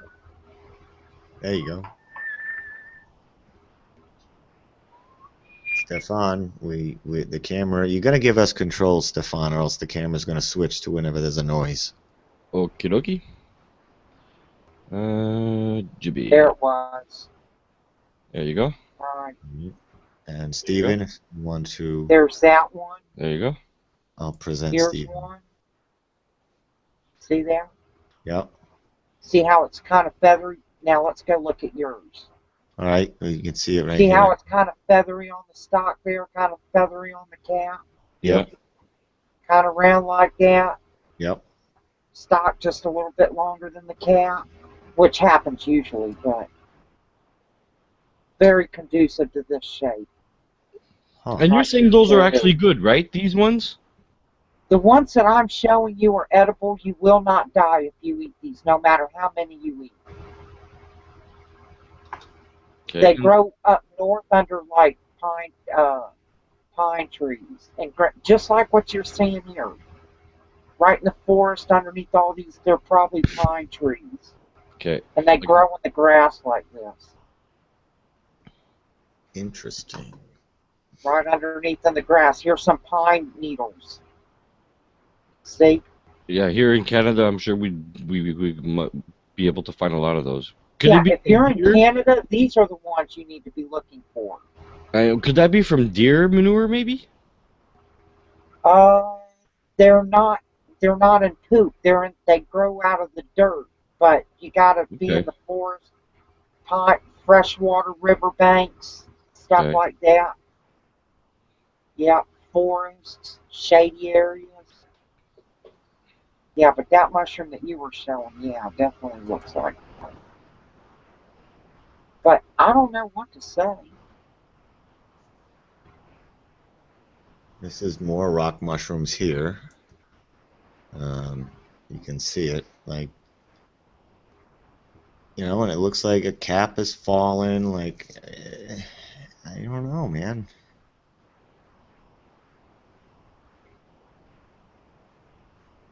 They damn sure look like mushrooms, I'm just saying. Oh wait, you know, we can, I need to, oh, I'm not sharing, let me share. I thought it was sharing. Yeah, these right here, it's like, what are these? Yeah, it's kind of hard to identify a rock mushroom. Oh, I just want to give a shout out. Hi, Lori. Long time no see. That one. These. Hey, so does Hillbilly even do his morning shows anymore? I don't think so. He came on to my show yesterday for a little bit, just to help me out for like a half an hour, 45 minutes. So, Steven, this is the big thing going on. I guess what they're trying to say is that it seems like these things are giant tree stumps. You know, the mesas. Petrified wood giant tree stumps, like the movie Avatar with the giant trees. You know, if they built that shit, that's pretty impressive. But if it's real, I totally wouldn't doubt it.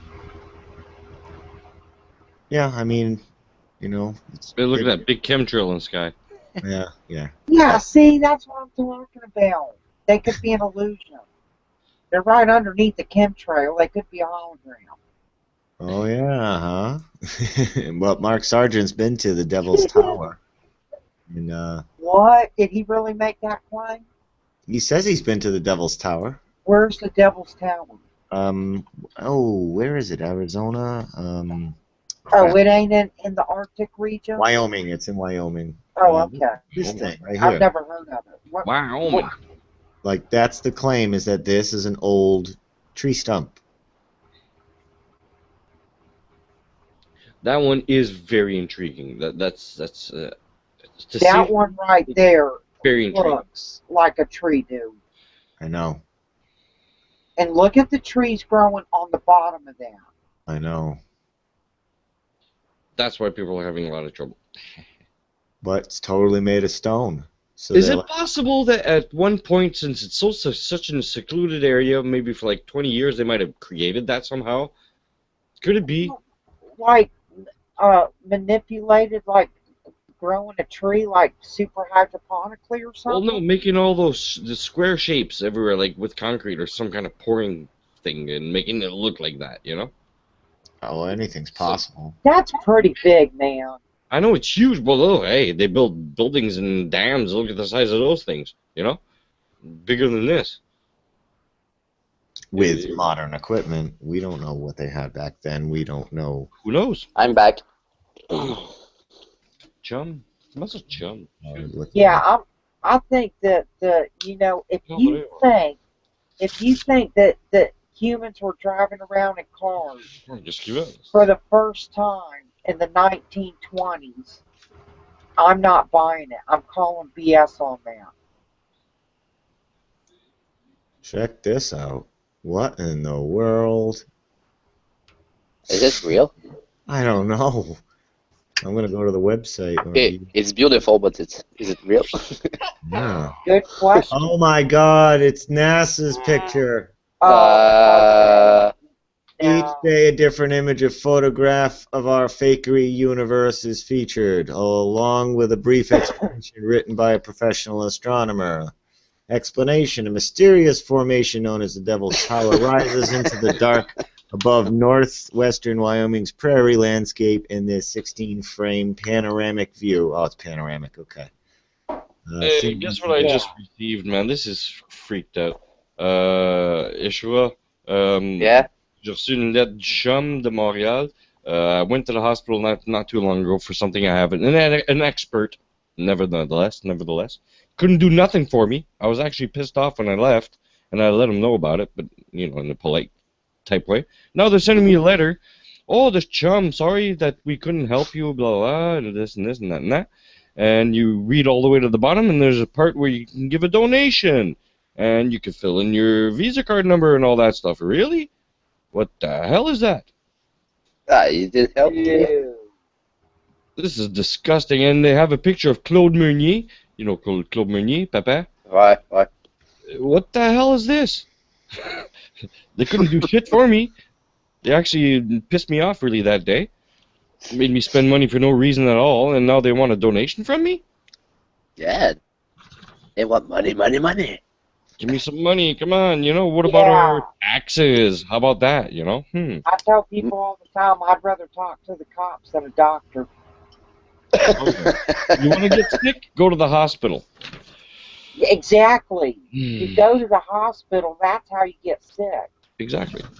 And I had to refuse. I went there for one thing a couple months ago for another thing. It wasn't even this. But it was an acute colitis. That's what they call it. It's bleeding of the intestines. Because I had a stomach operation. Anyway, but they wanted to schedule me for a prostate exam and a colonoscopy to see if I have something else. I was like, no, thank you. Why? So you can actually find something wrong, and by the time you give me something to treat it, I actually will have something wrong? You know what always bothered me? Why do you have to be specialized to be a doctor? All these things that people need. How do you make electricity? How do you save a person's life? How do you know what's wrong when they're bleeding in the stomach? You could be teaching these kids that shit in the first grade, dude. Yeah, that's Yes. fucking That's true. what you'll have 12 years. You'll have a 12-year doctorate when you get out of high school, and then Yeah, it'll and all practice. be over. And then you'll have doctors running all over the place. Well, people would be Oh, curing yeah, we themselves. can't have And that. the kids gonna love it to do it, because they're gonna learn something they really love, Yeah. instead of some fucking always talk shit in the class and always the same thing. Yeah, Freemason Great point. trying to round up some more money for his next initiation. How to grow food, how the weather works for grow food and all that. 12 years of school in the public school system, and they can't teach you how to grow a tomato. Yeah, that's I mean, give me a break. Oh, but they'll teach you about Darwinism, and they'll talk about NASA, and they'll teach you about gravity, but don't ask to learn how to plant a tomato.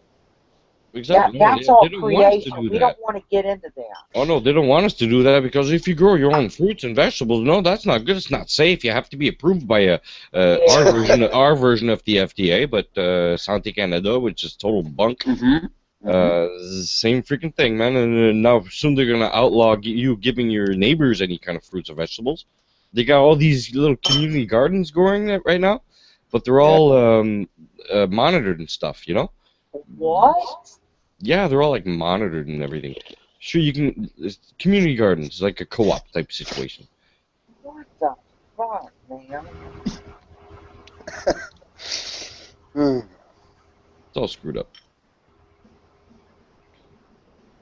That's a shame. That's just Yeah, that's why the children, when you get older at school, comment on dit décrocher en anglais? Oh yeah, they fall out. They drop out. Yeah, they drop out of school. Before I was saying like the others, it's stupid. You need to go to school. But after that, after all the thinking and all the knowledge I know now, I understand them. To quit before because it's shit. It's pointless. And you don't feel the life energy of it. It's like dead energy. Yep.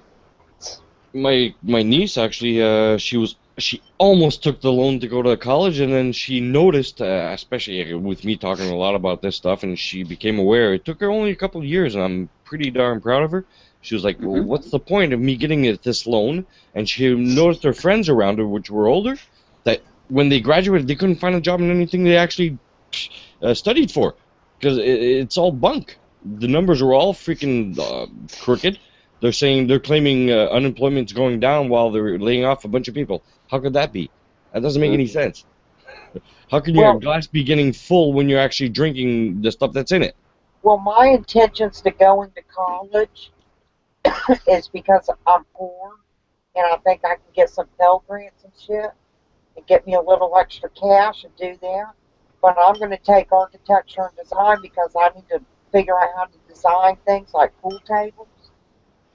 And I'm also going to college, so when they throw something at me in regards to heliocentrism, I'm there. I want to be there to put NASA on front. They're probably going to kick me out, but I'm just going there to be a dent. I, I, I'm not worried about that. Yeah, use the system against itself. Hmm. That's what we have to do right now, because that's the only. If you have credit and you have a driver's license and you're all good, stay the fuck out of college. Yeah. Start a business, get a good job. I mean, you know, there's jobs. You just got to find them.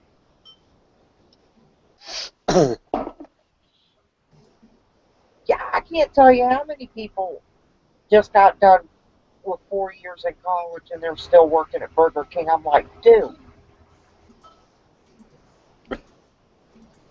Yeah, that's fucked up. Yeah. Too many. There's too much of it right now. Yeah.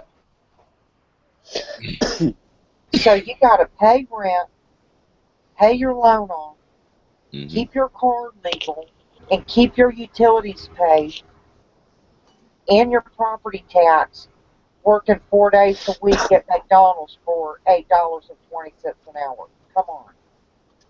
Well, it's actually a little more. And it's a W-2 form, so you got to pay into Obamacare and Social Security, and they take loans out of your check there. That's automatic. You want to hear a strange Not practice loans, here that McDonald's is savings. doing? McDonald's is actually having a weird practice here, especially when it comes to the refugees. I have nothing against the refugees. It's not that. It's when they do hire a refugee and they have to a certain extent, a certain number of them, is that the ones that don't speak French or English, they actually have to hire a translator to follow these employees all day during the day as they're working. So they're paying two people for the job of one. And which that one person, unless he actually goes to school and does the McDonald's thing at the same time to actually learn the language, it won't happen. It won't last. So they're doing this, and it's costing an arm and a leg, and a lot of the companies that are doing this, McDonald's just being one of the examples, because one of my friends works there, and that's exactly what's going on. It's like, that doesn't make any freaking sense, you know? And the translator's actually asking a lot more than what, the job actually entails for, you know? Yeah, but they got the money. Yeah, it's a really strange situation type thing, you know? Just an observation. Or in a song I was listening this afternoon, like the guy said, the one that invented the university and school and all that, did he go to school and university? You know what? Just pull this thing out. Oop, what'd you say, Stephen?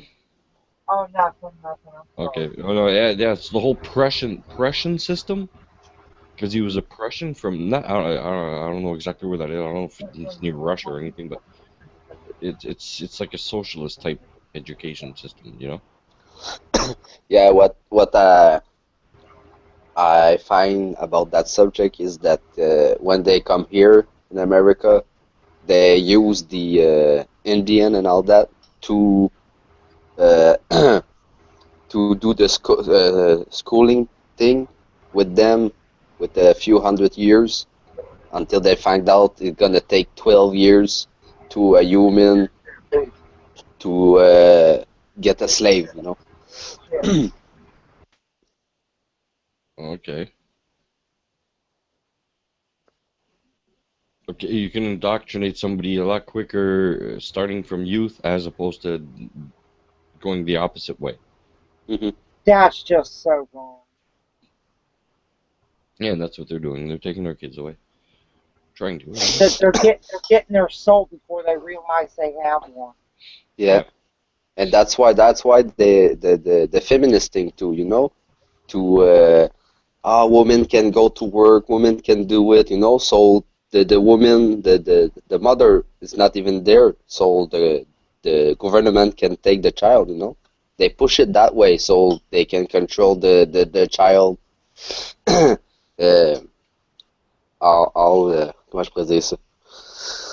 When he's grow up, that until he start to walking, and after he's an adult, no parents, only government. That's what they want. Yeah. They want to become the nanny. Yeah, it's the nanny. Yeah. And Yeah. now we go put them at 4 years old, sooner and sooner it's cool. It's before tu sais, avant la maternelle, kindergarten. I thought it was 5. 5, depending on when your birthday is. That's Yeah. Yeah. it can be either 5 or 6, depending on when your birthday is. I was And one. you go. Yeah. No, you can go.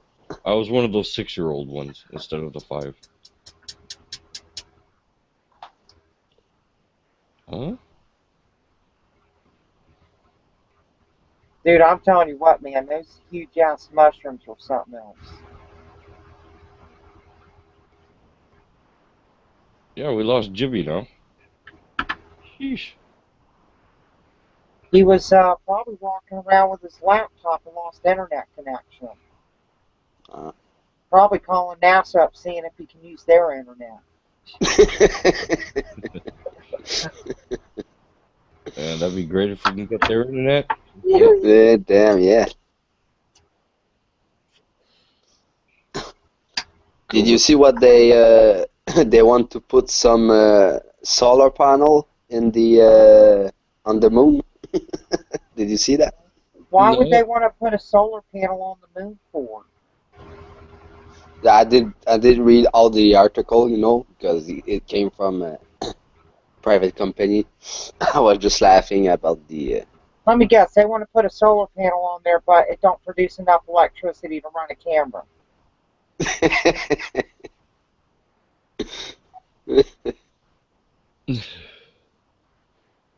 Yeah, I think they're trying to stay away from the moon because they know if they go back there, they're going to have to be posting up some cameras. Yeah. So it makes sense that they'd want to go to Mars because then they could put a camera on Mars and we'd just be a light in the sky. So it could just be a camera here.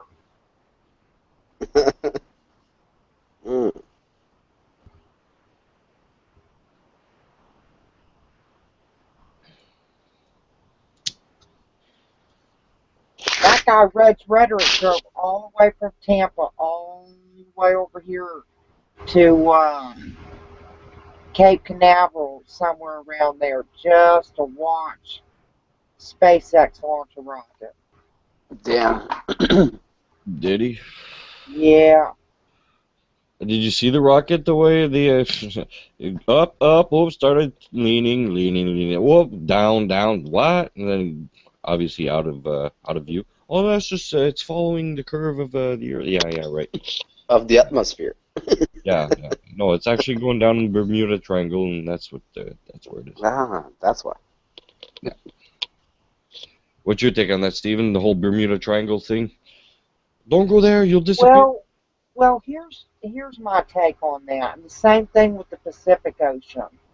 Now, taking into consideration that Antarctica is an ice ring and not a continent, and the mainstream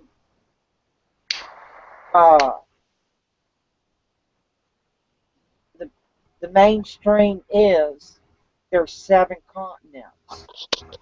Okay, we're missing a continent somewhere. Maybe even 8 continents. Okay, yeah. But what I'm saying is when you go out into these oceans and these things disappear, when you're traveling over these oceans and you come across a piece of land that is not supposed to be noticed on our current maps, you can't send the people back to the mainland. You either keep them there, have them disappear, or kill them. Yep. You don't come back. They kind of showed us that a little bit glimpse of that in the movie Dazed and Confused on the map there next to Australia. That little piece of land that they found. That they're showing us there. Haven't really looked into it. Would you be interested? Actually, I'm going to look into it right now. Why? Can you share it? Yeah, YouTube. Okay, let me put it here. Add videos. Okay, Dazed and Confused.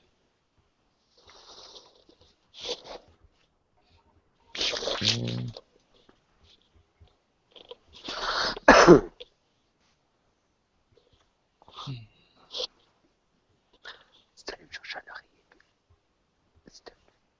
I think there's another piece of land in the Pacific. I'm just saying. Yeah, that's I was talking earlier. That only if we take the globe map, like example, how do we know they put all the continent on it? You know, even on the ball map. Whoa, that was loud. What was that? Yeah, that was the sound of that little continent right there. See it? Okay, I just gotta come back. I don't see. Yeah. It's not showing up? No, it ain't, is it?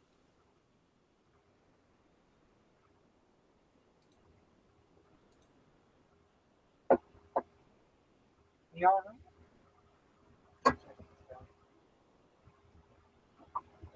You lay down, you can over.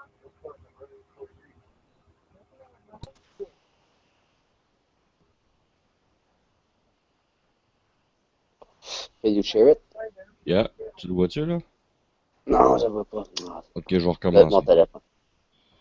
Non, je te vois même pas. Je vois juste ton logo. Ok, je vais recommencer. On va faire ça ici.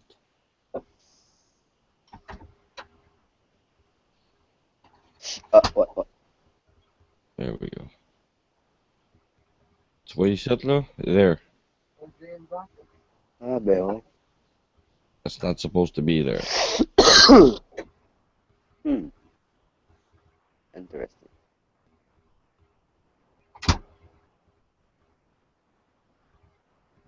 Yeah, that's weird. Yeah, that right there. So what's to say all these bankers that are committing suicide or they're getting killed or blah blah blah blah? They're going there? Yeah. Yeah, why maybe. not? Yeah, yeah. Going where? This little island right here. Oh. This one. Oh shit. That's new. Yeah. This right here. I don't ever remember that. No, me neither. I'm very familiar with Australia. I know about New Zealand, Fiji, all them places. What the hell is that? Yeah, it's big, eh? It's big, not notice. Okay, maybe there's other little bitty islands out in the middle. I'm telling you, man, that Yeah, these are there must be a few, like when they like say you they're said, high they. land, that's what I'm talking about. Hmm.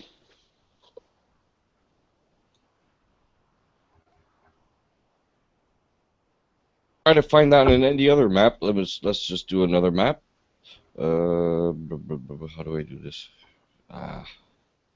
Okay. Where did you find that clip? That looks like a subliminal. It's Dazed and Confused, and on YouTube it's it's inside Dazed and Confused the movie, and it's part of the movie. Yeah, because of the Mandela effect. Yeah. Well, they always show everything. Like they always show us somewhere somehow. They put the truth out there somewhere somehow. They have to do this. So Yeah, in plain sight. the whole karma thing about it, you know. Mm-hmm. As long as they tell you. It's like the comment on dit ça, le libre arbitre. Hein? De quoi? Le libre arbitre. Ouh, je connais pas ça.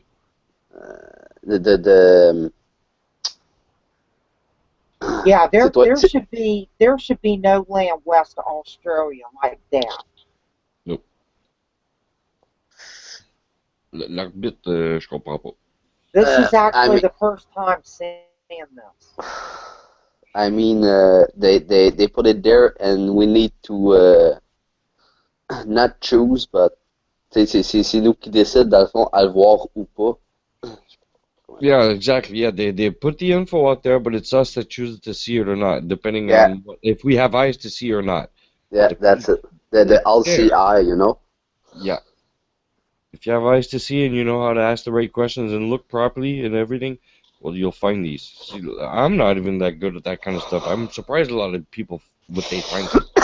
Wow, Yeah. man, how'd you spot that? Jeez. That's Man, y'all all right freaky. over there? Is it only in that clip or on the Let other me map? look. Let me look. That's the whole thing. How do I get back to it?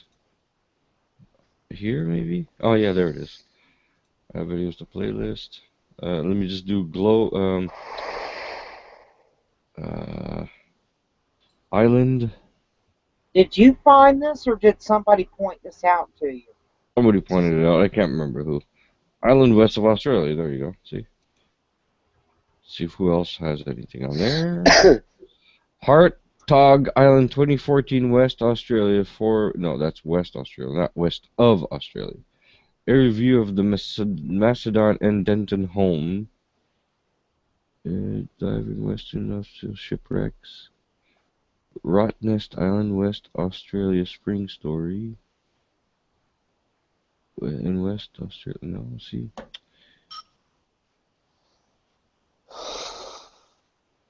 Oh, Lion Island from West Head. Oops.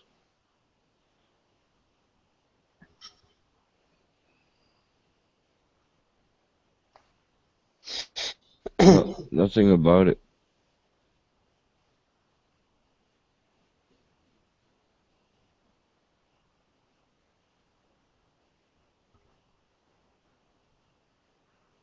Well, let's take a look what this one's saying, though. The Rottnest story. Just for all of it. Shouldn't be any copyright on one of these, is there?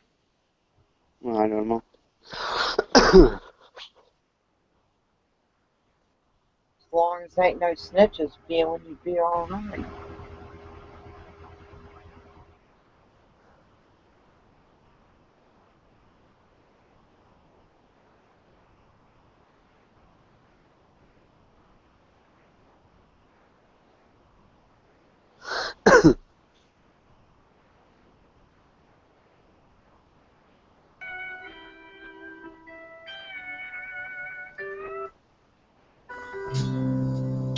It's all music. Sheesh. Yeah, that's not what I wanted. Remote Island.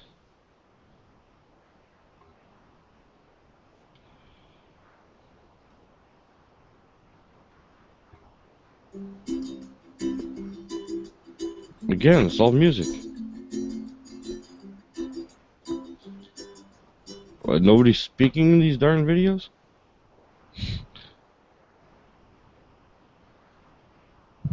Am I here?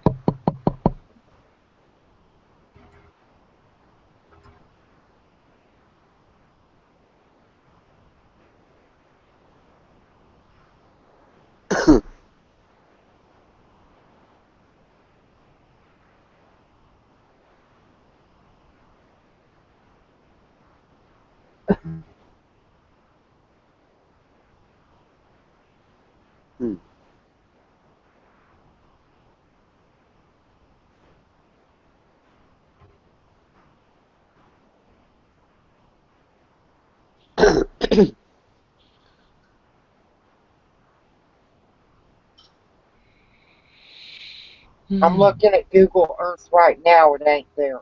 It ain't there, eh? Yeah, nothing really on YouTube, so I'll look some. Oh, is that a mushroom? Oh, the blue meanie mushrooms. You ever hear of those? No. Well, here we go. Let's look at that.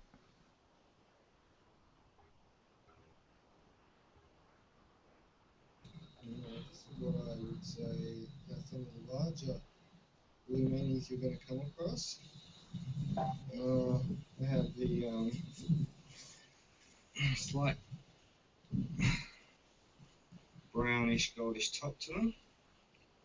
Definitely very meaty. They're very nice sized specimens. Ah, those are Mexican jumping beans. That's what I call them. You will get those two specimens. I don't see anything much bigger than that. Psilocybin mexicana, I think is what them are. Okay. I find those things all the time.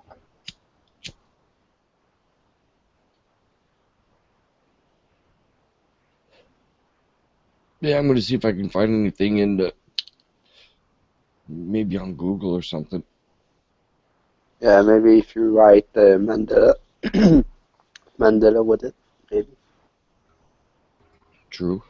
Oh, let me look again then. Let me start with the Mandela thing. Island West of Australia, Mandela.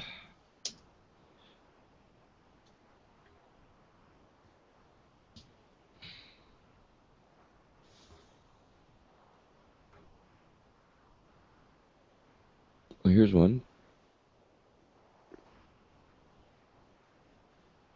Oh, même en français, l'affaire de Mandela. Oops.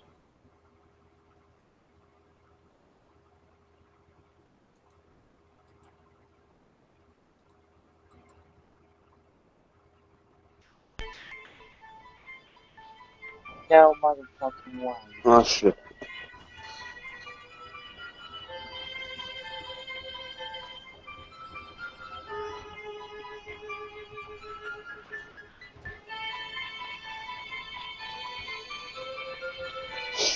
Tu veux-tu juste cliquer sur share? Ça va peut-être en popper. Ah, ok, ouais. Parce que là, je le vois pas. Attends,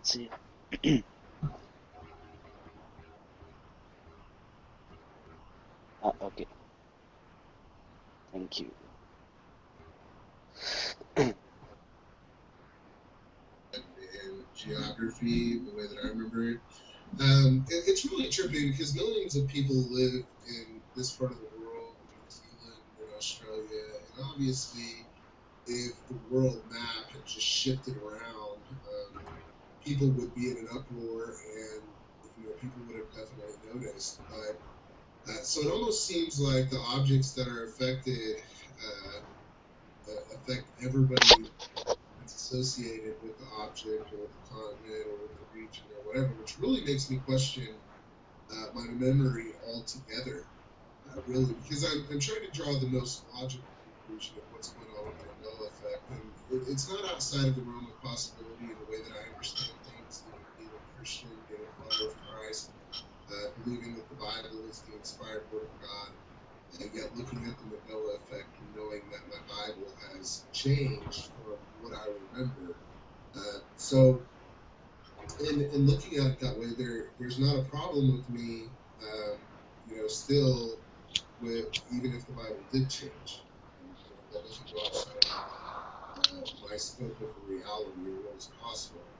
And time and space is the same way. I mean, I think that quantum physics, especially when you look at things in the quantum scale, obviously time and space blocks have the ability to shift around or be manipulated, or gravitational waves can affect space-time, things like this. So basically, I don't know, either the object that is affects everybody associated with the object, or for some reason our memories are not accurate, or this is a complete recreation. And I'm leaning towards the latter. I really am, and I think that the memories of people in New Zealand would be as it is in New Zealand right now. It's kind of like the United States. When I look at the U.S. map, which I'm getting ready to go to in a minute after talking about Australia, and kind of, see what you remember about it. Look at this map, and do you remember New Zealand being this far away from the coast and to the southeast? Because I remember New Zealand being closer and up kind of to the northeast right here. I remember Papua New Guinea. I remember New Guinea, the whole island or whatever you would call it, being more in this vicinity. And Indonesia was way up north, and curled down to the northern coast, I would say, of New Guinea, probably about 150 miles away. So these island chains down here, in my memory, were way up here. And Australia was way down here by itself, and that's why Australia is called the land down under. Now, if you look at this map, New Zealand is actually the land down under. And I originally noticed this with the Christchurch earthquake several years back. I looked at the earthquake and I was like, man, that map does not look right. And I remember thinking that at the time, and kind of like Chick-fil-A. And He's not really talking about the other. throughout the years, I just No. and No, we don't even see it. about it until I found other people who had the same basic memories that I have, the same understanding of geography. I'm just wondering if he's gonna touch on that. Can fast forward. I'm heading to bed, you guys. You take it easy. Oh. Been there. All right. Lives there, and everybody who's associated with that part of the world, everybody who lives along the coast of Spain, everybody who lives in that region, remembers it. But I remember it when I've never had any association with us. That just pop up because of the Mandela effect or something else? Ouais, c'est à cause du Mandela, justement. Okay. Moi, ici, un autre.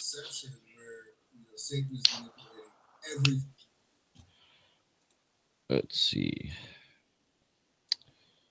Prison cell on Robbins Island. What? There's an island in Table Bay, 6.9. I don't know what that is. Is it only in that clip that we see the other content? Yeah, I think so. Let me see. Geography, no. See, that was the one we just watched. Medal of North, South Korea, no good. L'affaire de Mandela, Mandela, Nelson, Nelson Mandela, Mandela, chanson. Nelson Mandela. Mary Love, you too. Mandela Effect. Non, c'est ça qu'il y a là-dessus. C'est the only one.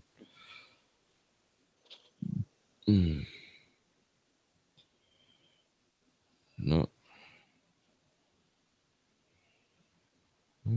Oops. Oh, what's this one here? Oh, this one might be interesting to look at.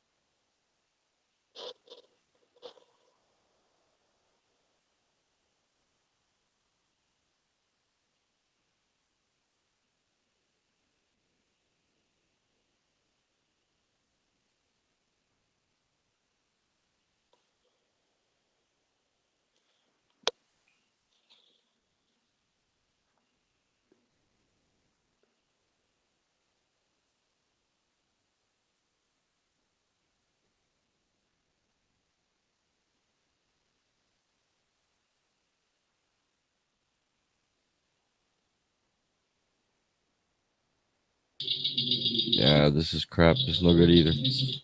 Man, no, there's nothing on it, really.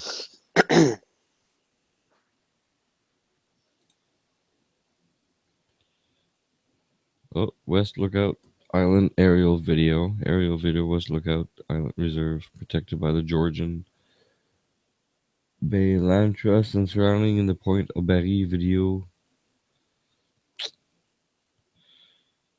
Oh, all points alert. CERN, false flag.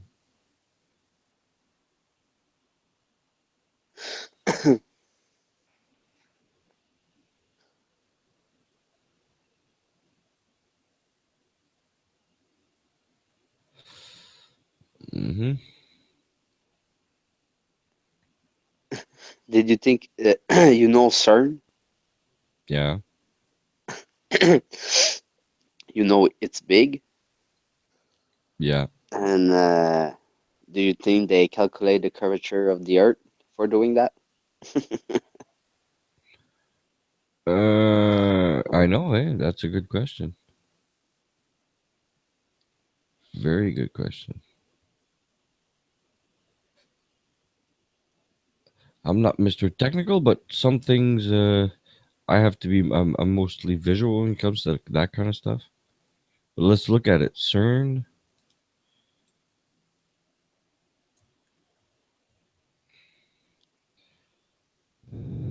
Conspiracy. Oh, CERN Mandela effect, maybe?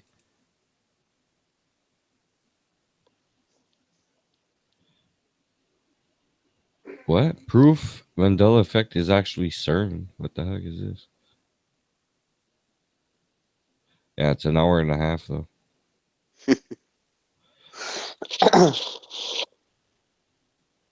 The dimensions are merging. CERN Mandela effect. Weisman holds the key. If I can find something a little shorter.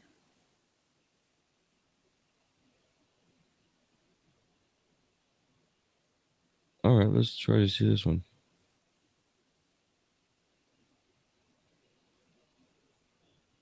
Oh.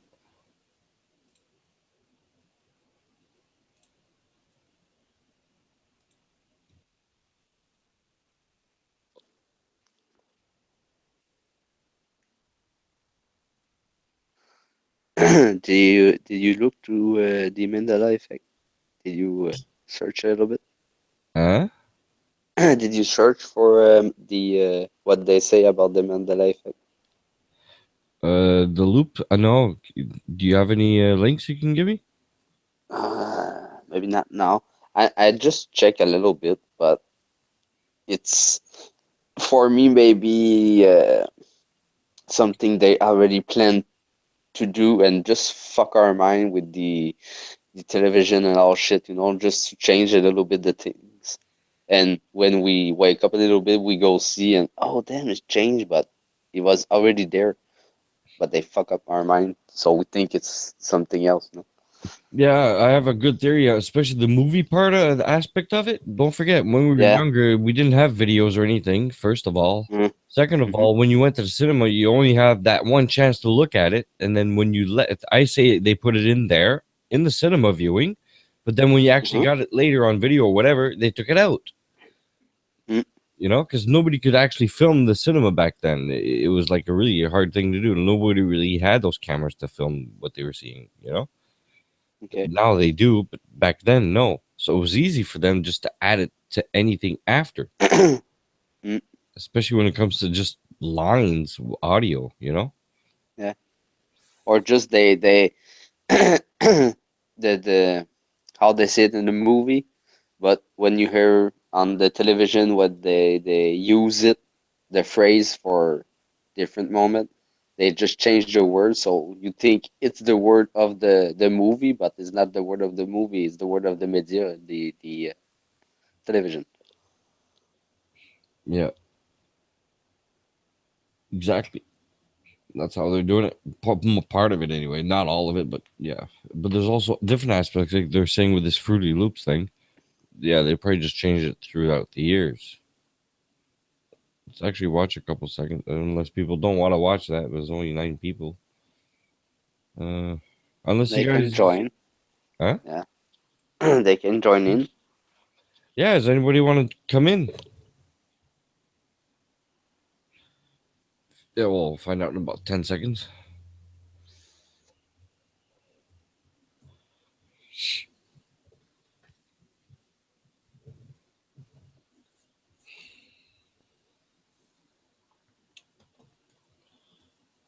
If anybody wants to come on.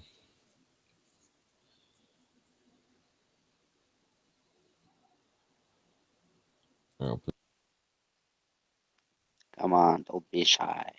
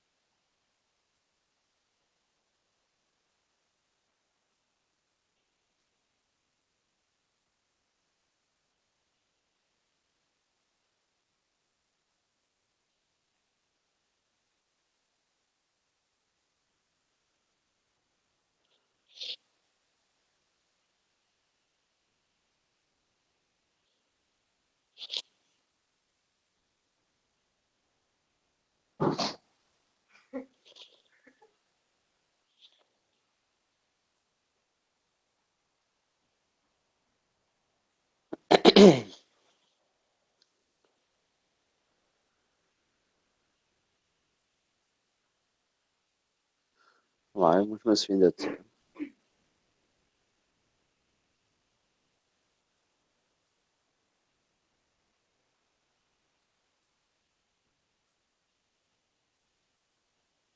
Yeah, yeah, Does yeah. that Come on. sink in into y'all? Yeah, it did sink in. This is what I used to remember. Do y'all remember this as well? Hey, you know, straight up, what do you remember? You know, I started this research looking for Captain Crunch. Don't say Captain Crunch anymore either. It says Captain Crunch. It does. Let's see. This one right here. Where did I go? All I can tell you is the taste of Captain Crunch has changed dramatically. All the things, all the food change. Ah oui, ça goûte plus la même chose pas en fait. Here. I'm gonna save that. Right there. Hey, wait a minute, is that the face of like right here? Is that the face of what's his name? Brenner? Right now. Brenner is a woman now? We'll go back a page. Caitlyn Jenner now? No, I don't know. Right. Okay, yeah, I remember Captain Everything Crunch. says Captain Crunch. Put apostrophe in instead of a T. I can't. That one. Oh, that's a good one. Let's see if I can change this to the. The other one about the Fruit Loop, no. I don't. Toi, c'était-tu OOT, toi? But it was the four Fruit Loops on the front, the four color. You know, there was no fruit, only the only the letters. It was the four Fruit Loops. I don't know if you understand. C'était les quatre. Il n'y avait pas de UI, autrement dit. No, no, no. Yeah, see, that's another thing though, because I lived in the States. That I remember. A lot of things were different from here to the States, though. That I also remember that, especially maybe. Fruity Pebbles were totally different from there to here. Oh yeah, totally different. And I used to love those, but now I remember even going back to the States and everything years after, and they totally didn't taste the same at all. Completely changed. Yeah, Crunching Berries. I remember those. Yeah, it's kind of boring anyway. Come on, people out in the chat. Anybody got any, what do you mean error? How come I have an error on this website?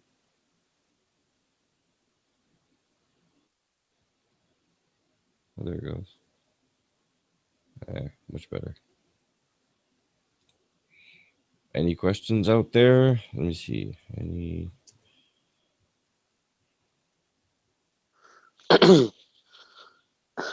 Or the other thing, spinning on the globe.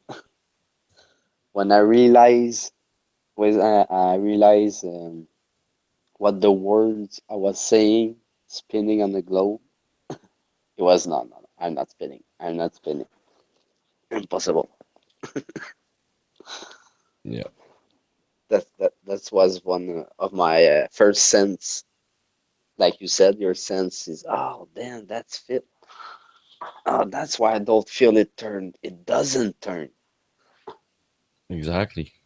It's a great revelation to come into this to what we've been given. Well, it's actually it's a double-edged sword. There's a lot of good that's going to come out of it that we can get out of it, but there's a lot of it's a big responsibility on our shoulders, you know. Yeah. Not in the bad sense of responsibility, but I mean, we're going to grow out of it, but it's going to be a lot of work. Oh man.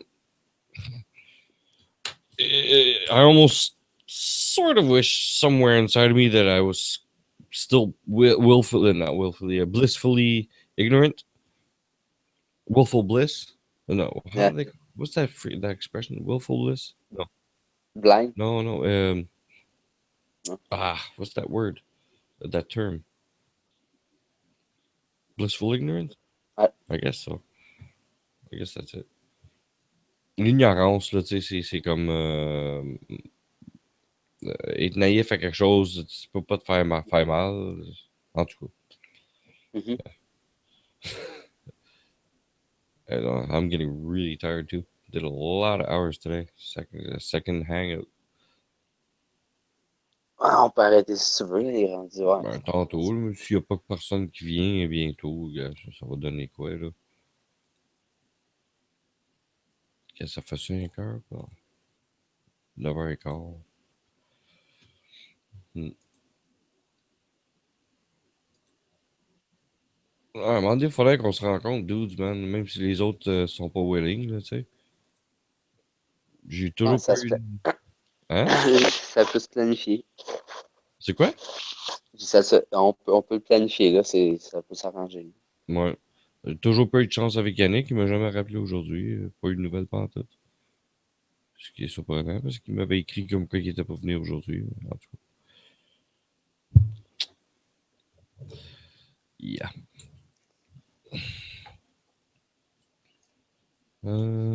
Ouais, ça, c'est cette affaire-là, Mandela. It's all nice, Mandela, but yeah. Oh, is the Earth heliocentric? Yeah. A lot of people still seem to think so, Hollow. What are we gonna do? And some people come to you and they say you don't understand. They think you were flattered like all the years, you know. You always thought there was no globe. No, you don't understand. Me too. I thought it was a globe. But after that, I researched and oh, damn, it's not what they say. Nope. Yeah, we've had some good information with what was his name again? Jeez, Liam Xmail. Yeah. Should have got his name. It would be a lot easier to identify him next time. It's William. William, that's it. William. Douglas. D'après toi, tu penses-tu qu'il est encore louche? Il est un petit peu moins louche. J'ai une couple de questions qui a bien répondu. Ben, je t'ai même pas obligé de la poser la question. J'étais bien curieux la petite étoile qu'il y avait dans le haut de son... c'est la petite étoile. Yeah. Ouais. Puis il a confirmé après que, oups, c'était de l'autre sens qu'il voyait. C'était cool. Yes. As far as that's concerned, he's just got little credit notes for that. Ok, il y avait son étoile. Ouais, tu sais, dans le haut du tableau, c'était comme une petite étoile de J, tu sais, avec la lettre J.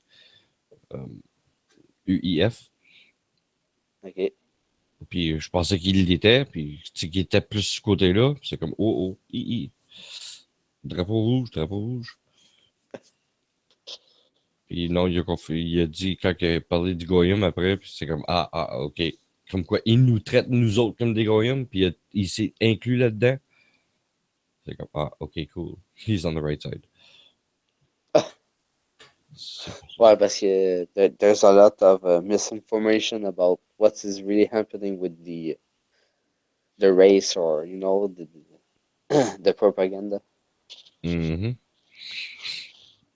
Because, infiltration goes so freaking deep, it's crazy. And that's why it's so hard to convince the people right now, is because, not necessarily convince them, but it's hard for them to see the truth because it seems so freaking, it does seem so far-fetched. It really does. Out. I know the truth and I don't want to believe it because it's so freaking far out. That's the problem. But I'd rather know than not know. It's weird. Now that I do know, I'd rather know than not know. Because at least I'm aware of, a little more aware if something comes down the pike, you know? Yeah. And right now, at least we're learning, we're getting to know new people and stuff. And that's the important thing, to actually have somebody to talk to about this stuff. And and the thing about not believing in magic, you know? Yeah, yeah. Just believe what we see, what we experience. You know. Believe I in the didn't see satellite. You know, I didn't see the satellite. I never see no. someone go put a satellite. I never go up to see one. You know, there's even not even a photo, a real photo. You know. Exactly. Look, there's so many things that, jeez, you would think they'd put a camera in the front of these on one of these rockets. No, they never do. You never see nothing, nothing, nothing, nothing. Don't tell me they couldn't have put a camera with a lens, say like 6 feet thick, or not 6 feet, but thick enough to go through that atmosphere. Let's just say they Mm. couldn't do it. No, really. Yeah, and yeah, that's another thing. Anything going through that atmosphere, the way it burns up, like they're showing, gets like red, like an amber from a fire. Yeah. Well, I'm sorry, but that's red all the way through. Uh-huh. You're not going to tell me that's just red on the outside. That's impossible. I There's understand. Yeah. yeah, If it's become red, it's out. Right? yeah, the whole way through. Things don't get red just on the outside. That doesn't make any sense. I have no. Apart from, well, let's see, that's kind of weird to say though. No, actually nothing. Because even when you look at those big, tu sais, les grosses usines de fer, là, Mm-hmm. la mec qui font fondre toutes les fers dans les grosses affaires de iron, Yeah. d'acier. Forge. Yeah. Yeah, see, they turn red also, but see, that's all the way through. But the liquid inside of it actually is the one making it hotter. So yeah, so it's still a good theory then. So whatever's inside should be red also. And when you think about it, we are like 2016, and we know all the corporation want to be everywhere so they can generate money. But if they can go to space where there's not a McDonald's or a hotel or something, even for the billionaires, to go there and there's nothing. So why you can go there and do nothing? Yeah, exactly. Not even a hotel for the rich people, to go out to space. Oh, the rich people go to space and on the moon, no, nothing. Yeah, that should have been done a long time. Like you're saying, it should have been done a long time ago. That was in plans for a heck of a long time, and they just can't do it. I think it was SpaceX that tried to send that first rocket, wasn't it? I don't remember. Can't remember. It was one of them anyway that was trying to, and it just couldn't get through. Something happened. Engines died down, or I can't remember what it was. Something like that. And it was the first. It would have been the first commercial one to actually break orbit, break atmosphere. Okay. And whoop, yeah, it was canceled out, rejected. Actually, I'm gonna look that up right now. Give us something to look at. Yeah, sure. I'm gonna write commercial space flight. Commercial space flight. Let's see. The best space holiday money you can buy. I can't wait to get up there. Virgin Galactic. Is that the one?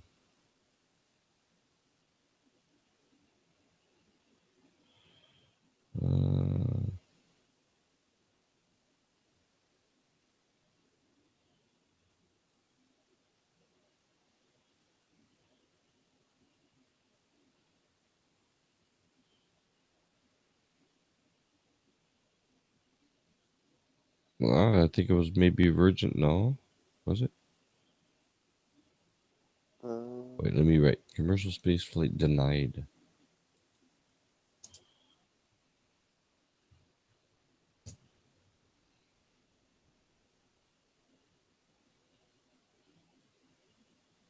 I know it's.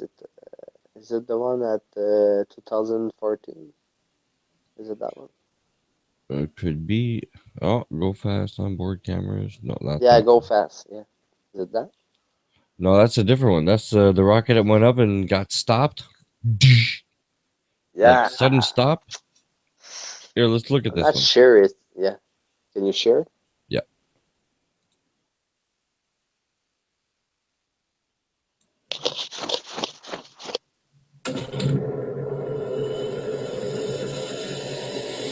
Okay. I don't see. Am I sharing? No, Okay, let that's me funny. start over. Hang out. Start screen share. Okay. Present to everyone. And let me back it up. Right as it starts. Yeah, you think it hit something? What? You think it hit something? Wait. What?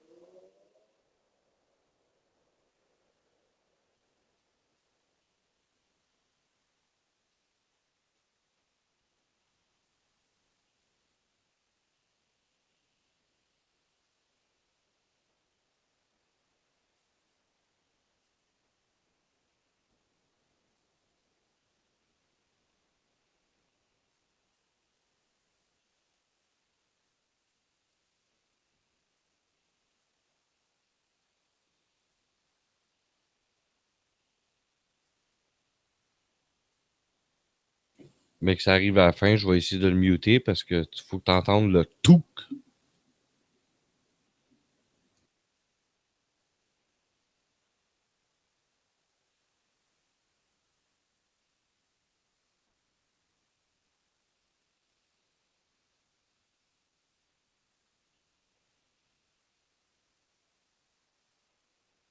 Tu vu comment il a arrêté d'une shot? So it's not the video that the video editor that did that. It's really live and it goes slow like that. Yeah. It just stopped. Boom. How the heck? Yeah. See that? That's all high there. See how the moon is a lot higher? Mm-hmm.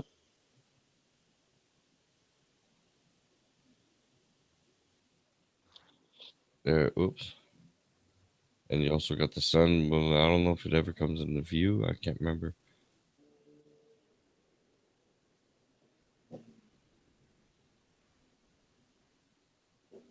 The sun is nearby. Oh, I think that was oh. See, the earth is flat. Yeah, that I see.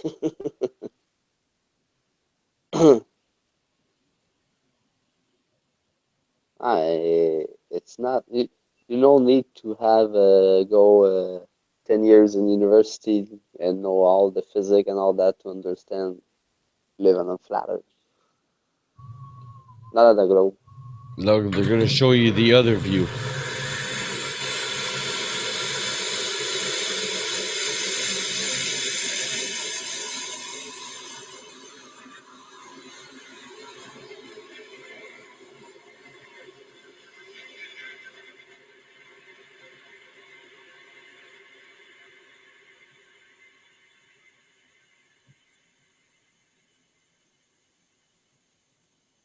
Sorry about that noise. Whoop. Oh, now they're gonna show you the other view. Let me just take the noise out. You still there? Yeah. Yeah. Woo, that's dizzying. Yeah.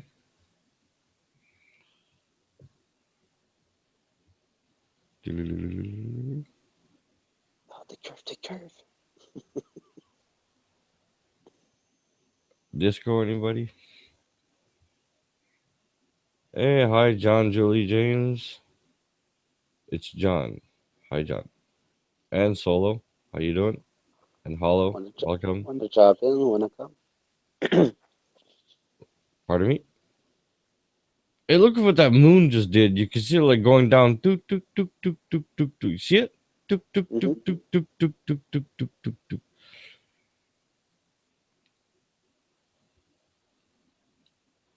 There it is right there. Where's the sun? Right there. Man, that sun is close. Yeah, that's why we can feel it. Oh yeah, look how close that sun is. It's like right there. Oh, if I look at my eyes, if my eyeballs were actually on that rocket, that's what I would say. Oh yeah. Maybe gonna burn your eyes. Yeah.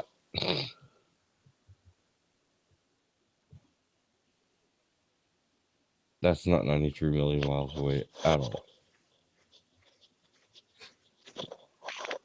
There we go. Beautiful flatness. Look at that flatness, eh?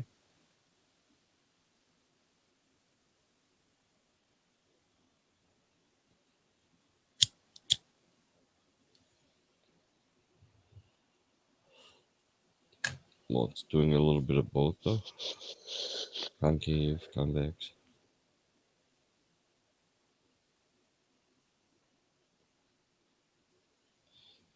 Yeah, the magical warping planet. Yeah. And the big question is what we really are. What are we? Yeah. Really, you know? Failed landing of SpaceX Falcon 9. Fake? If it failed? What do you mean failed? I thought I never seen it fail.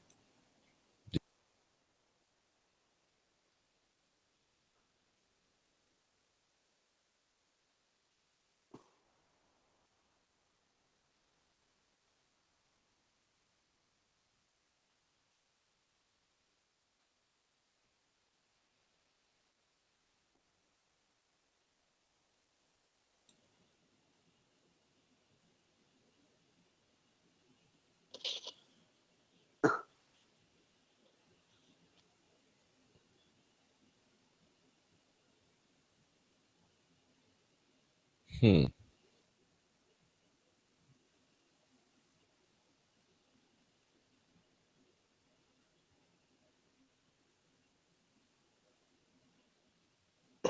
What are these? Little.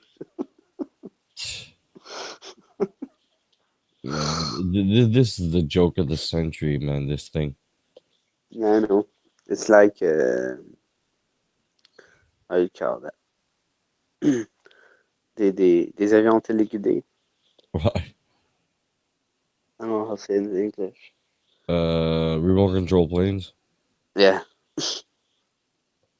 Look at that. Like, really? Seriously? And why the camera is only fixed there, you know? Don't look up. Descending. I don't care how freaking how's to say calm the water is. There's just no way something floating will be stable enough to. There's just no way. Apart Even from when you touch it, it's gonna move. You know, it's apart from it it's being too easy. You know, the only way I could actually see that working even a little bit would be if it was a big magnet. As it's coming down, it would actually tunk and get it stuck. But see, Yeah. then it wouldn't fall over like they just showed, though. Ah, Then gravity. it would actually sort of work. And even that way, well, wouldn't it become like top heavy and like flip over and loop, like go upside down and stuff? Maybe not, obviously, if you have one of those big long fins underneath that platform like sailboats do. Yeah, I don't know. It seems fake to me. Does it seem fake to you? Yeah, to me, yeah. Seems fake. All right, next.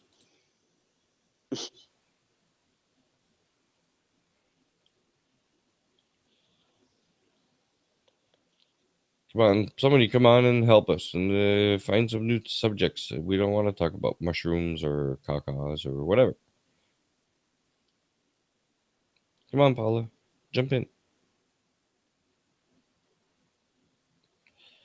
Access denied. Regular show. SpaceX. Failure. Again.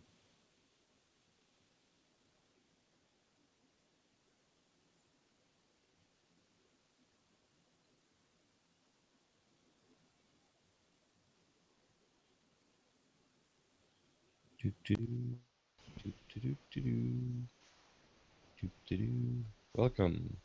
Hello. Hello. Yeah, the caca I was talking about wasn't poop. I was talking about crow. I was making a joke about crow. No, I was talking about the guy. No. Whoa. Yeah. I know, but what I was talking about earlier. Oh, hold on a second. I got 2 audio on here. Was that guy after he got done talking about satellites, and then I forget which came first because I was in and out for a while, and then he talked about orchids, and then he talked about language stuff that I just thought was so ridiculous. That's why I made that comment. Oh yeah, we were just all over the place, just looking at interesting stuff. It wasn't like he was making a presentation or anything. Yeah, I just couldn't sit through it. I had to go do other things.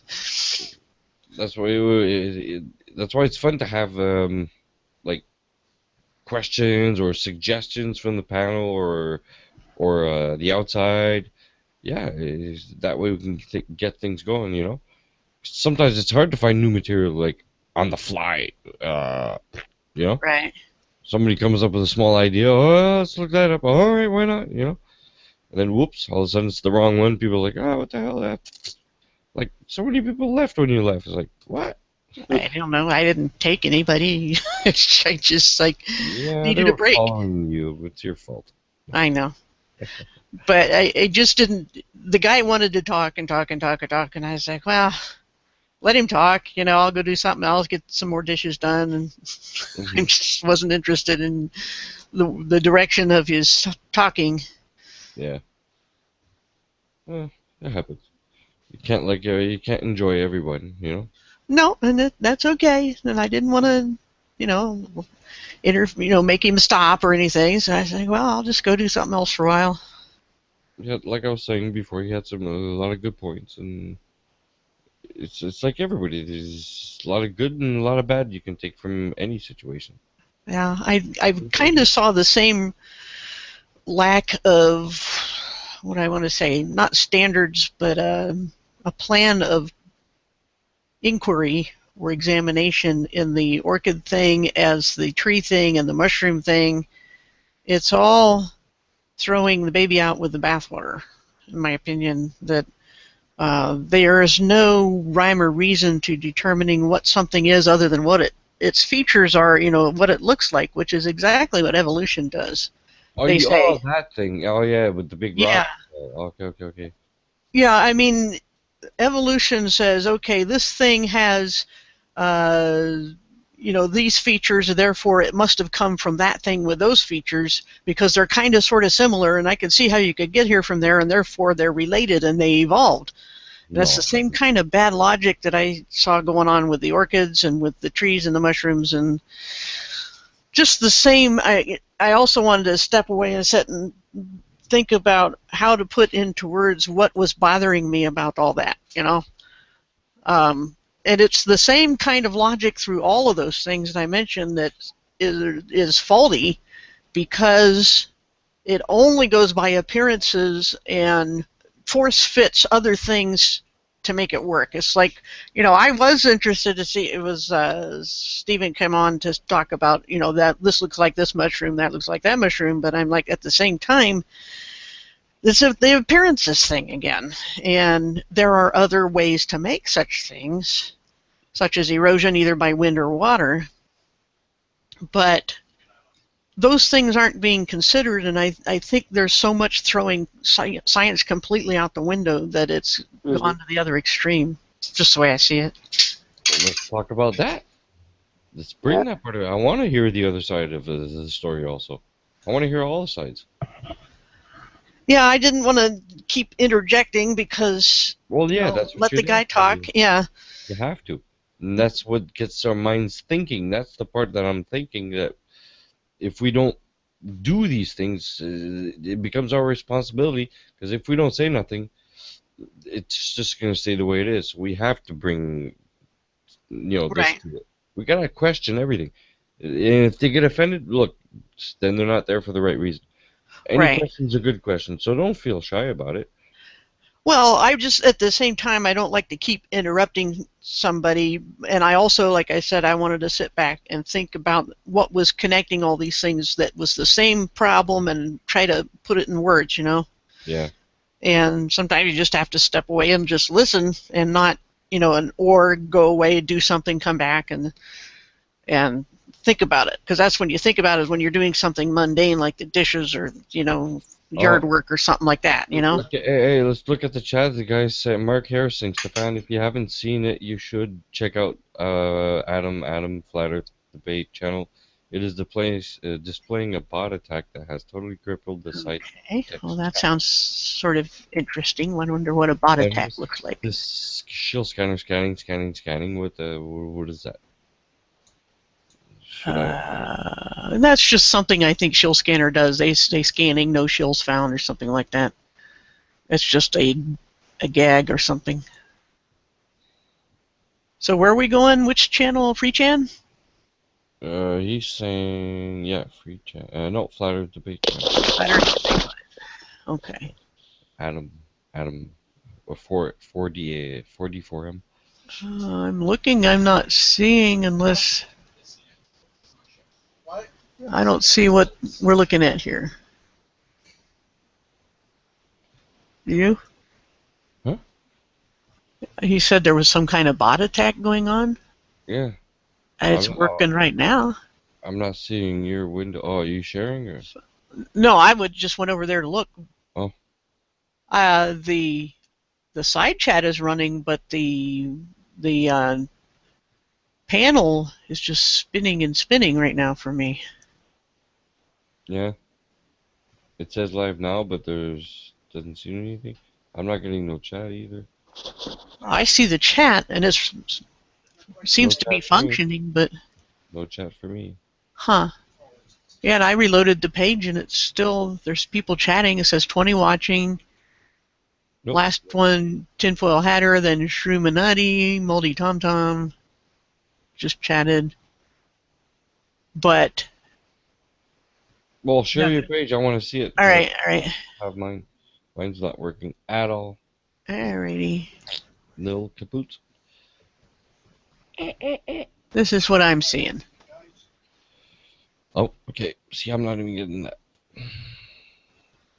Oh, wait. It's not even the same. No, you're on Atheist Rex.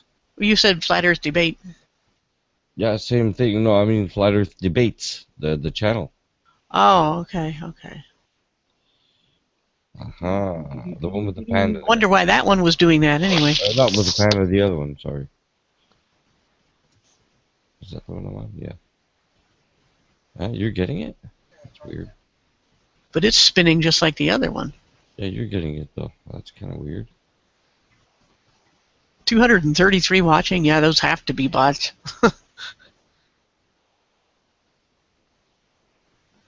Actually, that's a different one also. There's actually another one? Wait a minute. This is Flat Earth Debate. Wait, let me refresh this page. Oh, that's probably why.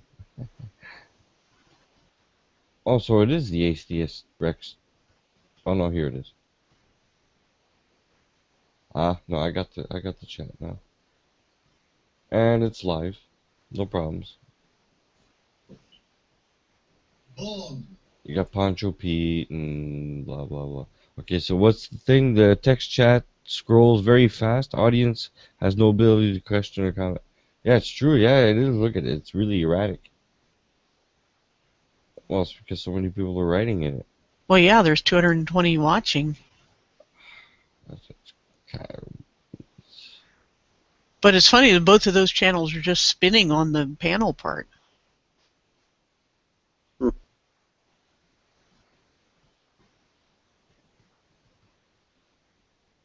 Oh well. Oh yeah, we'll look at everything that's being said, yeah. Yeah, that's a really good use of time. Are we done looking at this? Yeah. There we go. Laters. Cool. Yeah, that was strange. I don't know why. And both of them are, both the channels I checked, the one by mistake first, doing the same thing. Only they had a lot less viewers. Yeah, it's like a bot attack, like they're saying. It's like some kind of organized group or whatever. I don't know. It could be just one or an organized group. Some kind of software that created a whole bunch of different accounts at the same time with a whole bunch of pre-written texts and Yeah. I don't think it's 220 people all at once. No. No. That's no. Pretty unlikely. Yeah. Somebody found a way to like create multiple accounts all at once, you know? And how would you stop that? And who do you report it to? Because Google is like, you might as well, put it in the bottle and throw it in the ocean if you try to contact him. Yeah, how the hell can you get send a homing pigeon, hopefully it'll go in Really? the right window, you know? Seriously. I mean, you go to Google so-called help pages, and it's just other people trying to find the same answer, and somebody might stumble upon it one day and help you out, but Google really doesn't care. Yeah, it's a good thing. Let me check out my chat going backwards. I didn't leave any links by any chance. No, good. Don't think so. No, And they said, April says the same thing happened to FreeChan a few minutes ago, so we can probably expect it to happen here. if they show up. That'll boost the watch count. Yeah. But and it's like, not too many people typing anyway, so not sure how it would hurt us. And I'm guessing the reason the other ones' panels are just spinning is because there's so much activity happening so fast that it just can't keep up with the video part. Anybody in the chat want on? Anybody? Anybody at all?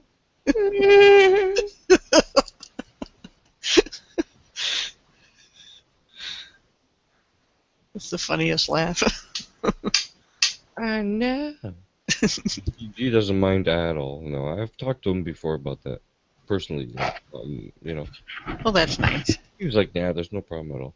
It's not like I'm laughing at him. I'm just using the laugh he's got. That's all. I used to do that with another guy I knew down in Florida. He taught me how to paint. Really amazing painter.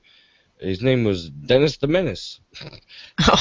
And he used to, just the way he used to speak, it was hilarious. Actually, you look like Gonzo on the Muppet Show. I don't know, he just had that look. Kind of weird, big hunker and everything, you know what I mean? But he used to scream and joke at the same time, and it was like really weird.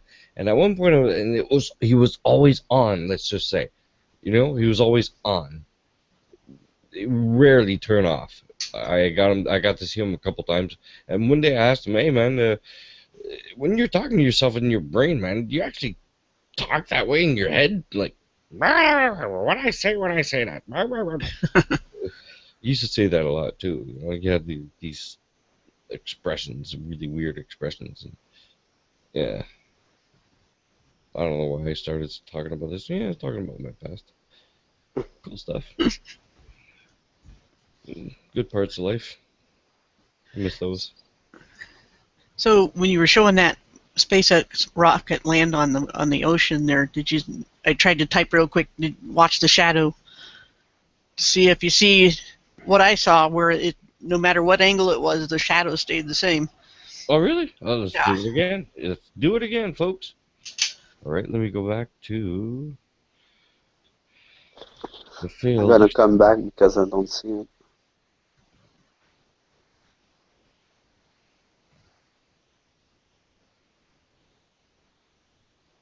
Okay, I see it. Oh, that's this one. You're not talking about this one. No, you're No, not. the other one where it lands on that little platform in the ocean. Yeah, that one. There was one with a closer up, I think, that you could see it a little easier. This is kind of a faraway shot.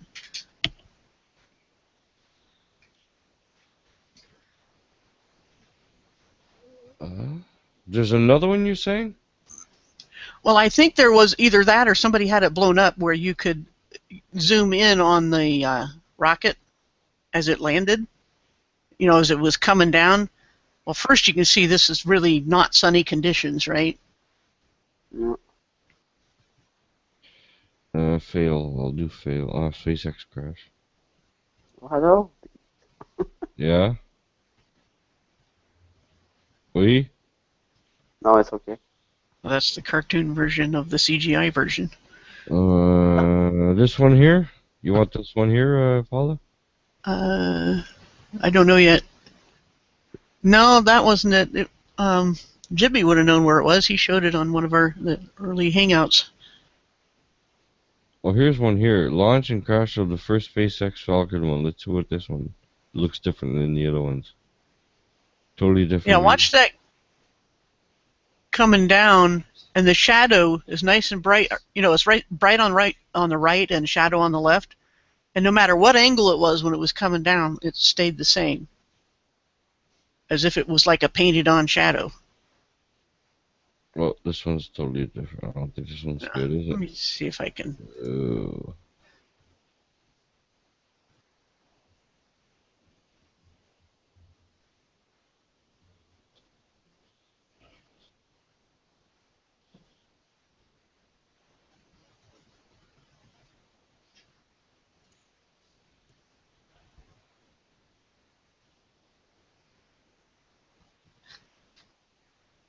See, now why couldn't they put the camera on the other part of that window? I know. Looking the other way. That's what I was trying to say before. Have a piece of glass big enough, and there we go. There we go right there. That's what I was trying to say. But put the camera on the other side. Or, hey, have 4 cameras. Yeah. One in each Yeah, corner. four. That would- 4 would be the best.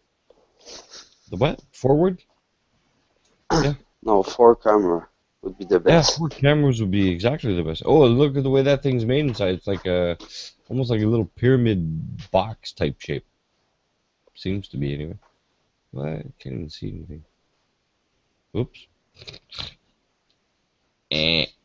Denied.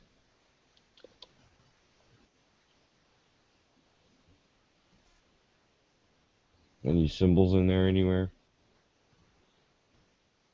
There must be something sex written in there somewhere.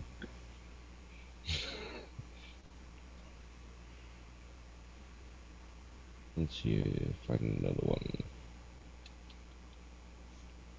Let me see if I think maybe this one's a little bit closer. Let me share one. Okay, good. Phew. Yay. I could take a break.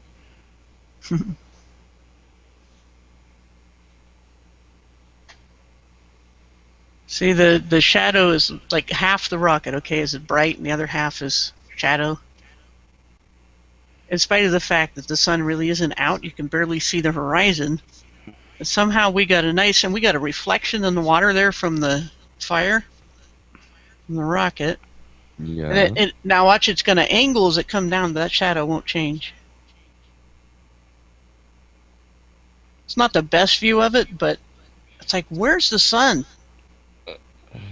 What an incredible achievement. What does the Dr. Fosnarzi think of it? Bang. Hey, there's a good one. Oops. Let's see if I can go forward a bit and find. Here it is again.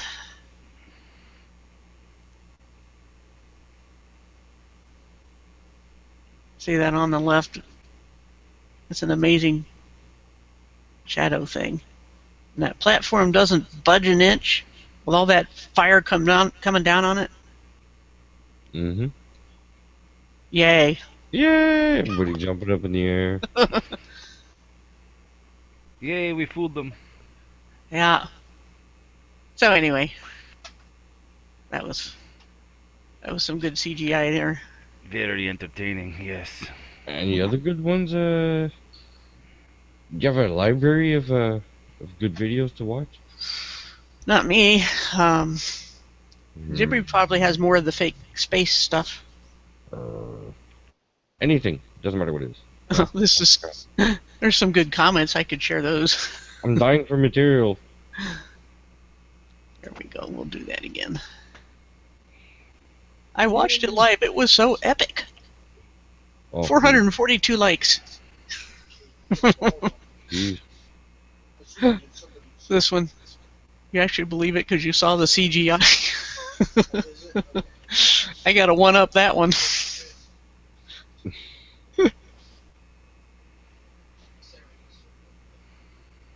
Elon Musk is a fraud. Any good news out there, Agave? Ooh. No, an attack in No? France. Terrorists are attacking. Everybody hide. Oh, again with the France?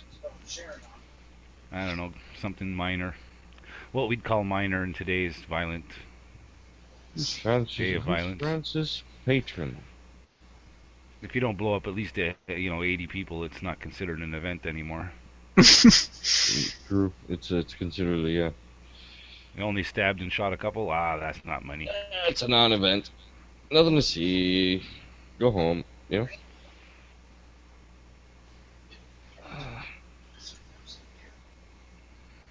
know. Yeah, in Whale Vomit, France. Cologne, France. Whoop. Ah. I see. Uh-huh. Uh-huh. You ever heard? You probably didn't want to hear it. There's a Weird Al song called "Genius in France." It's pretty good. You have to look that up sometime. Haven't heard that one. Nope. Genius in France. It's a tribute to Frank Zappa, but the lyrics are pretty cool. The last one I heard from him was the aluminum foil. Oh yeah. Genius And in France is a everybody's little older. Everybody's laughing like it's a joke. See, he's a comedian. Of course, it's just joking around. See, it's all a joke. Mm-hmm. Yep, it's all a joke. Nothing to see. Go back to your hockey games. Yeah. Oh, did hockey start already? What? When? What time? What time? What? Nah, you're not one of those, are you? No, I would know exactly when hockey starts because I won't see my father or a few other people. Exactly, my dad too. Or I'll hear a lot of screaming in this building for some reason. Like people are getting murdered for some reason. It's just fucked up. My dad doesn't come over often anyway. He doesn't like the chupacabra. Oh yeah, she must get like, well, what the hell's wrong with this guy, man? You know? Poor animals. Every guy.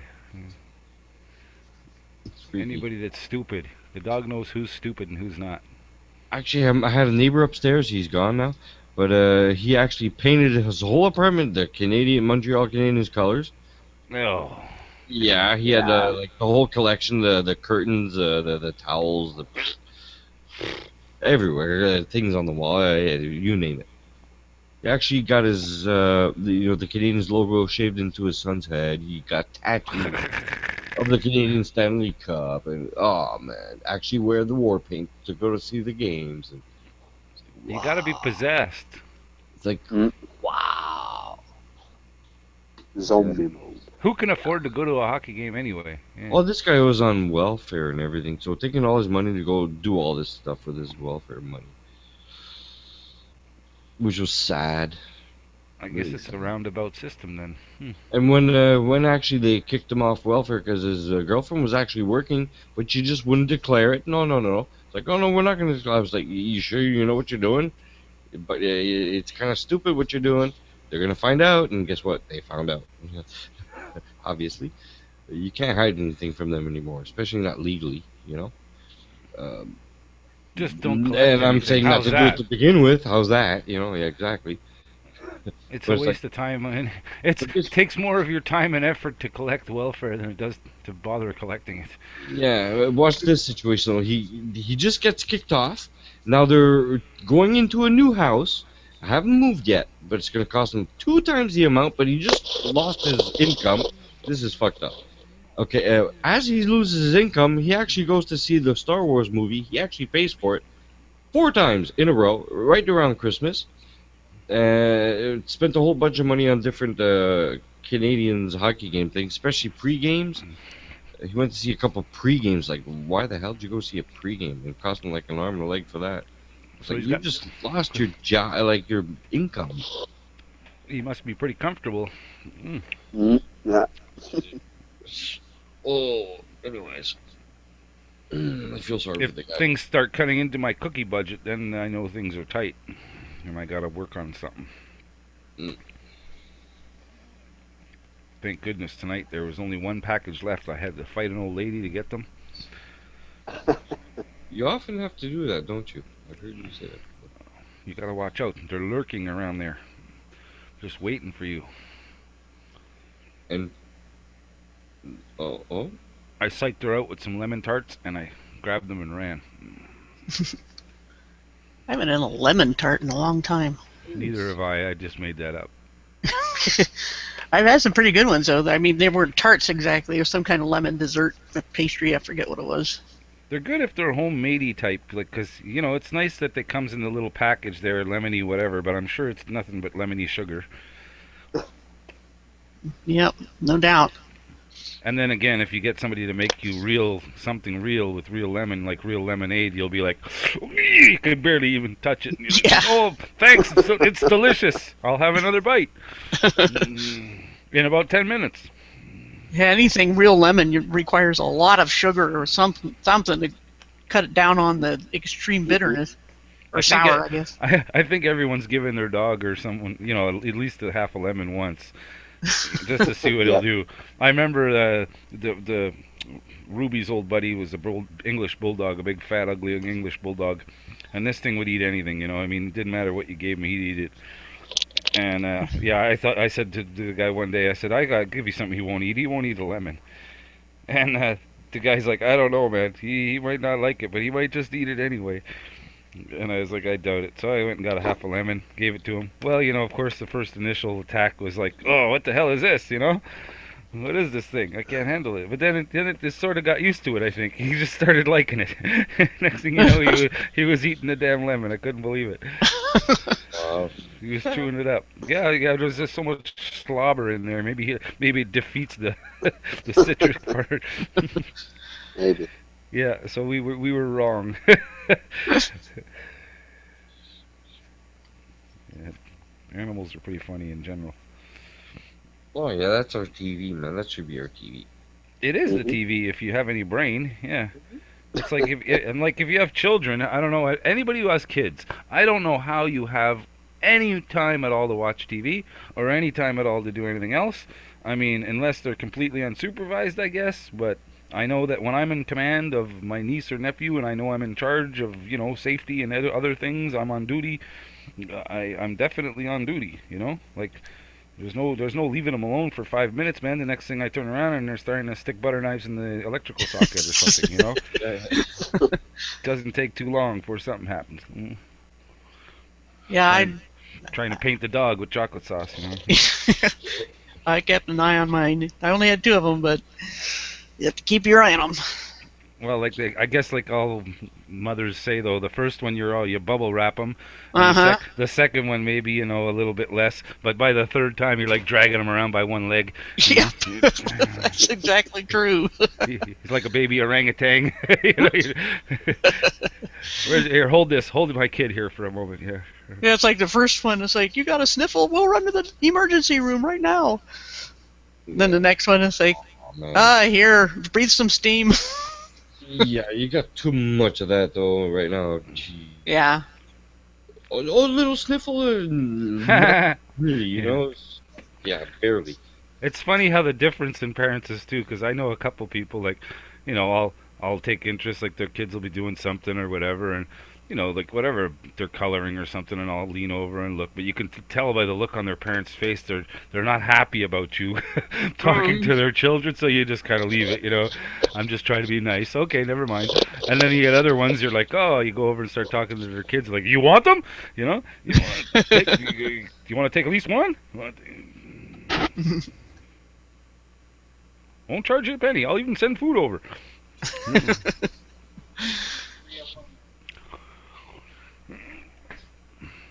So, how's the cookie supply? Well, I'm gonna have a smoke and a coffee now. Otherwise, they're gonna dwindle fast. Oh, okay. And I'll feel sick later, and then I'll regret it. It's good to have a balanced diet. You know, it keeps one thing from running out. Yeah, I suppose so.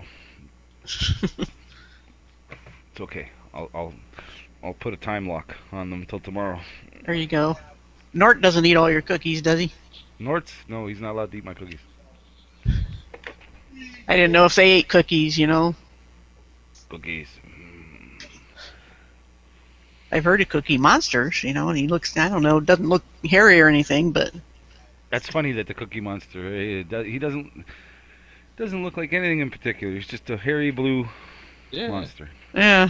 Wasn't he green? No, that's the Grouch. No. Yeah, Oscar was green. Oh yes, true. Yeah. Duh. Oscar lives in the garbage can.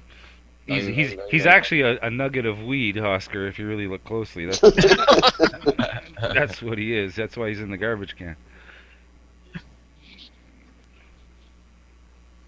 I'm watching the panel display here and the watch page, and icons are different for you right now, Agave. You got the orange, fiery blow up planet thing on in here, and then on the watch page, it's the Death Star. Yeah, it takes a minute. Did you just change it? Yeah.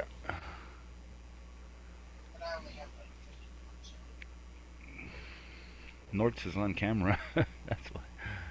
He was, and it changed on the watch page to the Death Star. Yes, I do not control the computer box. Nort does. I just direct the mouse around, but yeah, it does weird things. People that don't believe in weird crap going on, it's just puzzles the hell out of me. They're like, no, it's just something, it's just a computer glitch. It's just this, it's just that. I said, I don't know. Hard to say.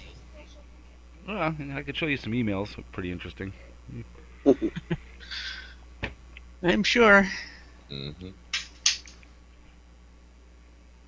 Like that upside down text typing, whatever. I never knew nothing about that.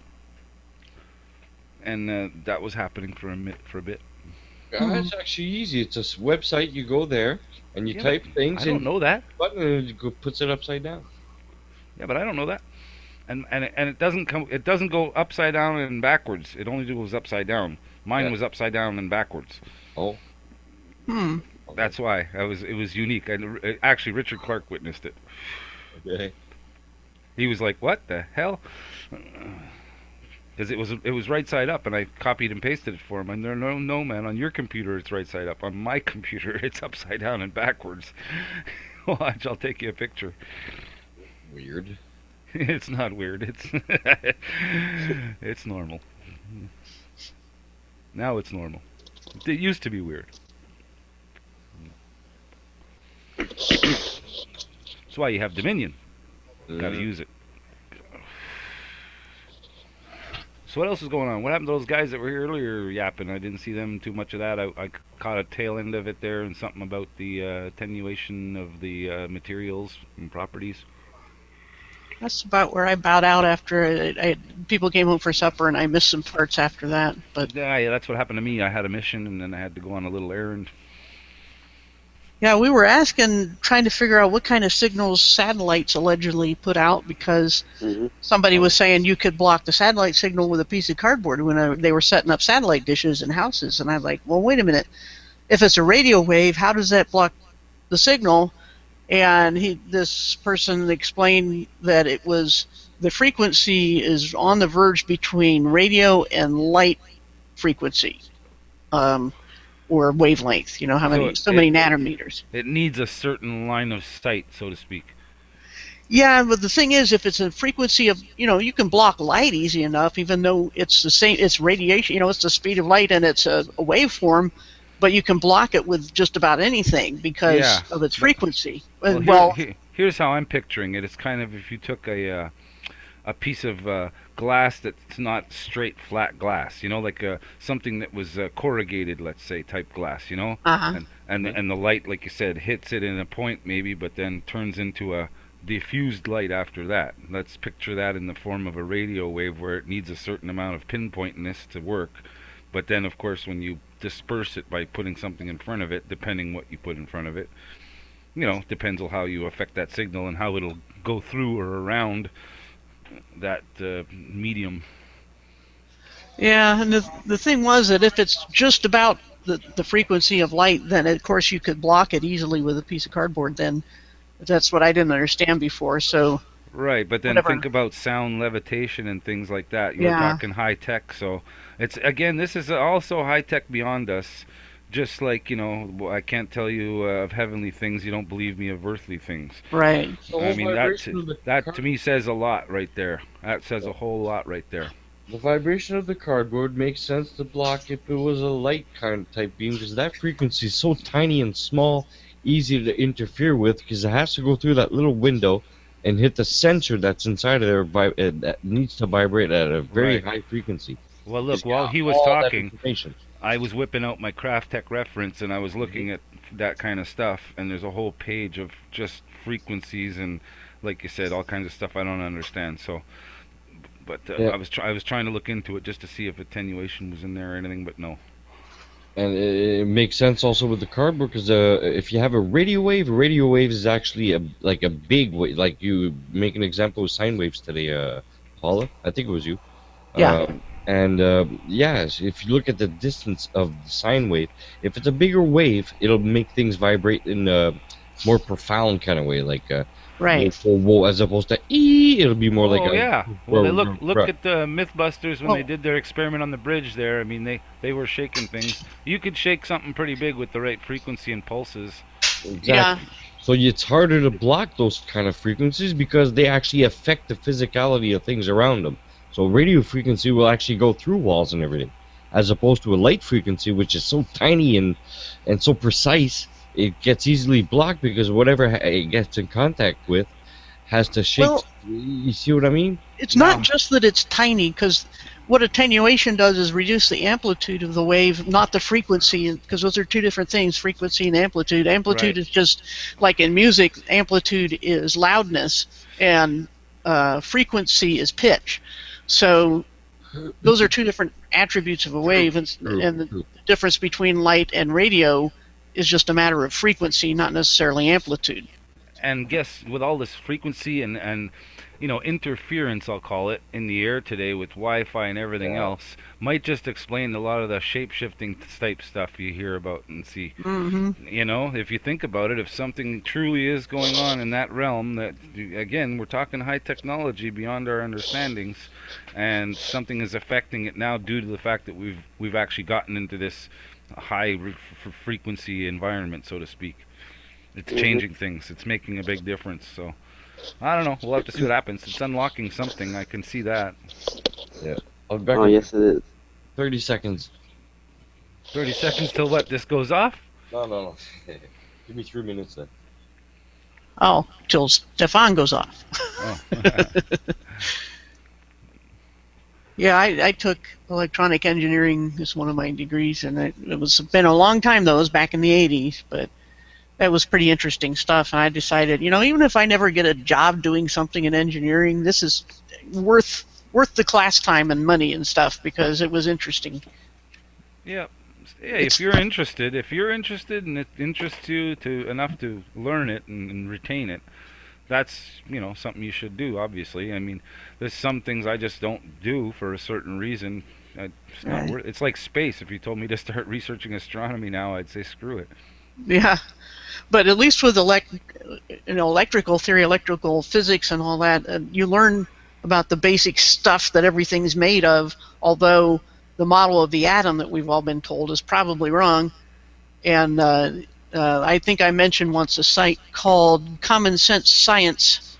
I think it's .org or something like that. Mm-hmm. And they have models of atoms that are a lot more intuitive and have to do with toroids and things, just that fits with electric universe theory. Let me see if I can find that. In general, though, I mean, it's like the CERN collider. It's a front, in my opinion. It's just trying. Oh, we're smashing atoms. Shit, piss off. 17 Right. miles in circles and whatever nonsense. You're opening dimensional rifts or something. You're doing something you're not supposed to be doing. Whatever Right. it is, we know it's wrong. And there's no question about it. I mean, no question about it. It's not even just the technicals of it or the scientific aspect of it. It's the ritualistic aspect that's all around it, the symbolism around it, Yeah. the way, everything, the dances, the whole damn thing. Yeah. It's evil from top to bottom. You can't see that though. Yeah, they're trying to open the abyss, and they don't have the key, and they're not going to get it until God says, "Okay, you can open the abyss now," and you're not going to like it. Pretty much. That's again, yeah, how you read it. But I mean, think about what you're saying. When the average Joe is picturing like some little girl with wings and a key, as an angel, and that's Yeah. nothing to do with this. So it's very tough to try and get people out of that mindset of the Sunday school learning and get them to, you know, when I tell somebody, I say, well, quantum physics is in the Bible, and they go, what are you talking about? I say, well, what's the three principles of quantum physics? Time, space, and matter. That's the first sentence. Yeah, only with electric universe theory, they don't need quantum anything. They don't, and you'll hear Eric Dollard and Ken Wheeler and people say that there is no such thing as quanta. There are only waves, and what they think are particles are just where the waves converge, and that's why they seem to act like particles coming. Because when a wave repeats, it's going to hit the same point over and over again. And that could be detected as particles, and it isn't. It's just waves doing what waves do. Mm-hmm. So, well, again, we don't understand, and even we use the terms that we're given, and the terms, you know, technically used in this day and age by physics and so forth. So I guess we're limited to the language, especially. We can't get too far out of the language without confusing somebody, you know. And right. I don't know. It's hard to find that middle road where you can try and explain something to someone and have them to grasp onto it a little bit and then stretch them a little further, maybe. Right. But I don't know. I don't get it either. So I mean, to me, I was good. I had a high scores in physics, but now we're getting into the top realm of it here. So. Yeah, and there's you got to go back and think of how much of what I learned was totally wrong. You know, mechanical and yeah, typical, you know, experiments you did and so forth of inertia and mass and all that. I mean, the problem with it obviously was the gravity and all that. But then, you know, we got to use something or call it something. Right. That's just the word they use. I mean, I don't like the word anymore. Down is down as far as I'm concerned. Things go down at 9.8 meters per second. Okay, fine, I can accept that. Don't call it something without knowing, you know. Right. Up is up and down is down. We know that. That's it. Yeah, you can still calculate things and they behave as they're expected, whether the explanation behind it is right or not is beside the point, really. When you have something that works, it works. Yeah. You know? And what I like about these models here of atoms is that they're easily understood. They're more intuitive and simple and explain all the properties that you would find in a lab. That was, you know, you do have certain elements and you slam them together, what happens, and, you know, whatever. These shapes, just a different shape. Instead of a planet with things orbiting around it, they have these rings and spirals and toroids, and that makes a lot more sense. I like this. They have a magnetic field here because you can see at the poles, what I tell people about, if you went to one of the poles, the lines go straight up. You know, they're vertical at the poles, whereas we're like somewhere in the middle here, a little bit past middle, so they're mostly horizontal, which is why a compass worked for us on our northern hemisphere. You know, just the way it would work in the southern hemisphere, only it's going to point slightly up, but it's so slight it's not going to make a difference here at the very surface, you know, of the Earth. But no matter what the shape is, that's the magnetic shape, and it's going to do the same thing. So wherever the poles are, even for like a ring magnet, the inside is going to have vertical lines of force, and so will the outer edge. So it's the same principle. But anyway, yeah, it's all magic. Whoops. But commonsensescience.org is a good site. There's all kinds of these sites all over the place. I mean, there's so many good ones that are just regular stuff too, and it's, I don't know, I just saw something tonight though that was really simple and to the point, and with the tilt of the Earth and the seasons there. Who's a Truth maybe? Oh yeah, he's got some good ones. It's a new video. It just came out. It's only a few minutes long too. But really good. It's like heliocentric model, 100% debunked proof or something. You know, your typical. But I would have to give it to him because I've thought about the same thing with the tilt. People seem to think that tilt goes around and tilts opposite when it's on the other side, but it doesn't.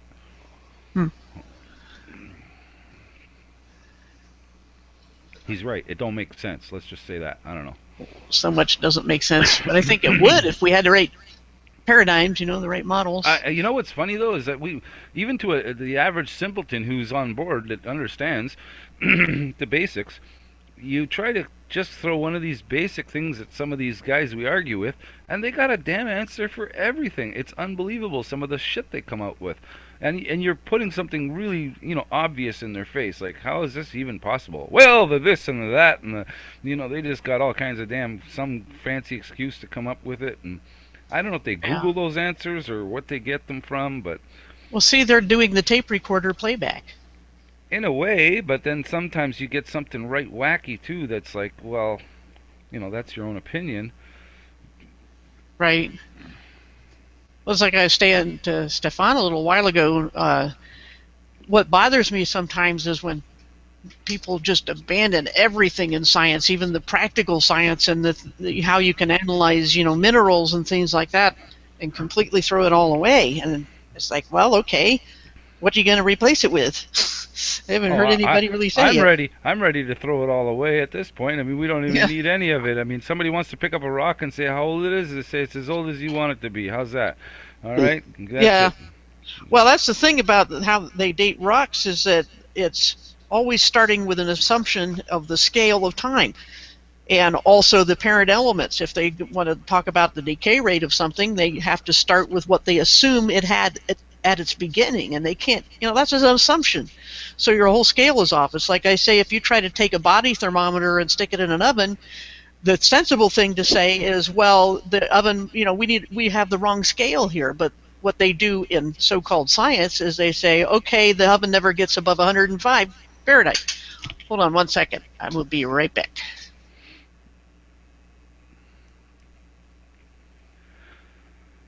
It's all nonsense. Close the schools. That's it. Yeah. There's only 3 courses in there you needed. Don't need schools, man. School's right here. Well, technically, I mean, it's not even... you don't really need the actual...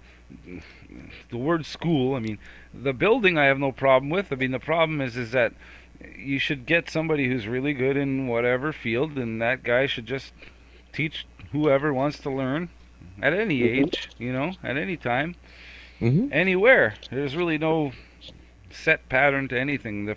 That's what they do with us now, is they've got this set pattern to everything. Like I said, the 9 to 5 thing is hilarious. I mean, just watch the Office Space movie or anything. I mean, that makes it pretty obvious. Everybody's in their car at the exact same time, going to the exact same place almost. It's ridiculous. Are we talking about work at home? No, if we were working at home, we wouldn't have to get in the car. Total opposite. I can walk. Being sarcastic, huh? Oui, oui. See, he could have said something really nasty to us right now, and we wouldn't know it, and we'd just go, ha, ha, ha. All 3 of us, as a matter of fact. Ben oui. Le pouvoir de trois. Paula, I heard you made a joke earlier. What do you think you're doing? Well, it's good to learn new things. No joking. No fun allowed. I thought I warned you about that. Reminds me of an old little rhyme. Quaker meeting has begun. No more laughter, no more fun. That's right. Serious business, this flat earth. So who snitched on me that I told a joke? You. Nobody. I was listening. Oh, okay. You snitched on yourself by telling the joke.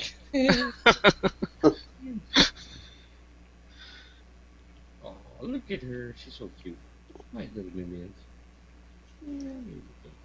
Your chocolate peanut butter cat? Yep. That's what it looks like. I call her you know what's funny? I went over to the grocery store and Ruby was in the car and she sees big fat bulldog there, and big fat bulldog sitting by the store. Looked just like her buddy that she used to live with, so she was checking him out. She thought it was him, I think. That wasn't your buddy, was it, Ruby?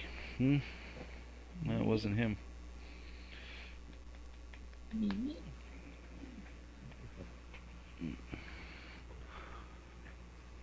Oh, why do you have 666 in your logo, Stefan? Uh-oh, you're getting called out. Yeah. I told you, you're going to have to change your swirly logo. I warned you.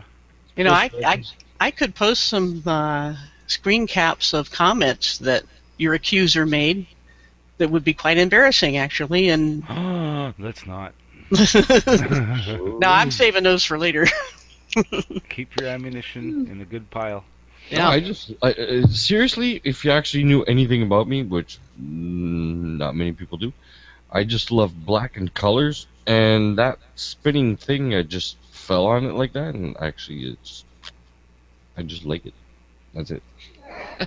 Reverse it. Do something. You're attracting the attention of the Satanists. Careful. And if you look at it properly, it's like if we were on a globe, well, the water on it would actually act like that, wouldn't it? Nope. Gravity. People just don't understand the gravity of the situation. That's right. Yeah. It's grave. The situation's grave. Yeah. Yeah, that's what happens. The candy core in the middle, it magically sucks everything to the middle. Your feet right now are being pulled right down to the magic candy core. Just like if you dug a hole straight down to the magic candy core, what happens? You fall. Hey, here's a good question. What would happen if you dug your hole a little bit off center? When you jumped in the hole, would you go scraping down the wall now instead of falling down the middle of the hole? Because you've actually made your... I guess so. You know, your hole isn't a perfect tangent to the core. Like if you were off a little bit from drilling down, if you started going off a little ways. And I think if you eat more candy, that's why you want to you feel heavier and heavier because it's trying to draw you down to the rest of the candy, right? Possibly. That's the one. We could put that down in our book of theory. Yeah. But it is kind of magical how that candy core in the middle is just incredibly strong. It's got a serious magnet, obviously, on it, or no? Is that why sometimes it jumps into my grocery cart? I guess. By itself? That's why I like that other analogy of drilling the hole through the center. Now, if Stefan jumps in one end and I jump in the other end, do we smash into each other in the middle? But we won't pass each other because... obviously, that would defeat gravity if you were going past the center, right, the other way. So technically, you should just go smash right into the. Well, I don't know. Would there even be an impact? What if we went separately? I jump first into the hole, right? When I get to the center of the Earth, now gravity reverses at that point. Yeah, just like the remake of Total Recall, where that's how they would get to the other side of the planet. They would ride in these little things and be weightless in the middle. So the question is this. Considering I can actually jump up off the ground right now and defeat gravity, but it will bring me back down. Now if I jump in the hole, I'm going to go speeding down to the center of the Earth at 212 kilometers an hour, isn't it? Terminal velocity, whatever. Okay, whatever it is, we're going down there. You're going to pass the center, even though you've gone past the center and you're defeating the gravity now. So you're going to slow down. At a certain point you'll stop, right? And then you'll go back the other way, back towards the center again. And then you'll probably pass the center, but only by half the amount that you went before. Kind of like an elastic band. Something dangling on an elastic. Yeah, I would think you'd have enough momentum to go past the anti-gravity center, the soft nougaty center, for a little while, and then it would pull you back down. Yeah. Right. And then you'd probably go past the center again for a little bit, and then past the center again a little bit until it got smaller and smaller, like a pendulum coming to a stop. Right.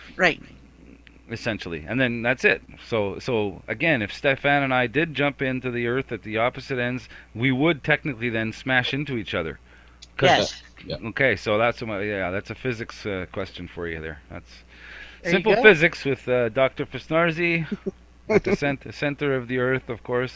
Of course, it's untested still, so if anyone has a really big drill and wants to start drilling the hole, let us know. When you get down to 4,000 kilometers, let us know. No, see, the thing is, it's the Earth is a big asshole, and you have to have the candy cane and the candy cane in the asshole. Up in the top. Yes. Everybody has to meet there someday, and otherwise you can't go to the other side. Candy cane is very important. And Christmas tree. There is symbolism behind all that shit, and some people look into it a little deeper than they should. It's kind of like when people go off about Russian vids, though, and I say, nah, he's not actually getting too far off the track. But the symbolism is really crazy the way it's amped up, though. It's like, Yeah, you gotta sign everything. Listen, if you're an artist, you sign your work. That's how it's done. I mean, it's that simple. It's got to be there. Somebody has to know who made it and why, and it's always there. I mean, it's so obvious in some cases that it's like it's advertising. It might as well be a Gatorade commercial. yeah. They're jumping on board. A lot of people are jumping. A lot of corporations jumping on board just because of that. But pre that, like there was a lot of freaking symbolisms. They're like eccentric when it comes to this shit, you know? Hey, even when they whip out the professional wrestlers and yell right in your face, tell you, the New World Order is coming to get you. You know, they start going on about all this stuff, and people are like, this is funny. No manipulation, guys. No. It's all a big coincidence theory. Don't worry. Coincidence, yeah. Yeah, coincidence theory. Here, I'll throw you guys a good document on the side, and actually it's a good website so we can dig into some stuff here. Maybe it'll give us something to talk about. This has unlimited amounts of all kinds goodness and candy and... Well, subject matter. This one page is one... This one page is just one part, but... Let me put it in here. Why do you resist the flat earth? So at the top of that page, you'll see there's a whole bunch of, subject matters of any kind. You can click on any of those. I don't see anything. Are you sharing? Hey, you listen, just did. Listen, lady. Pay attention. Pay attention now. Shit, you know what I just did? I just did a stupid mistake again, as I usually do. I went and clicked on the link, and now I just lost my Hangout window again. Oh, it didn't open in a new window? No, it never does. I keep forgetting. Can't you I'm click on a back? Mac. No, that's the whole problem. I'm on a Mac. It doesn't have not for the Hangout window. It's like, it's borderless. Can you right-click and go back?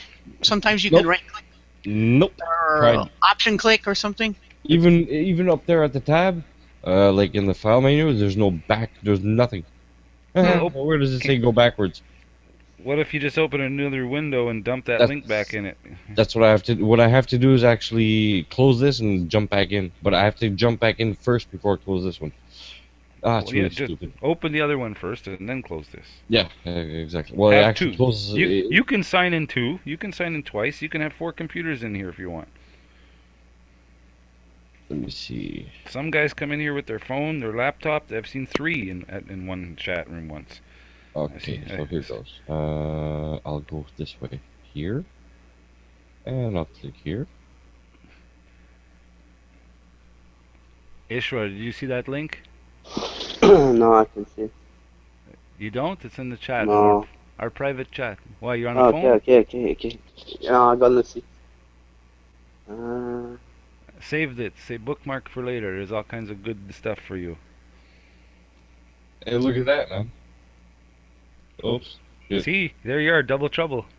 Oh. They're multiplying. Yeah, it's bad enough with one of you. Come on. Give us a break.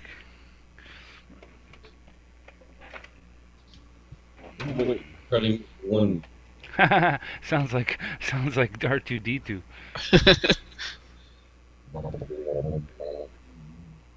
Say, Luke, I am your father. Luke, I am your father. Oh, it's good. It Not sounds bad. Not bad. It sounds really good.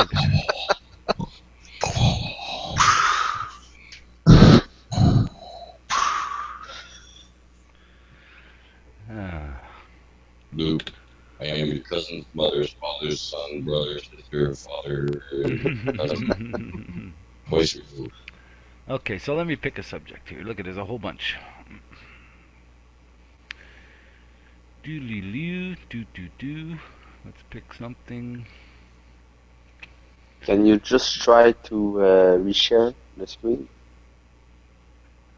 No, I didn't share it. I just put it in the chat room so you can See, I asked that, and I get my head bit off, and now he asked it, and it's okay. Wait a second. Is it there? It's in the chat on the side, not the YouTube page, our page. The Hangout? Yeah, this one. I'm not even looking at YouTube. Yeah, see, now I lost access to all that because now I'm a new member. Oh. You have to That's repost. Repost that. That's okay. One of you can present it. No? Well, I think it's mostly just text to read, so... Yeah, it was just to try and grab something to look at, maybe, and...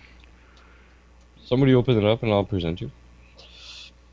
Do I still have... I'm still the owner of the room, right? Obviously. Yeah, toolbox Yeah. right there. Well, I can present it too if you want. Present to There we go. everyone. Hey. Yeah, I'm taking a... Oh, this is a page for you right here. There you go, Paula. You'll like this one. Yeah. Okay, well, then I'll have to stop sharing this one. If I go look at it, it'll switch to that. Yeah, switch to the other one. It'll be easier, maybe, because I just give you something to look at here. Ah, look at that. How can you prevent alien and military abductions? Stop lying. For one. Sounds interesting. I'll have to read a while, but it's a Go to fairly the long article. skip down to how to stop abductions, Paula. That'll start there. All right. Reading. Asking God for an answer. I couldn't do it. Maybe I realized. This is how you read, speed read. So I did the following one. Follow the candy cane. Yeah. Anyway, it's pretty. There's some good stuff in here. I can only tell you that this has got some nifty stuff in this website. I don't know who's put this together, but Yeah, I've seen that from more than one source saying that as soon as somebody cried out to Jesus for help, they had the thing stopped immediately. But I do think it matters whether you know him or not, and he knows you, because even in the Bible we have examples of people using the name of Jesus without having any intention of following him, and it didn't work for them. You know, when I don't know if you know that incident where somebody decided they saw the apostles throwing out demons and they said, hey, we'll use that same formula and do the same thing. And the demon said, I know Paul and I know Jesus, but who are you? And he tore them apart because they're trying to use Jesus' name without, as a formula instead of who he was. So just a word of caution on that. It's not a formula. here's another good topic here. Sodom. New film exposes the lies of organized LGBT acceptance. Where's that? It's on the left, second row up.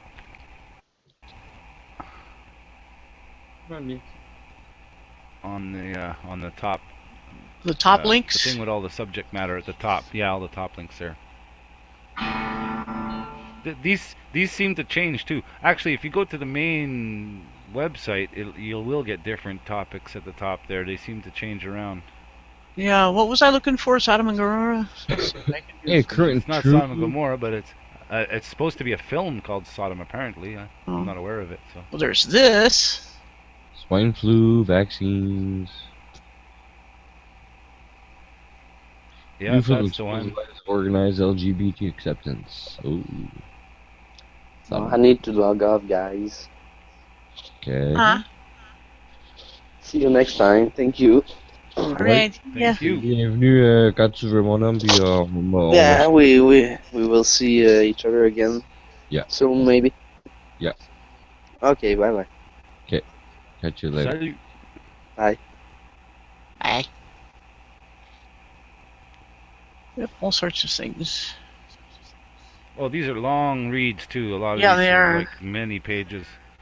There's some that are just ridiculously long. The first one I gave you though was pretty good because it shows the manipulation. Here, hang on. Manipulation of society obviously is most important, but then it has the pharmaceutical links in there. Go down to the 9 steps there, and you'll see the 9 sections. On here, on like the first one? Those 9 sections there, yeah. The main protagonist, economic control, political control, world army. Who we are in mind manipulation. That's it's going on right now. The pharmaceutical racket, that's a good one too. Lots of reading there though. Yeah. I think there's 76 pages or something in total if you read all those 10.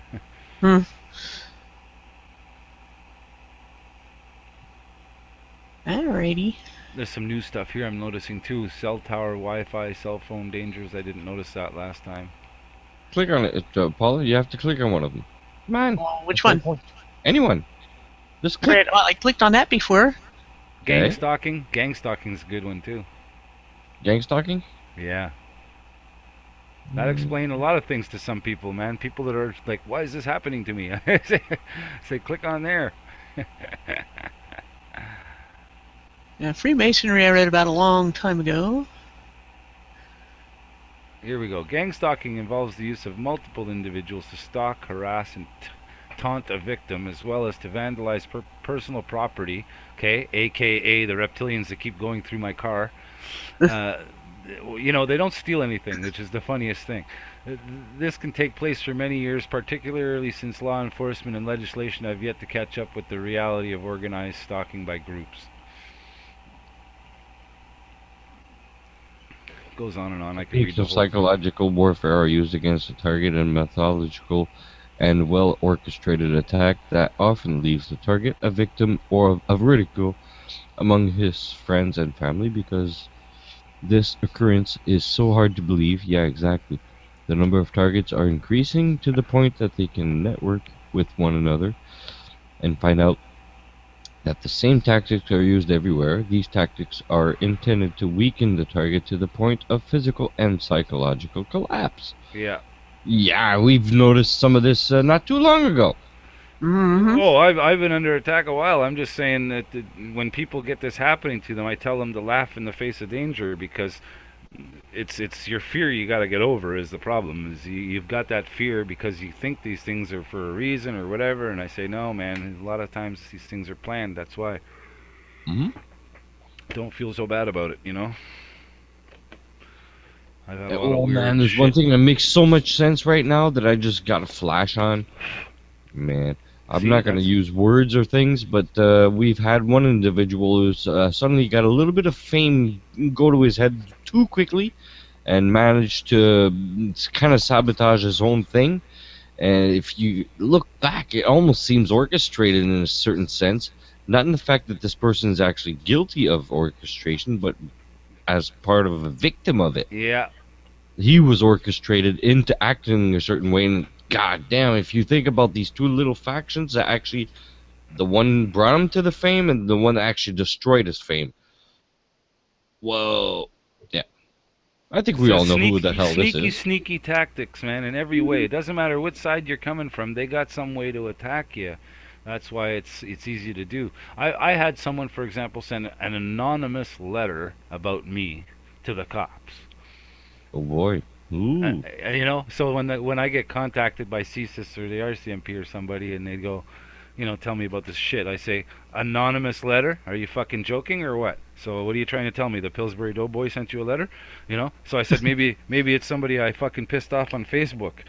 You know? I mean, what kind of joke is that? You know, honestly. So I can basically sit here at home and write anonymous letters about all the people I don't like and send them to you at the cop shop, and you guys are going to be my dirty rag and go out and do my dirty work for me? I mean, is that how this system works now? You know? Basically, I talked to Dude Zero for a few minutes. I think he got the message. You know, he wasn't talking to some radicalized terrorist or anybody else like that. I mean, he quickly got the message, and of course the content isn't even known to me. I said, "How are you're telling me about an anonymous letter which you won't tell me the content of, nor the author of it, and you're trying to convince me that it's true?" I said, "Well, how am I supposed to believe any of that? Right. How do I know you're even a cop?" You know? Exactly. That's another thing too. Yeah. Prove it to me, my friend. You know. Well, I did prove it. I went and called somewhere else. But that's the funniest part, man, is that, you know, you're talking about something anonymous, like you're calling me. Why are you even fucking calling me, dude? You know? That's like me sitting at home like a crazy person if I wanted to and writing anonymous letters all day long, and you guys are actually going to sit around and spend man hours looking into every single one of them? You must get a lot of anonymous letters.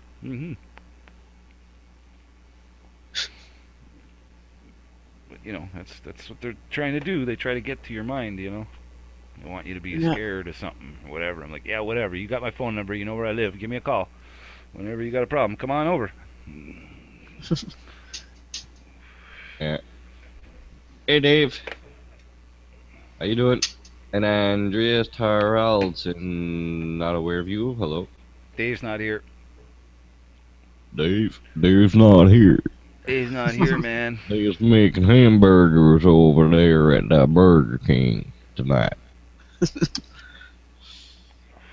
He don't make nothing. He points his finger. He gets other people to do the hamburgers. He's the head nerd herder. That's what I call him. It's the same as a ski lift. When I was out west, you know, this is one of the good things about being in a smaller town and being the head bartender in the main bar, all right? You are technically the king, you know, really, when you really think about it. Because that's the goal of everybody that's young and working out there, is to work, get their money, and go get pissed. And then you're the only thing standing in their way of doing that. So, you know, I have to be treated with respect, obviously. So when I go skiing, I used to go up there, and the guy that I knew was like, I called him the head nerd herder. He was in charge of all the kids that ran the ski lifts and all that stuff, you know, all the on-hill maintenance and staff and stuff. So me and him were good friends, and he would tell everybody, when you see Mike coming, you're not looking for a ticket, you know, just dust off the seat and send him on his way up the hill there, right? Get the picture, you know what I mean? Everybody like, yep, I understand, you know what I mean?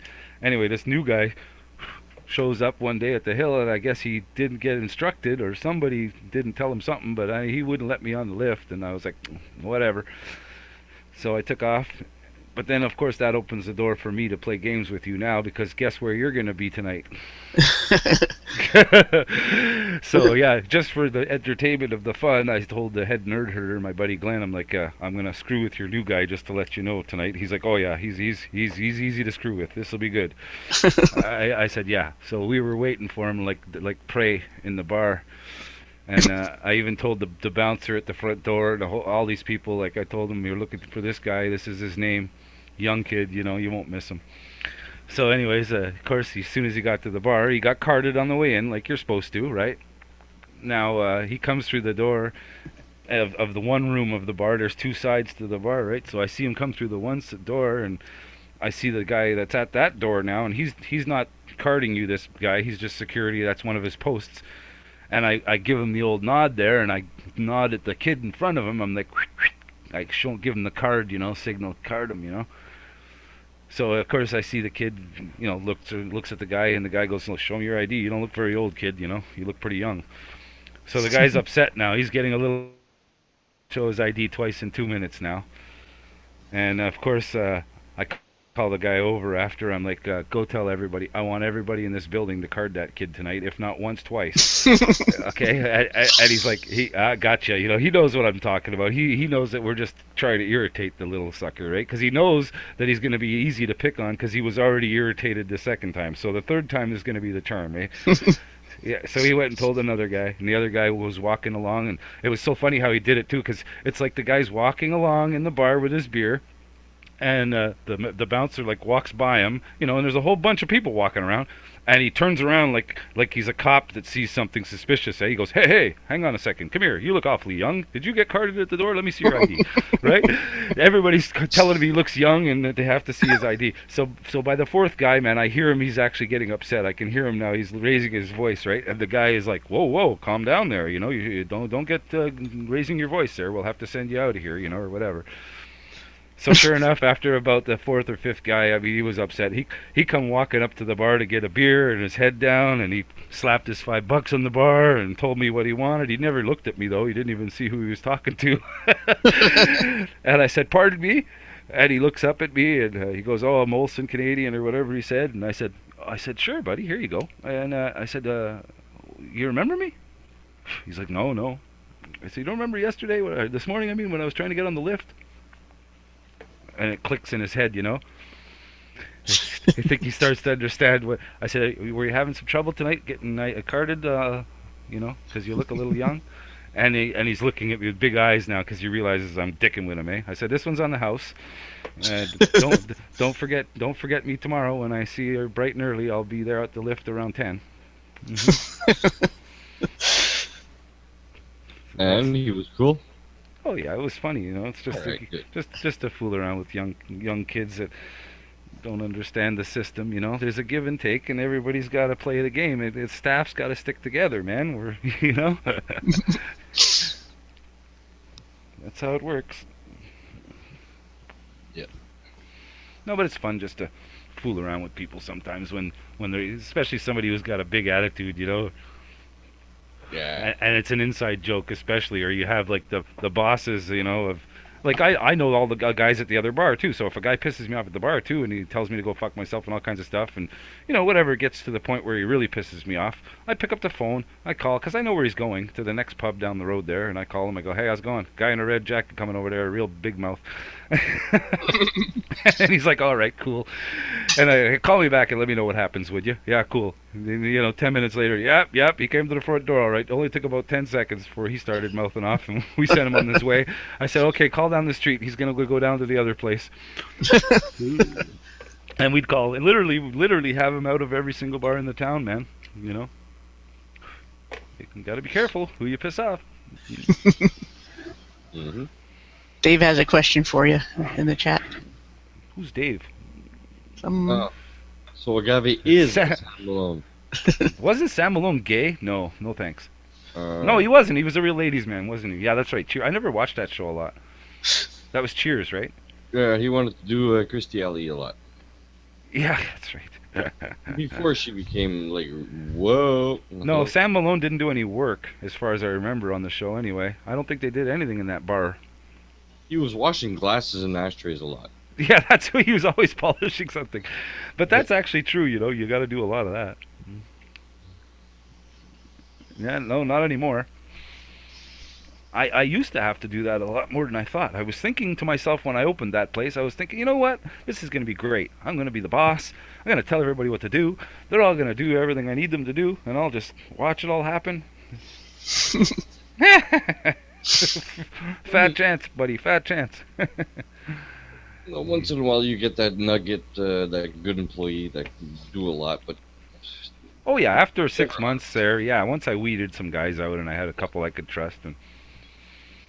But again, I paid high price too for those people. I didn't mind paying extra because I don't like crappy service or anything complaint-wise. And it's nice when people come in and they leave and they tell you every single time, how everybody was awesome and the service was awesome and nothing was wrong. And, that's the whole point though, isn't it? Exactly. Those are the ones you want to pay more because they're actually bringing more people in. Yeah, in every business, even now, what I'm doing now, the place where I work, it's a family-run business, and if you bring something to them to repair it, they're not there to rip you off, man. They tell you right away, this is a piece of shit, don't fix it. or we can fix it, but it's going to cost you almost as much as a new one. They're not going to lie to you, they're not going to surprise you with some crazy bill, or, whatever the case is. Today, in this day and age, you know how things are. Yep. I actually got an electronics repair guy here in Chattagee that's exactly like that. He will not screw anybody around. He's not aiming for the big fortune. He just wants to live comfortably. And he's got so much business anyway, he doesn't need to be, Yeah. Not at all. If you make your money unjustly in any way, I guarantee it bites you in the ass. It eventually bites you in the ass. Karma. I like to use that word myself because that's the common popular word, but I guess with its associations to whatever. Well, my mom's name is Carmen, so Yeah, but you get my point. I call it just what goes around comes around, and it's as simple as that, really. And it doesn't have to come around instantly either. When you're young and you did stupid things as a kid, those things come back when you have a son. Your own son, and then suddenly you get a call on the phone, your son's doing this and doing that bad, and oh crap,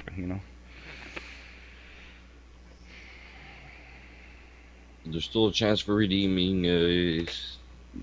Yeah. The universe leaves us a chance for redeeming ourselves. It doesn't even have to be directly, like you're saying, karma. You actually do an opposite deed of greatness, not greatness in the sense of popularity, but a greatness as if selfless, like really something selfless. I'm sure it can cancel out a lot of negatives you did. I suppose. It's a learning thing, like you said. Like say you hurt somebody like a long time ago, like a long time ago, before we were aware of a lot of things. It was still a bad thing to do, obviously, but you can't go back and make amends because that person, you don't know who they are, first of all, and so somewhere far away. So how do you make amends on that? Well, if No, you but do it's the good deed to thought. somebody else selflessly, well, maybe that'll like balance it out or something. Yeah. I It's the- think it does. It's the thought in your head too, you know. Yeah. Again, realizing your mistake, even if it's years later, or you know, for many years you harbored something up, or you thought something badly about somebody, and then one day you just let it go. I guess that's part of it, you know. Mm-hmm. That whole I don't know how to say it in English. An amende honorable, honorable. How do you say it? Well, amount doesn't translate well. Honorable amends. Yeah, well, suppose that's close enough. Or something like assuaging your conscience somehow. An amende honorable is when you do something bad to somebody, and instead of like say you stole $400. Example. Instead of giving them back $400, say you give them like $100. This is a bad example, but it's basically that. It's to make an honorable payback to the person, I guess. Crappy example, but I get your point. Yeah. It's a I friendly. do think it counts if you couldn't make amends to the person that you did it to, years later, Yeah. and you do something nice for someone else because you feel bad about what you did to the other person. I think that counts. Yeah, And money's a actually, bad it'd be example because it's better- a number. But if you do it to somebody else and the other person knows about it, see, I don't think that's good either. I think No, it should be a I'm just saying selfless- if you can't, totally selfish. You can do a totally selfish act. Put $20 in an envelope and stick it in somebody's pocket while they're not looking, and say, "Enjoy your Right. day. Go have a soup or something." Right. Don't tell anybody. That's selfless, because you're only the only one's gonna know that you did it. That you're the one that did it. That's selfless. Because as soon as the other person knows, you know, in somewhere inside of you that they're gonna think good of you, which is not Right. the point. That's not the right agenda. well, that's what it means to not let your left hand know what your right hand's doing. Don't do your acts of righteousness in front of other people so they can praise you. That's exactly There what you Jesus said. Yeah. go. Whoa, I never knew that. What? Why not? I know it sucks, but man, you really want to be selfless. That's the I only want a way. medal. I want everybody to know my name, and I want to be number one. Come I on. know. Sucks, doesn't it? That's what the whole Olympics thing, man. Wow. Well, that's kind of the thing behind ribbons, trophies, first place, second place, all that kind of stuff, and the keeping score. That I don't go for any of that stuff, man. I mean, I know young kids, they always immediately have that in their head, and every time anybody mentions that, my nephew or whatever, like, what's this? We scored more goals than you. I said, well, what if every game just goes to one? How about that? No, it can't be that way. You have to win, otherwise you're a loser. Or you're bad if yeah. you lose, and you're good if you win. Oh, really? You ever see the people who win, how freaking hypocritical they can be, and how freaking arrogant and whatever? Mm-hmm. That's winning? That's good? Wow. Okay, cool. Yeah. Right behind the head. Or just make it the opposite. Say, you say that the loser gets something instead of the winner. Nothing special, but just as an example. And sometimes they say, oh, the winner gets, free McDonald's or whatever. That's a bad bribe. Yeah, that's not really winning. You're not winning shit. No, but to a kid that sounds great, I'm saying. But if it was something different, for example, I'm just saying, whatever. When I was young, that was the thing, man. That was the shiznit, Actually, man. what? When you were able to go to McDonald's playground, that was the Disneyland, Oh, the Happy Meal. I want that toy. Yeah, give me that toy. Well, that was when they had the dangerous stuff in the playground, when you had the big Grimace with the springs and the, those springy spring back and forth toys that would like absolutely break your skull open if you happened to fall off it and the thing sprung back and smashed you. I've seen ambulances there before. I mean, it's not uncommon. That's how they probably had to get rid of those when the insurance started getting into things and suing people and stuff. Yeah, I remember those. Yeah, I do remember those. You can still find them apparently. I mean, people collected them and saved them, and a lot of them were outdoors, and there was just the spring left because people used to steal the statue part of it. Like the Grimace was the one gone. Yeah. I have fond memories of the shiny slides. You climb up on a ladder and go down the slide, and they're shiny metal slides that would just bake in the sun. Yeah, the red. Yeah, I remember the red hot slide. That was fun. And then you had, what was the other one? The Hamburglar guy. Then you shook around in the Grimace. It was like his ribs. You were inside the ribs. The hamburger, the cop, the hamburger cop, you could actually climb right inside it. It was a tight squeeze too. I was a small kid, I remember, and I was only like 6, I think, or something when my mother had my birthday party there or something, and I can remember then barely fitting, getting into that thing. So I can imagine some fat kids would have been stuck today. You had that little statue of the Hamburglar stuck in a little mini jail. That's what it was. Yeah, that's right, I guess. Yeah. What was the other one? There was another one though. There was some other stuff. I know you had all those little springy individual Hamburglar, ones. Grimace, the cop, Hamburger. Wow. I'm at a loss. I know, and it wasn't like there was only 3 things or 4 things, and you didn't even get bored. Well, Ronald was in there something. Yeah, I think Ronald was one. It was like a fake chair, wasn't he? He was just a statue, and then Ronald. Yeah, you can go sit on his lap, like. Yeah, on the bench in front. Yeah, like a pedophile. Yeah, isn't that? I was gonna say, isn't that sick, man? He's creepy in general. Mm-hmm.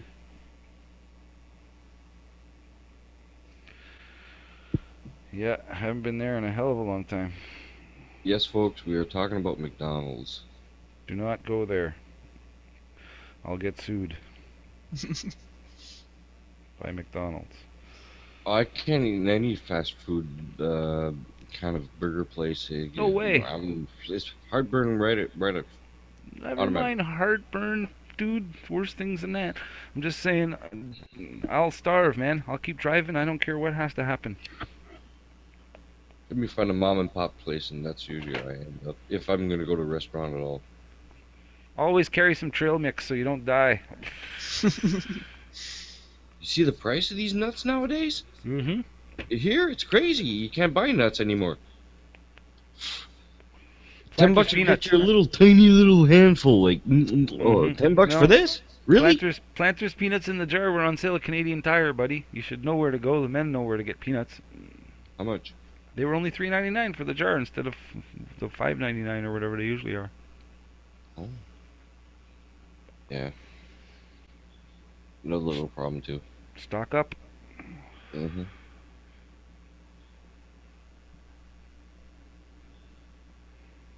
Will do.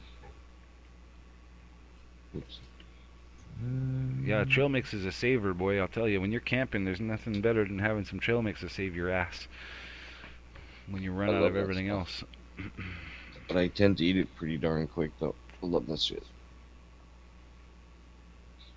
I'm bad with big bags of treats. I'm bad with them. I just tend to eat them all. I'd stop eating candy because of that.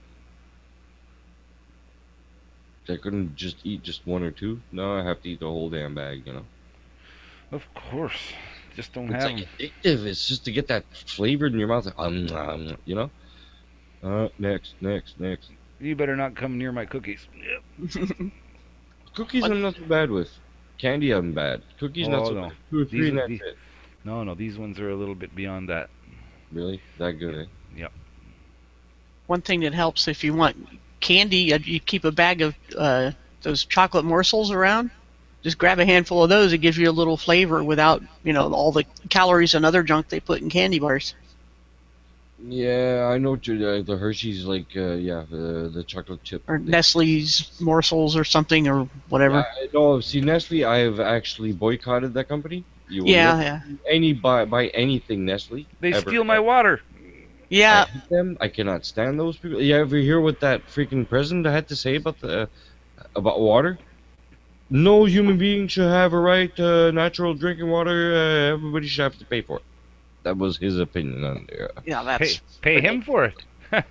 yeah. How's it his water? Well, exactly. Let me see your contract with God, buddy. So it's like, screw you, buddy. Yeah, boycott. You shouldn't have a penny to your name. You should be begging for your water. You know. Right. You want to have that kind of attitude? There we go. Wow. Karma. Yeah, aren't we selling the Chinese our water out of Lake Erie or someplace Yeah, they like take that? them out in the bladders and tow it across the ocean, apparently. Okay. It's because they ruin their own country. The Chinese do. They just trash it, and then they go out looking for other countries to plunder, like a lot of places in Africa. Well, it's not the public that's doing it. It's all the corporations, the crooked Yeah. assholes on top. They're the ones doing it because they're Well, looking treating other people like total really slaves, man. A lot worse than we are. Well, they funnel you off the land and put you in cities. That's what's going on. You see, Well, yeah. slowly, Agenda 21 is not a joke. Everybody needs to go look up on that stuff. It's not a joke. It's about corralling you all into certain areas to make you believe that, it's overpopulated. When you look around, you think it's overpopulated. But when you really think about it, and you go driving, and you're driving for like 2 hours, and you don't see There's shit, nothing. Exactly. I mean, what are you thinking, man? That's hundreds of 200 kilometers of nothing there, buddy. Yeah, especially here in Canada, man. They're saying here it's overcrowded. Hello, you guys have actually been on a car trip? Yeah. Any time in your lives? You know? Even between Montreal and Toronto, when you're driving and you're like in the middle of nowhere zone, and then you see that one house off the side of the Trans-Canada somewhere way off in the, not too far off the road, but it's there, somewhere, and it's like you're thinking, how the hell does that guy even get to his house, first of all? And like it's in the middle of nothing. Like, where does he work? What does he do?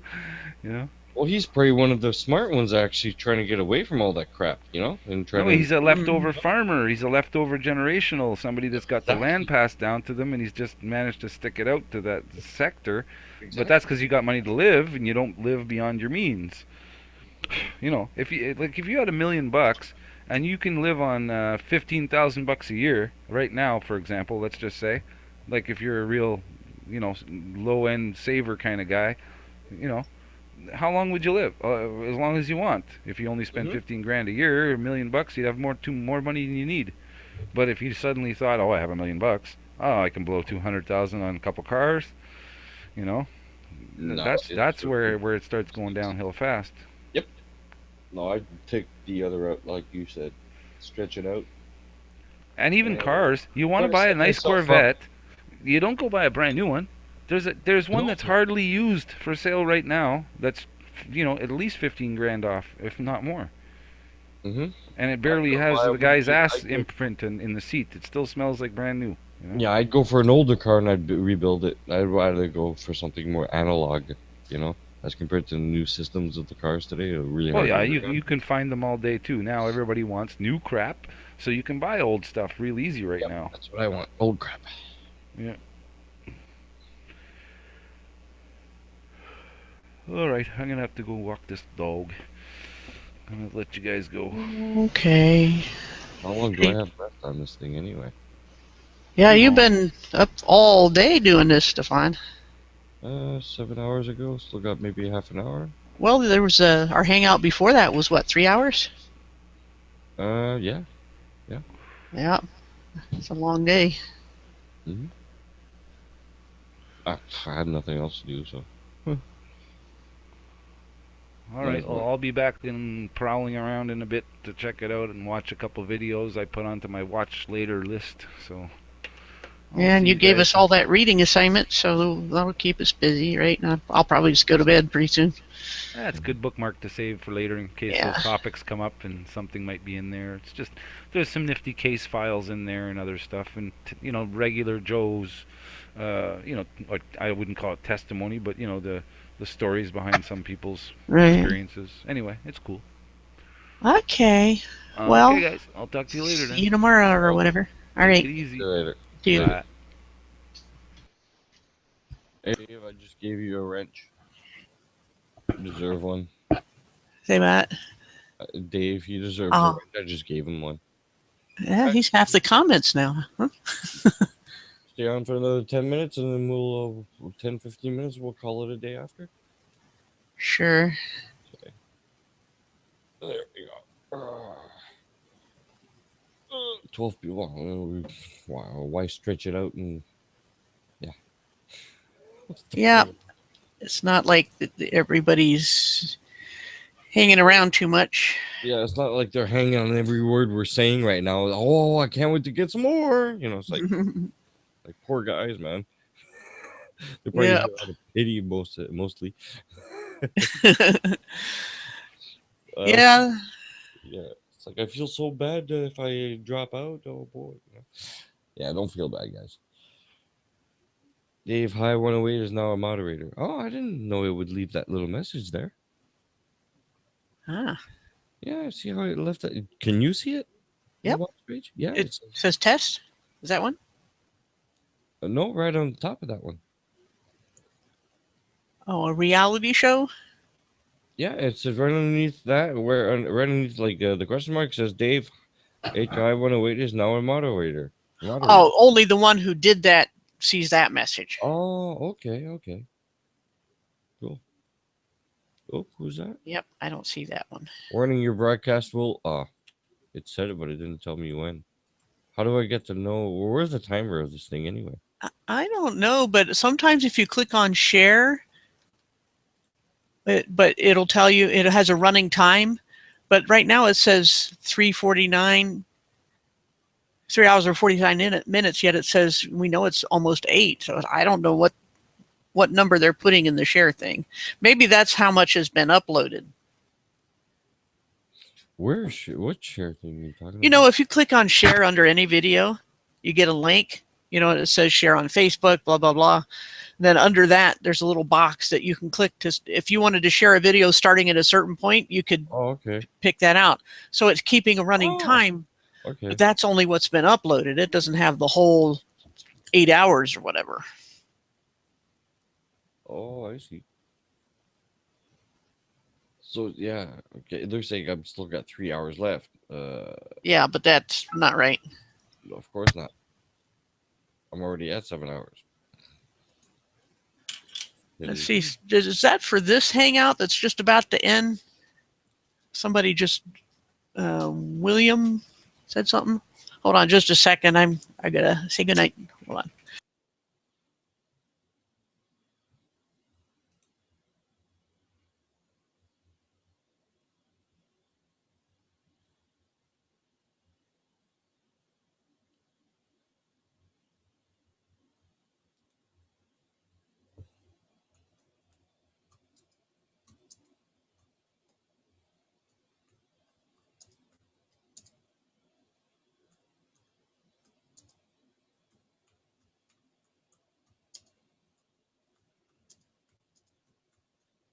You know, that had something against him. He was just an idiot.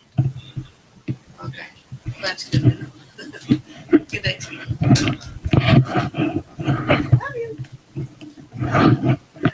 I don't know if you heard much of that.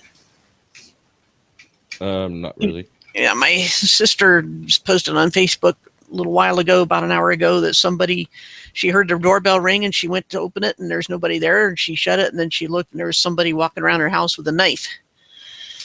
And yeah, it turned out they caught him. She called the cops and they caught him a few blocks away, and it turns out to be somebody who's always high. So it wasn't somebody who was just out to get them, you know, just an idiot. But still, Yeah, that's but unnerving. unfortunately, yeah, because unfortunately in that state, especially some people, they'll just tend to panic, you know? Yeah. Just by surprise and fright, not necessarily because they have a bad intention, but they'll just panic because all they want is another freaking fix. Mm-hmm. I hate it. Worst comes to worst, what they should do is look, put a certain section or something. Make sure there's doctors and whatever, but make sure they can go there and use if they really have to. You know? You know how Right. much criminality would be reduced because of this? And if you really want to be good for the people, actually show the people that those drugs are actually bad for you and let the people do the good ones that are actually good for you. That Yeah. actually keep you off those other ones. You know? Right. Wow, it's crazy. Yeah. So many things could be so much nicer Yeah. if people would just not be. There's too many criminals running the hen house. Yeah. That's where they are.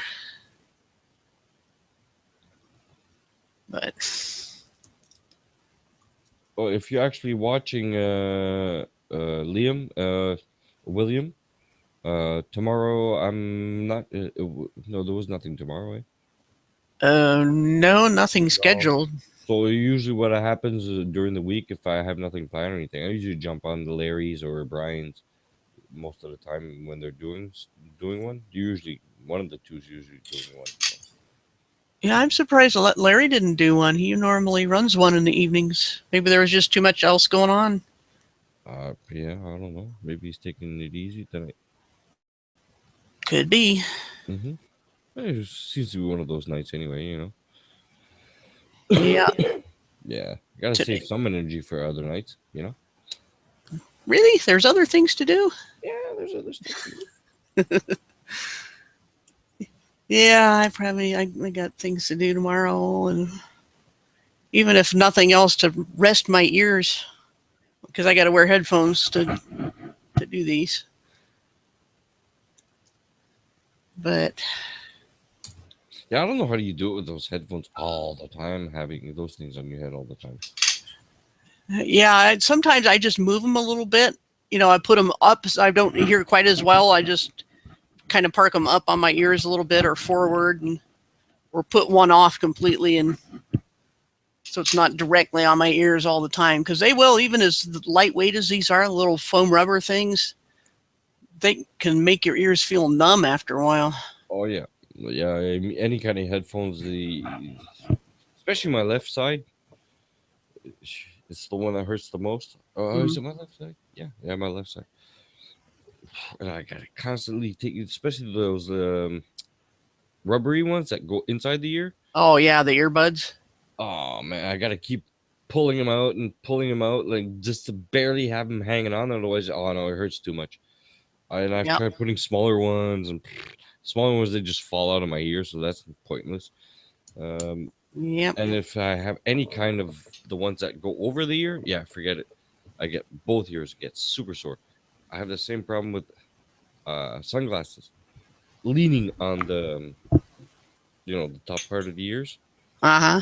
Oh, it's tremendous pain there also. I've worn glasses. I got my first pair when I was 2.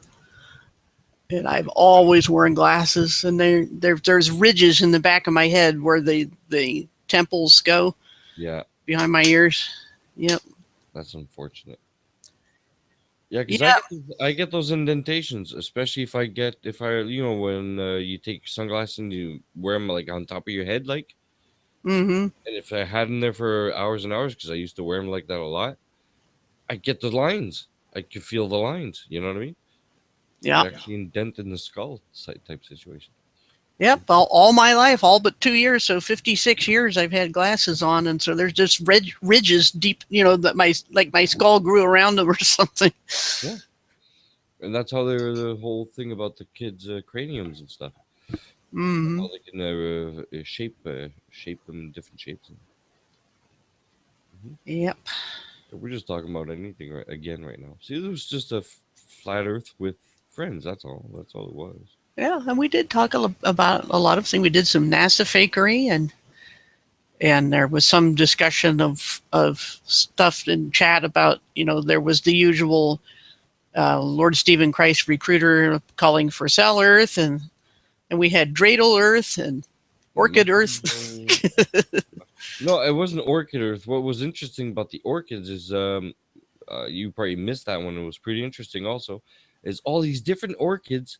There seems to be one for almost a whole bunch of different things. Spiders. It looks exactly like spider. Oh, I saw those. I think I came into part of that. Lions, birds, Yeah. ducks.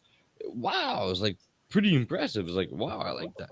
I just think that's a creative and creator, the artistic creator and having fun with things. But, yeah, I don't think that they were once, or there's some, connection between the actual animals and the flowers. That's evolution again.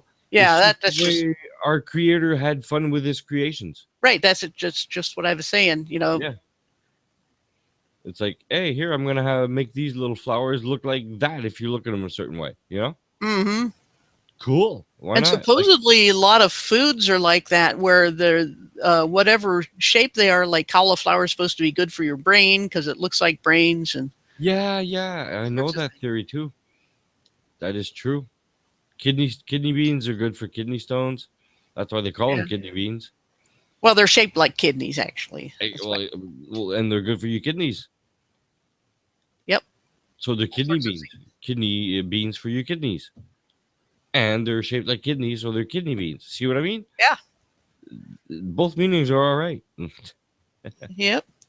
Neither of us was wrong, or right. Everyone's a winner. Yeah, it shouldn't be about being right or wrong. It should just be about being there. Right. Everybody wins. Wins. Yeah, it's my day, man. I'm starting to Starting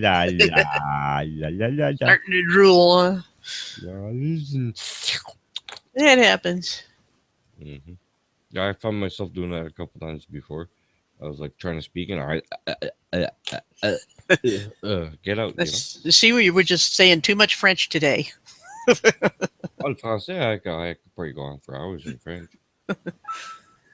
I don't know how. I used to amuse my friends that were, in high school. We're taking different languages, and I would amuse the French ones by just reading their French book out loud without having any clue how it's pronounced. It gave them a good laugh. I used to do one of my friends, or a couple of my friends, we used to be good at this, pretending to be like, I don't know, German or Russian, whatever, with that kind of accent type thing. But we do it so good, not repeating the same thing over and over and over like a lot of people do, but like really being diverse. And we actually got fooled this whole bunch of people, really nuts. Got them to give us stuff and everything. We kept on pretending about this, for like an hour or so. It was really freaking neat. And they were like, "Oh yeah, we pretend to say a couple words here and there in English, Oh, it was awesome. My kids' school, they make everybody learn some Chinese, Mandarin Chinese. And they always bring in a native speaker who can barely speak English to teach it. Okay, William Douglas is going live. He's going live. Going live. Was this the person who was in the panel earlier? Yeah. Okay, he had a different name in the chat, didn't he? Forget what Liam something. Yeah. Okay. Okay. Yeah, I'm already following him. Okay. Wait a minute. How come this is weird? 10 Pacific. That's 1 o'clock in the morning our time. Oh, that's 1 o'clock in the morning. Yeah. Yeah. That long. Sorry, my friend. Yeah, we're already getting bleary-eyed over here. Yeah, I already have many hours under my belt today. That's enough for me. I already did. Of course, a lot of people are just getting started, but of course, we got Jibby up early today, didn't we? Yeah, I'm happy that Jibby showed up today. Yeah. Very happy for you to show up today, Jibby. Jibby Jabba. It looks like he had a nice day with the doggy on the decent weather and all that. Mm-hmm. Here it's been raining just nonstop for days.